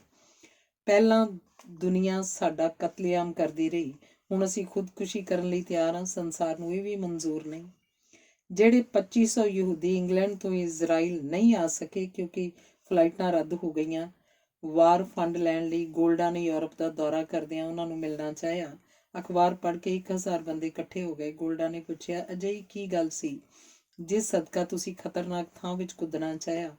ਇੱਕ ਜਵਾਨ ਨੇ ਜਵਾਬ ਦਿੱਤਾ, ਜਦੋਂ ਪਿਛਲਾ 6 ਦਿਨ ਦਾ ਯੁੱਧ ਛਿੜਿਆ, ਸਾਡੇ ਸਾਹ ਸੂਤੇ ਗਏ ਸਨ। ਇਜ਼ਰਾਈਲ ਹਾਰ ਜਾਂਦਾ, ਅਸੀਂ ਉਹ ਨਹੀਂ ਰਹਿਣਾ ਸੀ ਜੋ ਹੁਣ ਹਾਂ। ਸਾਡੇ ਦੋਸਤਾਂ ਗੁਆਂਢੀਆਂ ਤੱਕ ਦੇ ਨਜ਼ਰੀਏ ਬਦਲ ਜਾਣੇ ਸਨ। ਸਾਰੀ ਦੁਨੀਆ ਬਦਲ ਜਾਣੀ ਸੀ। ਇੱਕ ਵੱਡੇ ਪਰਿਵਾਰ ਦੀ ਸਮੂਹਕ ਹੱਤਿਆ। ਸਾਡੇ ਵਿੱਚੋਂ ਬਹੁਤੇ ਮੰਦਰ ਨਹੀਂ ਜਾਂਦੇ, ਤਾਂ ਕਿ ਸਾਡਾ ਪਰਿਵਾਰ ਜੇਰੂਸਲਮ ਵਿੱਚ ਵਸਦਾ ਹੈ। ਅਰਬਾਂ ਨੂੰ ਖੁਸ਼ ਕਰਨ ਲਈ ਇਜ਼ਰਾਈਲ ਨੂੰ ਗਲੋਬ ਦੇ ਨਕਸ਼ੇ ਤੋਂ ਪੂੰਝ ਦੇਈਏ। 5 ਜੂਨ ਸਵੇਰ ਸਾਰ ਸਾਇਰਨ ਵੱਜੇ ਤਾਂ ਪਤਾ ਲੱਗਾ ਯੁੱਧ ਛਿੜ ਗਿਆ। ਇੰਤਜ਼ਾਰ ਖਤਮ। ਲੋਕ ਸਾਰਾ ਦਿਨ ਅੱਧੀ ਰਾਤ ਤੱਕ ਰੇਡੀਓ ਨਾਲ ਲੱਗੇ ਬੈਠੇ ਰਹੇ। ਅੱਧੀ ਰਾਤ ਖਬਰ ਮਿਲੀ ਕਿ ਸੀਰੀਆ ਤੇ ਜਾਰਡਨ ਵਿੱਚ ਇਜ਼ਰਾਈਲ ਨੇ 400 ਲੜਾਕੂ ਜਹਾਜ਼ ਤਬਾਹ ਕਰ ਦਿੱਤੇ। ਹਵਾਈ ਅੱਡੇ ਬੰਬਾਰੀ ਨਾਲ ਪੁੱਟ ਸੁੱਟੇ। ਹੁਣ ਅਗਲੇ ਦਿਨ ਮੈਦਾਨਾਂ ਵੱਲੋਂ ਅੱਗੇ ਵਧਿਆ ਜਾ ਰਿਹਾ ਸੀ। ਇਜ਼ਰਾਈਲੀ ਫੌਜ ਵਾਹਉਦਾਈ ਸੁਏਜ਼ ਨਹਿਰ ਵੱਲ ਵਧ ਰਹੀ ਸੀ। ਜਿਹੜਾ ਯਹੂਦੀ ਹੱਥ ਹਮੇਸ਼ਾ ਦੋਸਤੀ ਵਾਸਤੇ ਵਧਾਇਆ, ਉਹ ਘੁਸੁੰਨ ਬਣ ਗਿਆ। ਅਰਬਾਂ ਦੀਆਂ ਆਸਾਂ ਮਿਟਣ ਲੱਗੀਆਂ। ਅਬਦੁੱਲੇ ਦਾ ਪੋਤਾ ਹੁਸੈਨ, ਜਾਰਡਨ ਦਾ ਬਾਦਸ਼ਾਹ, ਪਹਿਲਾਂ ਬਾਬੇ ਵਾਂਗ ਦੁਚਿੱਤੀ ਸੀ, ਪਰ ਆਖਰ ਉਹਦਾ ਵੀ ਇਸਲਾਮੀ ਖੂਨ ਖੌਲ ਪਿਆ। ਉਹਨੇ ਜੈਰੂਸਲਮ ਦੇ ਮੰਦਰਾਂ ਵਿੱਚ ਭਾਰੀ ਬੰਬਾਰੀ ਕਰਕੇ ਤਬਾਹੀ ਮਚਾਈ। ਦੁਨੀਆ ਨੂੰ ਪਤਾ ਲੱਗ ਗਿਆ ਕਿ ਅਰਬ ਈਸਾਈ ਚਰਚਾਂ, ਯਹੂਦੀ ਮੰਦਰਾਂ ਤੇ ਮਸਜਿਦਾਂ ਦਾ ਕਿੰਨਾ ਕੁ ਆਦਰ ਕਰਦੇ ਹਨ। ਮਸੀਤਾਂ ਦੇ ਮਿਨਾਰਾਂ ਉੱਪਰ ਮੋਰਚੇ ਬਣਾ ਕੇ ਫਾਇਰਿੰਗ ਕਰਦੇ ਰਹੇ, ਜਿਸ ਨਾਲ ਪਰਜਾ ਤੇ ਫੌਜ ਦੋਵਾਂ ਦਾ ਨੁਕਸਾਨ ਹੋਇਆ। ਮਿਸਰੀਆਂ ਨੂੰ 3 ਦਿਨਾਂ 'ਚ ਕੁੱਟ ਦਿੱਤਾ। ਹੁਣ 2 ਦਿਨ ਵਿੱਚ ਜਾਰਡਨ ਕੁੱਟਿਆ ਜਾਣਾ ਹੈ। 8 ਜੂਨ ਨੂੰ ਗਾਜ਼ਾ ਪੱਟੀ ਦੇ ਜਰਨੈਲ ਨੇ ਹਥਿਆਰ ਸੁੱਟ ਦਿੱਤੇ। ਇਜ਼ਰਾਈਲੀ ਫੌਜ ਸੁਏਜ਼ ਨਹਿਰ ਦੇ ਪੂਰਬੀ ਕੰਢੇ ਤੱਕ ਜਾ ਪੁੱਜੀ। ਤਿਰਾਨ ਦੇ ਮੈਦਾਨ ਤੇ ਬੰਦਰਗਾਹ ਕਾਬੂ ਕਰ ਲਈ। ਨਾਸਰ ਨੇ ਖੁਦ ਸਵੀਕਾਰ ਕੀਤਾ ਕਿ ਉਹਦੇ 10,000 ਜਵਾਨ ਤੇ 1,500 ਅਫਸਰ ਮਾਰੇ ਗਏ। 6,000 ਮਿਸਰੀ ਇਜ਼ਰਾਈਲ ਨੇ ਬੰਦੀ ਬਣਾ ਲਏ ਸਨ। ਸਿਨਾਈ ਤੇ ਪੂਰੀ ਗਾਜ਼ਾ ਪੱਟੀ ਉੱਪਰ ਇਜ਼ਰਾਈਲ ਦੀ ਮਾਲਕੀ। ਜਾਰਡਨ ਦੀ ਅੱਧੀ ਰਾਜਧਾਨੀ ਉੱਪਰ ਇਜ਼ਰਾਈਲ ਦਾ ਕਬਜ਼ਾ ਹੋ ਗਿਆ। 9 ਜੂਨ 1967 ਨੂੰ ਸੀਰੀਆ ਦੀ ਵਾਰੀ ਆਈ। ਗੋਲਾਨ ਚੋਟੀਆਂ ਨੂੰ ਅਜਿੱਤ ਜਾਣ ਕੇ ਇੱਥੇ ਬੀੜੀਆਂ, ਤੋਪਾਂ, ਪੇਂਡੂਆਂ ਉੱਪਰ ਗੋਲੇ ਉਗਲ ਰਹੀਆਂ ਸਨ। ਉਹ ਖਾਮੋਸ਼ ਕਰਨੀਆਂ ਸਨ। ਗਿੱਠ-ਗਿੱਠ ਧਰਤੀ ਵਿੱਚ ਮਾਈਨਾਂ ਦੱਬੀਆਂ ਹੋਈਆਂ ਸਨ ਤੇ ਸੀਰੀਅਨ ਫੌਜਾਂ ਨੇ ਪੱਕੇ ਬੰਕਰ ਬਣਾਏ ਹੋਏ ਸਨ। 2 ਦਿਨ ਤੇ 1 ਰਾਤ ਵਿੱਚ ਇਜ਼ਰਾਈਲੀ ਫੌਜਾਂ ਨੇ ਸਭ ਕੁਝ ਤਹਿਸ-ਨਹਿਸ ਕਰ ਦਿੱਤਾ। ਸੀਰੀਆ ਨੇ UN ਨੂੰ ਅੱਗੇ ਜੰਗਬੰਦੀ ਕਰਾਉਣ ਵਾਸਤੇ ਫਰਿਆਦ ਕੀਤੀ। ਯਹੂਦੀ ਫਰੰਟ ਦਾ ਇਜ਼ਰਾਈਲੀ ਜਰਨੈਲ ਦਾਊਦ ਇਲਜ਼ਰ ਸਭ ਤੋਂ ਉੱਚੀ ਗੋਲਾਨ ਚੋਟੀ ਉੱਪਰ ਚੜ੍ਹ ਕੇ ਦਹਾੜਿਆ, ਮੈਂ ਦੂਰ-ਦੂਰ ਤੱਕ ਤੁਹਾਡੀ ਬਹਾਦਰੀ ਦਾ ਚਮਤਕਾਰ ਇਸ ਚੋਟੀ ਤੋਂ ਸਾਫ਼ ਦੇਖ ਰਿਹਾ। ਸੀਰੀਆ ਵਾਸੀਓ, ਇੱਕ ਵਾਰ ਫਿਰ ਅਰਬ ਤੇ ਰੂਸ ਹਾਰ ਗਏ। ਐਤਕਾਂ ਦੀ ਹਾਰ ਮਹਿੰਗੀ ਪਈ। ਲੱਗਦਾ ਹੁਣ ਕਦੇ ਯੁੱਧ ਨਾ ਹੀ ਹੋਵੇ। ਸਾਰਾ ਇਜ਼ਰਾਈਲ ਛੁੱਟੀ ਲੈ ਕੇ ਜਸ਼ਨ ਮਨਾਉਣ ਲਈ ਨਿਕਲ ਤੁਰਿਆ। ਲੱਖਾਂ ਦੀ ਗਿਣਤੀ 'ਚ ਲੋਕ ਜੈਰੂਸਲਮ ਦੇ ਮੰਦਰ 'ਚ ਸ਼ੁਕਰਾਨਾ ਕਰਨ ਗਏ। ਜਿਨ੍ਹਾਂ ਥਾਵਾਂ ਤੇ ਯੁੱਧ ਹੋਇਆ, ਅਣਗਿਣਤ ਲੋਕ ਉੱਧਰਲੇ ਦ੍ਰਿਸ਼ ਦੇਖਣ ਗਏ। ਹਜ਼ਾਰਾਂ ਕਾਰਾਂ, ਬੱਸਾਂ, ਜੀਪਾਂ ਦੇ ਕਾਫਲੇ। ਜਾਰਡਨ ਸ਼ਹਿਰ ਨੂੰ ਕੰਡਿਆਲੀ ਤਾਰ ਤੇ ਕੰਧ ਨਾਲ 2 ਹਿੱਸਿਆਂ 'ਚ ਵੰਡਿਆ ਹੋਇਆ ਸੀ। ਇਜ਼ਰਾਈਲੀ ਫੌਜ ਦੇ ਬੁਲਡੋਜ਼ਰਾਂ ਨੇ ਕੰਧ ਢੇਰੀ ਕਰ ਦਿੱਤੀ। ਸ਼ਹਿਰ ਇੱਕ ਹੋ ਗਿਆ। ਮੁਸਲਮਾਨ ਵੀ ਵੱਡੀ ਗਿਣਤੀ 'ਚ ਪੁਰਾਣੇ ਜਾਰਡਨ ਨੂੰ ਵੇਖਣ ਆਏ। ਗੋਲਡਾ ਨੇ ਲਿਖਿਆ, ਮੈਂ ਮੰਨਦੀ ਹਾਂ ਇਜ਼ਰਾਈਲੀ ਲੋਕਾਂ 'ਚ ਘੁੱਗੀਆਂ ਵੀ ਹਨ, ਬਾਜ ਵੀ, ਪਰ ਦੁਨੀਆ ਨੇ ਦੇਖਿਆ ਅਸੀਂ ਮਿੱਟੀ ਦੇ ਤੋਤੇ ਨਹੀਂ। ਜਾਰਡਨ ਦੇ ਆਕਾ ਹੁਸੈਨ ਨੇ ਦੁਨੀਆ ਅੱਗੇ ਵਾਸਤਾ ਪਾਇਆ, ਸਾਡਾ ਬਹੁਤ ਜਾਨੀ ਨੁਕਸਾਨ ਹੋ ਗਿਆ, ਸਾਡੀ ਮਦਦ ਕਰੋ। ਗੋਲਡਾ ਨੇ ਕਿਹਾ, ਇਹ ਵਾਸਤਾ ਇਉਂ ਹੈ ਜਿਵੇਂ ਕੋਈ ਬੰਦਾ ਆਪਣੇ ਮਾਪਿਆਂ ਨੂੰ ਕਤਲ ਕਰਕੇ ਆਖੇ, ਮੈਂ ਯਤੀਮ ਹੋ ਗਿਆ, ਮੇਰੀ ਮਦਦ ਕਰੋ। 7 ਮਾਰਚ 1979 ਨੂੰ ਗੋਲਡਾ ਨੇ ਪ੍ਰਧਾਨ ਮੰਤਰੀ ਦੀ ਜ਼ਿੰਮੇਵਾਰੀ ਸੰਭਾਲੀ। ਪਹਿਲਾ ਕੰਮ ਉਹਨੇ ਅਮਨ ਦਾ ਵਾਸਤਾ ਪਾਉਂਦਿਆਂ ਅਰਬਾਂ ਅੱਗੇ ਸ਼ਾਂਤੀ ਸੰਧੀ ਦੀ ਅਪੀਲ ਕੀਤੀ। ਨਾਸਰ ਨੇ ਜਵਾਬ ਦਿੱਤਾ, ਯੁੱਧ ਦੇ ਬਿਗਲ ਤੋਂ ਵਧੇਕ ਉੱਚੀ ਕੋਈ ਆਵਾਜ਼ ਨਹੀਂ। ਯੁੱਧ ਨੂੰ ਸੱਦਾ ਦੇਣ ਤੋਂ ਪਵਿੱਤਰ ਕੋਈ ਸੱਦਾ ਨਹੀਂ।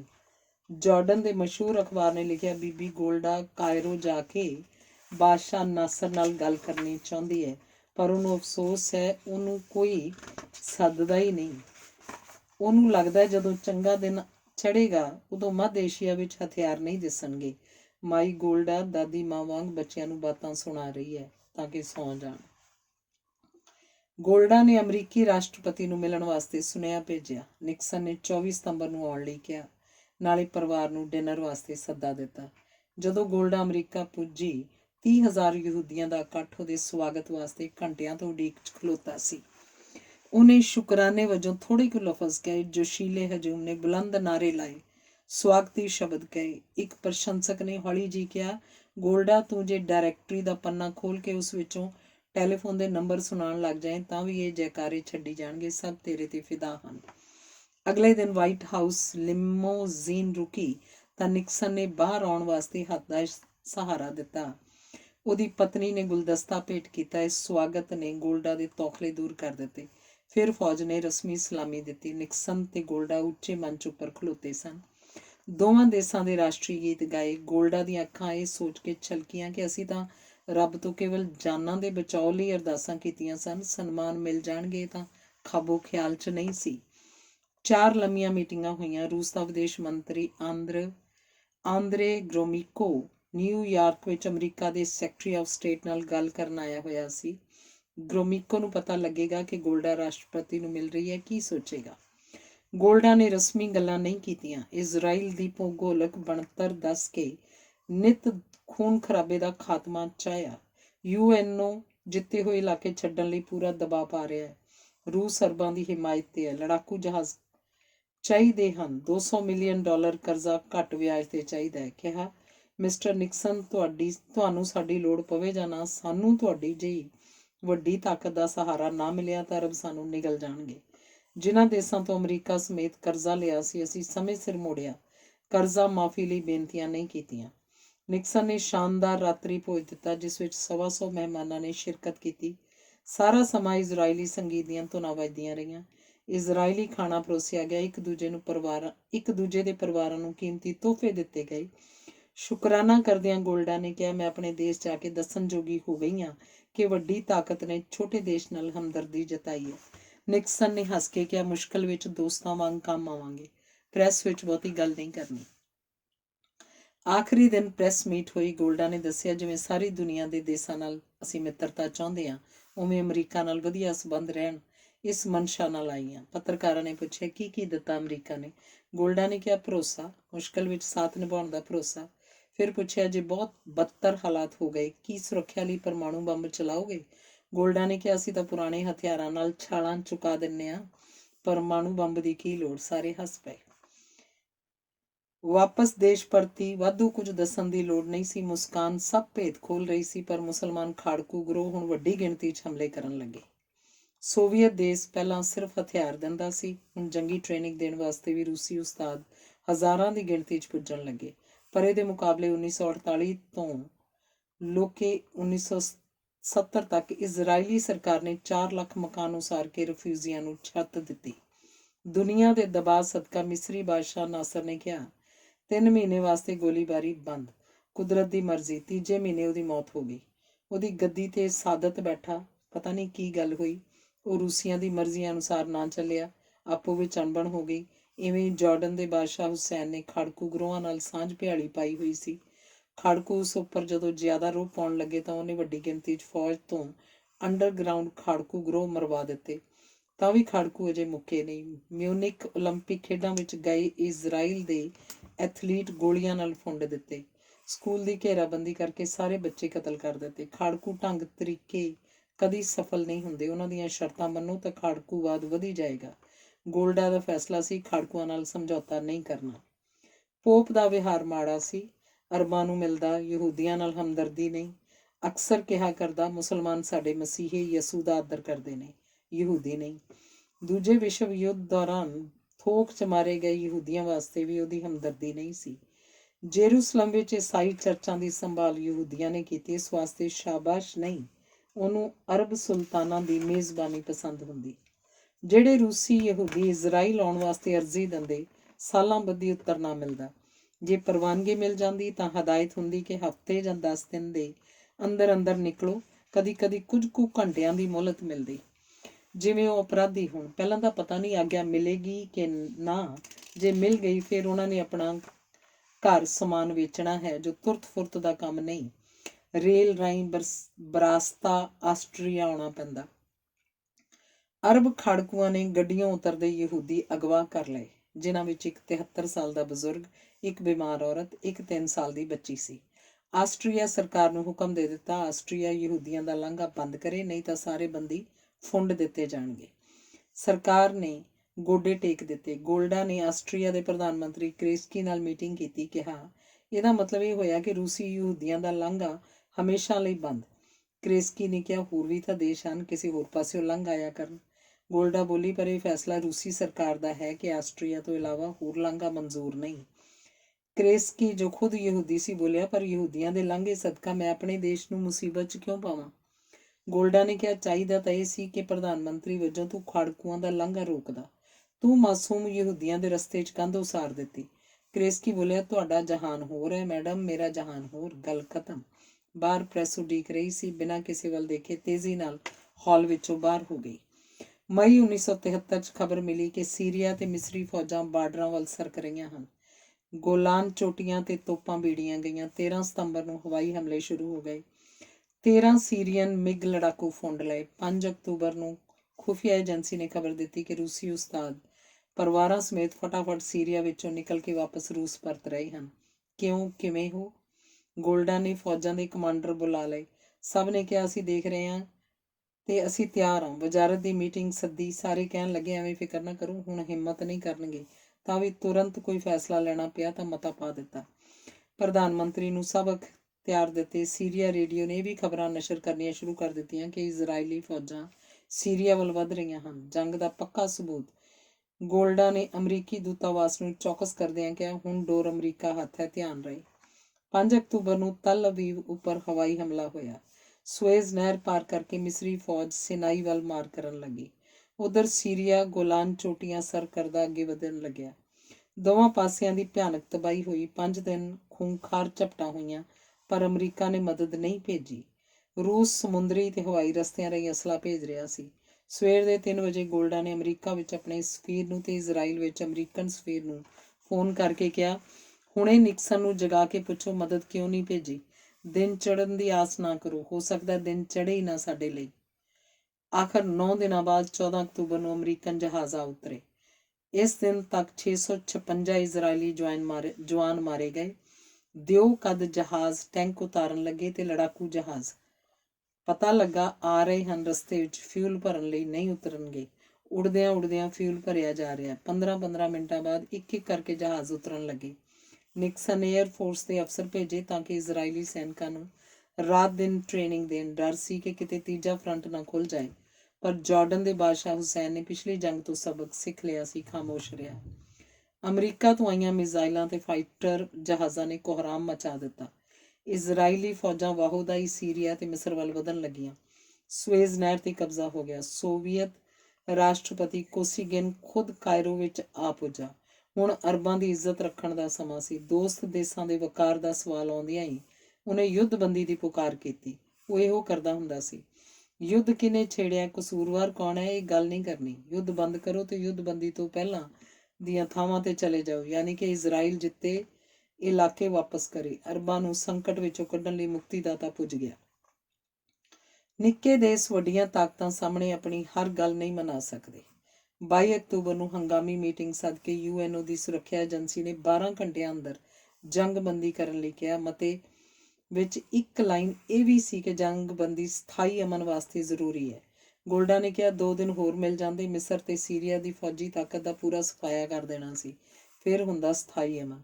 ਰੂਸ ਨੇ ਦੋਵੇਂ ਦੇਸ਼ਾਂ ਨੂੰ ਪਿੰਜੇ ਜਾਣ ਤੋਂ ਬਚਾ ਲਿਆ। ਮਿਸਰ ਦੀ 20,000 ਫੌਜ ਇਜ਼ਰਾਈਲ ਦੀ ਫੌਜ ਨੇ ਘੇਰ ਰੱਖੀ ਸੀ। ਰੂਸ ਦਬਾਓ ਪਾ ਰਿਹਾ ਸੀ, ਇਹਨਾਂ ਨੂੰ ਛੱਡੋ। ਇਜ਼ਰਾਈਲ ਬਜ਼ਿੱਦ ਸੀ ਕਿ ਹਥਿਆਰ ਸੁੱਟਣਗੇ ਤਾਂ ਛੱਡਾਂਗੇ। ਰੂਸ ਇਸੇ ਭਾਰੀ ਹੱਤਕ ਤੋਂ ਬਚਾਅ ਕਰ ਰਿਹਾ ਸੀ। ਫੈਸਲਾ ਹੋਇਆ ਕਿ ਰੂਸੀ ਅਮਰੀਕੀ ਦੂਤ ਸੰਧੀ ਵਾਰਤਾ ਦੀ ਨਿਗਰਾਨੀ ਕਰਨ। ਨਿਕਸਨ ਨੇ ਹੈਨਰੀ ਕਿਸਿੰਜਰ ਭੇਜਿਆ। ਇਸ ਯੁੱਧ ਦੇ ਨਾਇਕ ਨਾ ਅਰਬ ਸ਼ੇਖ ਬਣੇ ਨਾ ਗੋਲਡਾ ਮੀਰ। ਕਿਸਿੰਜਰ ਨਾਇਕ ਵਜੋਂ ਜਾਣਿਆ ਗਿਆ। ਉਹਦੀ ਸਿਆਸੀ ਸਮਰੱਥਾ ਅਥਾਹ ਸੀ। ਅੰਕੜਿਆਂ ਨੂੰ ਮਨਾਉਣ ਵਿੱਚ ਪਰਵਾਹ ਨਹੀਂ ਕਿੰਨੇ ਦਿਨ ਲੱਗਣ, ਥੱਕਦਾ ਹੀ ਨਹੀਂ ਸੀ ਤੇ ਆਖਰ ਆਪਣੀ ਗੱਲ ਮਨਾ ਕੇ ਟਿਕਦਾ ਸੀ, ਧੌਂਸ ਨਾਲ ਨਹੀਂ, ਦਲੇਲ ਨਾਲ। ਕੁਝ ਮਸਲਿਆਂ ਉੱਪਰ ਗੋਲਡਾ ਕਿਸਿੰਜਰ ਨਾਲ ਸਹਿਮਤ ਨਾ ਹੋਈ। ਕਿਸਿੰਜਰ ਨੇ ਕਿਹਾ, ਜੇ ਆਪਣੇ ਸਟੈਂਡ ਤੇ ਅੜੀ ਹੈ ਫਿਰ ਮੈਂ ਵਾਸ਼ਿੰਗਟਨ ਵਾਪਸ ਚਲਾ ਜਾਵਾਂ। ਗੋਲਡਾ ਨੇ ਕਿਹਾ, ਵਾਸ਼ਿੰਗਟਨ ਨਹੀਂ, ਦਮਸਕਸ। ਰੂਸ ਦਾ ਵਿਦੇਸ਼ ਮੰਤਰੀ ਗ੍ਰੋਮੀਕੋ ਇਸ ਵੇਲੇ ਦਮਸਕਸ ਵਿੱਚ ਹੈ। ਉਹਨੂੰ ਸਾਡੀ ਗੱਲ ਮਨਾ। ਇਸ ਵਾਰ ਅਸੀਂ ਕੂਟਨੀਤੀ 'ਚ ਹਾਰ ਗਏ, ਫਿਰ ਕਦੀ ਨਹੀਂ ਜਿੱਤ ਸਕਦੇ। ਸਾਨੂੰ ਮੰਝਦਾਰ ਵਿੱਚ ਛੱਡ ਕੇ ਵਾਪਸ ਨਾ ਜਾ। ਉਹ ਦਮਸਕਸ ਚਲਾ ਗਿਆ, ਗ੍ਰੋਮੀਕੋ ਨੂੰ ਮਿਲਿਆ, ਉਹਨੂੰ ਸਹਿਮਤ ਕਰਨ ਵਿੱਚ ਕਾਮਯਾਬ ਹੋ ਗਿਆ। ਇਸ ਯਹੂਦੀ ਕਿਸਿੰਜਰ ਨੇ ਇਜ਼ਰਾਈਲ ਦੀ ਕਿਸ਼ਤੀ ਕਿਨਾਰੇ ਲਾ ਦਿੱਤੀ। ਲੰਡਨ ਵਿੱਚ ਯੂਰਪੀਅਨ ਸੋਸ਼ਲਿਸਟਾਂ ਦੀ ਮੀਟਿੰਗ ਵਿੱਚ ਗੋਲਡਾ ਵੀ ਗਈ। ਉਹਨੇ ਸਵਾਲ ਕੀਤਾ, ਇੱਥੇ ਸਾਰੀਆਂ ਉੱਘੀਆਂ ਹਸਤੀਆਂ ਹਾਜ਼ਰ ਨੇ। ਸਾਰਾ ਯੂਰਪ ਜਾਣਦਾ ਹੈ ਕਿ 20 ਤਾਨਾਸ਼ਾਹ ਅਰਬ ਦੇਸ਼ਾਂ ਵਿਚਕਾਰ ਕੇਵਲ ਇੱਕ ਨਿੱਕਾ ਲੋਕਤੰਤਰ ਹੈ, ਇਜ਼ਰਾਈਲ। ਜਦੋਂ ਅਮਰੀਕਾ ਜੰਗ ਵਿੱਚ ਐਮਨੀਸ਼ਨ ਭੇਜਣਾ ਮੰਨ ਗਿਆ ਤਾਂ ਸਾਰੇ ਦੇਸ਼ਾਂ ਨੇ ਫਿਊਲ ਦੇਣ ਲਈ ਉਹਨੂੰ ਨਾਂਹ ਕਰ ਦਿੱਤੀ। ਜੇ ਨਿਕਸਨ ਸਾਨੂੰ ਆਖ ਦਿੰਦਾ ਕਿ ਮੈਂ ਤਾਂ ਮਦਦ ਕਰਨ ਲਈ ਤਿਆਰ ਹਾਂ, ਪਰ ਫਿਊਲ ਭਰਨ ਦਾ ਕੀ ਬੰਦੋਬਸਤ ਕਰਾਂ, ਫਿਰ ਅਸੀਂ ਕੀ ਕਹਿੰਦੇ? ਮੇਰੇ ਸਵਾਲ ਦਾ ਉੱਤਰ ਦਿਓ। ਕਿਸੇ ਨੇ ਉੱਤਰ ਨਹੀਂ ਦਿੱਤਾ। ਇੱਕ ਜਣਾ ਹੌਲੀ ਦੇਣੀ ਬੋਲਿਆ, ਮੈਡਮ ਬੋਲ ਨਹੀਂ ਸਕਦੇ ਕਿਉਂਕਿ ਇਹਨਾਂ ਦਿਆਂ ਗਲਾਂ ਵਿੱਚ ਅਰਬਾਂ ਦਾ ਤੇਲ ਭਰ ਗਿਆ। 11 ਨਵੰਬਰ 1973 ਨੂੰ ਇਜ਼ਰਾਈਲ ਤੇ ਮਿਸਰ ਵਿਚਕਾਰ ਸੰਧੀ ਉੱਪਰ ਸਹੀ ਪਾਈ ਗਈ। ਜ਼ਖਮੀ ਹਸਪਤਾਲਾਂ 'ਚ ਗਏ, ਬੰਦੀ ਫੌਜੀ ਰਿਹਾ ਹੋਏ। ਕਈ ਫੌਜੀ ਤਾਂ ਗੋਲਡਾ ਨੂੰ ਗਲਵੱਕੜੀ ਪਾ ਕੇ ਬੱਚਿਆਂ ਵਾਂਗ ਰੋਏ। ਇੱਕ ਦੇ ਵੀ ਚਿਹਰੇ ਉੱਪਰ ਸ਼ਿਕਨ ਨਹੀਂ ਸੀ। ਜੇਲ੍ਹਾਂ ਵਿੱਚੋਂ ਤੋਹਫੇ ਲੈ ਕੇ ਆਈ, ਬੰਦੀ ਕਾਲ ਦੌਰਾਨ ਬਣਾਈਆਂ ਚੀਜ਼ਾਂ। ਦਾਊਦ ਦਾ ਤਾਰੇ ਜੜਿਆ ਝੰਡਾ ਫੜਾਉਂਦਿਆਂ ਸਿਪਾਹੀ ਨੇ ਕਿਹਾ, ਮੈਡਮ ਇਹ ਸਾਡੇ ਜੇਲ੍ਹ ਅੰਦਰਲੀ ਯੂਨਿਟ ਦਾ ਝੰਡਾ ਅਸੀਂ ਸਲਾਮੀ ਦੇਣ ਵਾਸਤੇ ਬਣਾਇਆ ਸੀ। ਹੁਣ ਸਾਡੀ ਯੂਨਿਟ ਟੁੱਟ ਗਈ ਹੈ, ਇਸ ਲਈ ਝੰਡਾ ਤੁਹਾਨੂੰ ਦੇ ਦਿੱਤਾ। ਗੋਲਡਾ ਨੇ ਸਾਰੀ ਉਮਰ ਇਹ ਝੰਡਾ ਆਪਣੇ ਡਰਾਇੰਗ ਰੂਮ 'ਚ ਸਜਾਇਆ। ਗੋਲਡਾ ਆਖਿਆ ਕਰਦੀ, ਮੈਂ ਖੁਸ਼ਕਿਸਮਤ ਹਾਂ ਜਿਹੜੀ ਆਪਣਾ ਮੁਲਕ ਆਜ਼ਾਦ ਦੇਖ ਸਕੇ। ਸਾਰੀ ਦੁਨੀਆ ਦੇ ਯਹੂਦੀ ਇੱਥੇ ਆ ਕੇ ਵਸੇ। ਇਸੇ ਕਰਕੇ ਇਹ ਗਤੀਸ਼ੀਲ ਤੇ ਸਿਹਤਮੰਦ ਰਹੇਗਾ। ਅਸੀਂ ਅਮਨ ਦੇ ਇੱਛੁਕ ਹਾਂ, ਪਰ ਅਮਨ ਤਦ ਕਾਇਮ ਰਹੇਗਾ ਜੇ ਇਜ਼ਰਾਈਲ ਮਜ਼ਬੂਤ ਹੋਏਗਾ। ਸਿਆਣੇ ਦੇਸਾਂ ਦੇ ਸਿਆਣੇ ਹੁਕਮਰਾਨ ਭੀੜ ਪਈ ਤੋਂ ਅੱਖਾਂ ਫੇਰ ਲੈਂਦੇ ਹਨ। ਵੱਡੀਆਂ ਤਾਕਤਾਂ ਕਠੋਰ ਹਨ, ਸਵਾਰਥੀ ਹਨ। ਉਹਨਾਂ ਦੀ ਮੰਨਣੀ ਪਏਗੀ, ਪਰ ਕਦੀ ਕਦਾਈ ਉਹਨਾਂ ਨੂੰ ਸਾਫ਼ ਜਵਾਬ ਦੇਣ ਦਾ ਜੇਰਾ ਵੀ ਦਿਖਾਉਣਾ ਪਏਗਾ। ਸਾਡੇ ਬੱਚੇ, ਸਾਡੇ ਬੱਚਿਆਂ ਦੇ ਬੱਚੇ, ਅੱਗੇ ਉਹਨਾਂ ਦੇ ਬੱਚੇ ਆਜ਼ਾਦ ਫਿਜ਼ਾ ਵਿੱਚ ਕਿਲਕਾਰੀਆਂ ਮਾਰ ਸਕਣਗੇ। ਹਜ਼ਾਰਾਂ ਸਾਲ ਪੁਰਾਣਾ ਸੁਪਨਾ ਸਾਕਾਰ ਹੋਇਆ। ਆਮੀਨ। ਧੰਨਵਾਦ।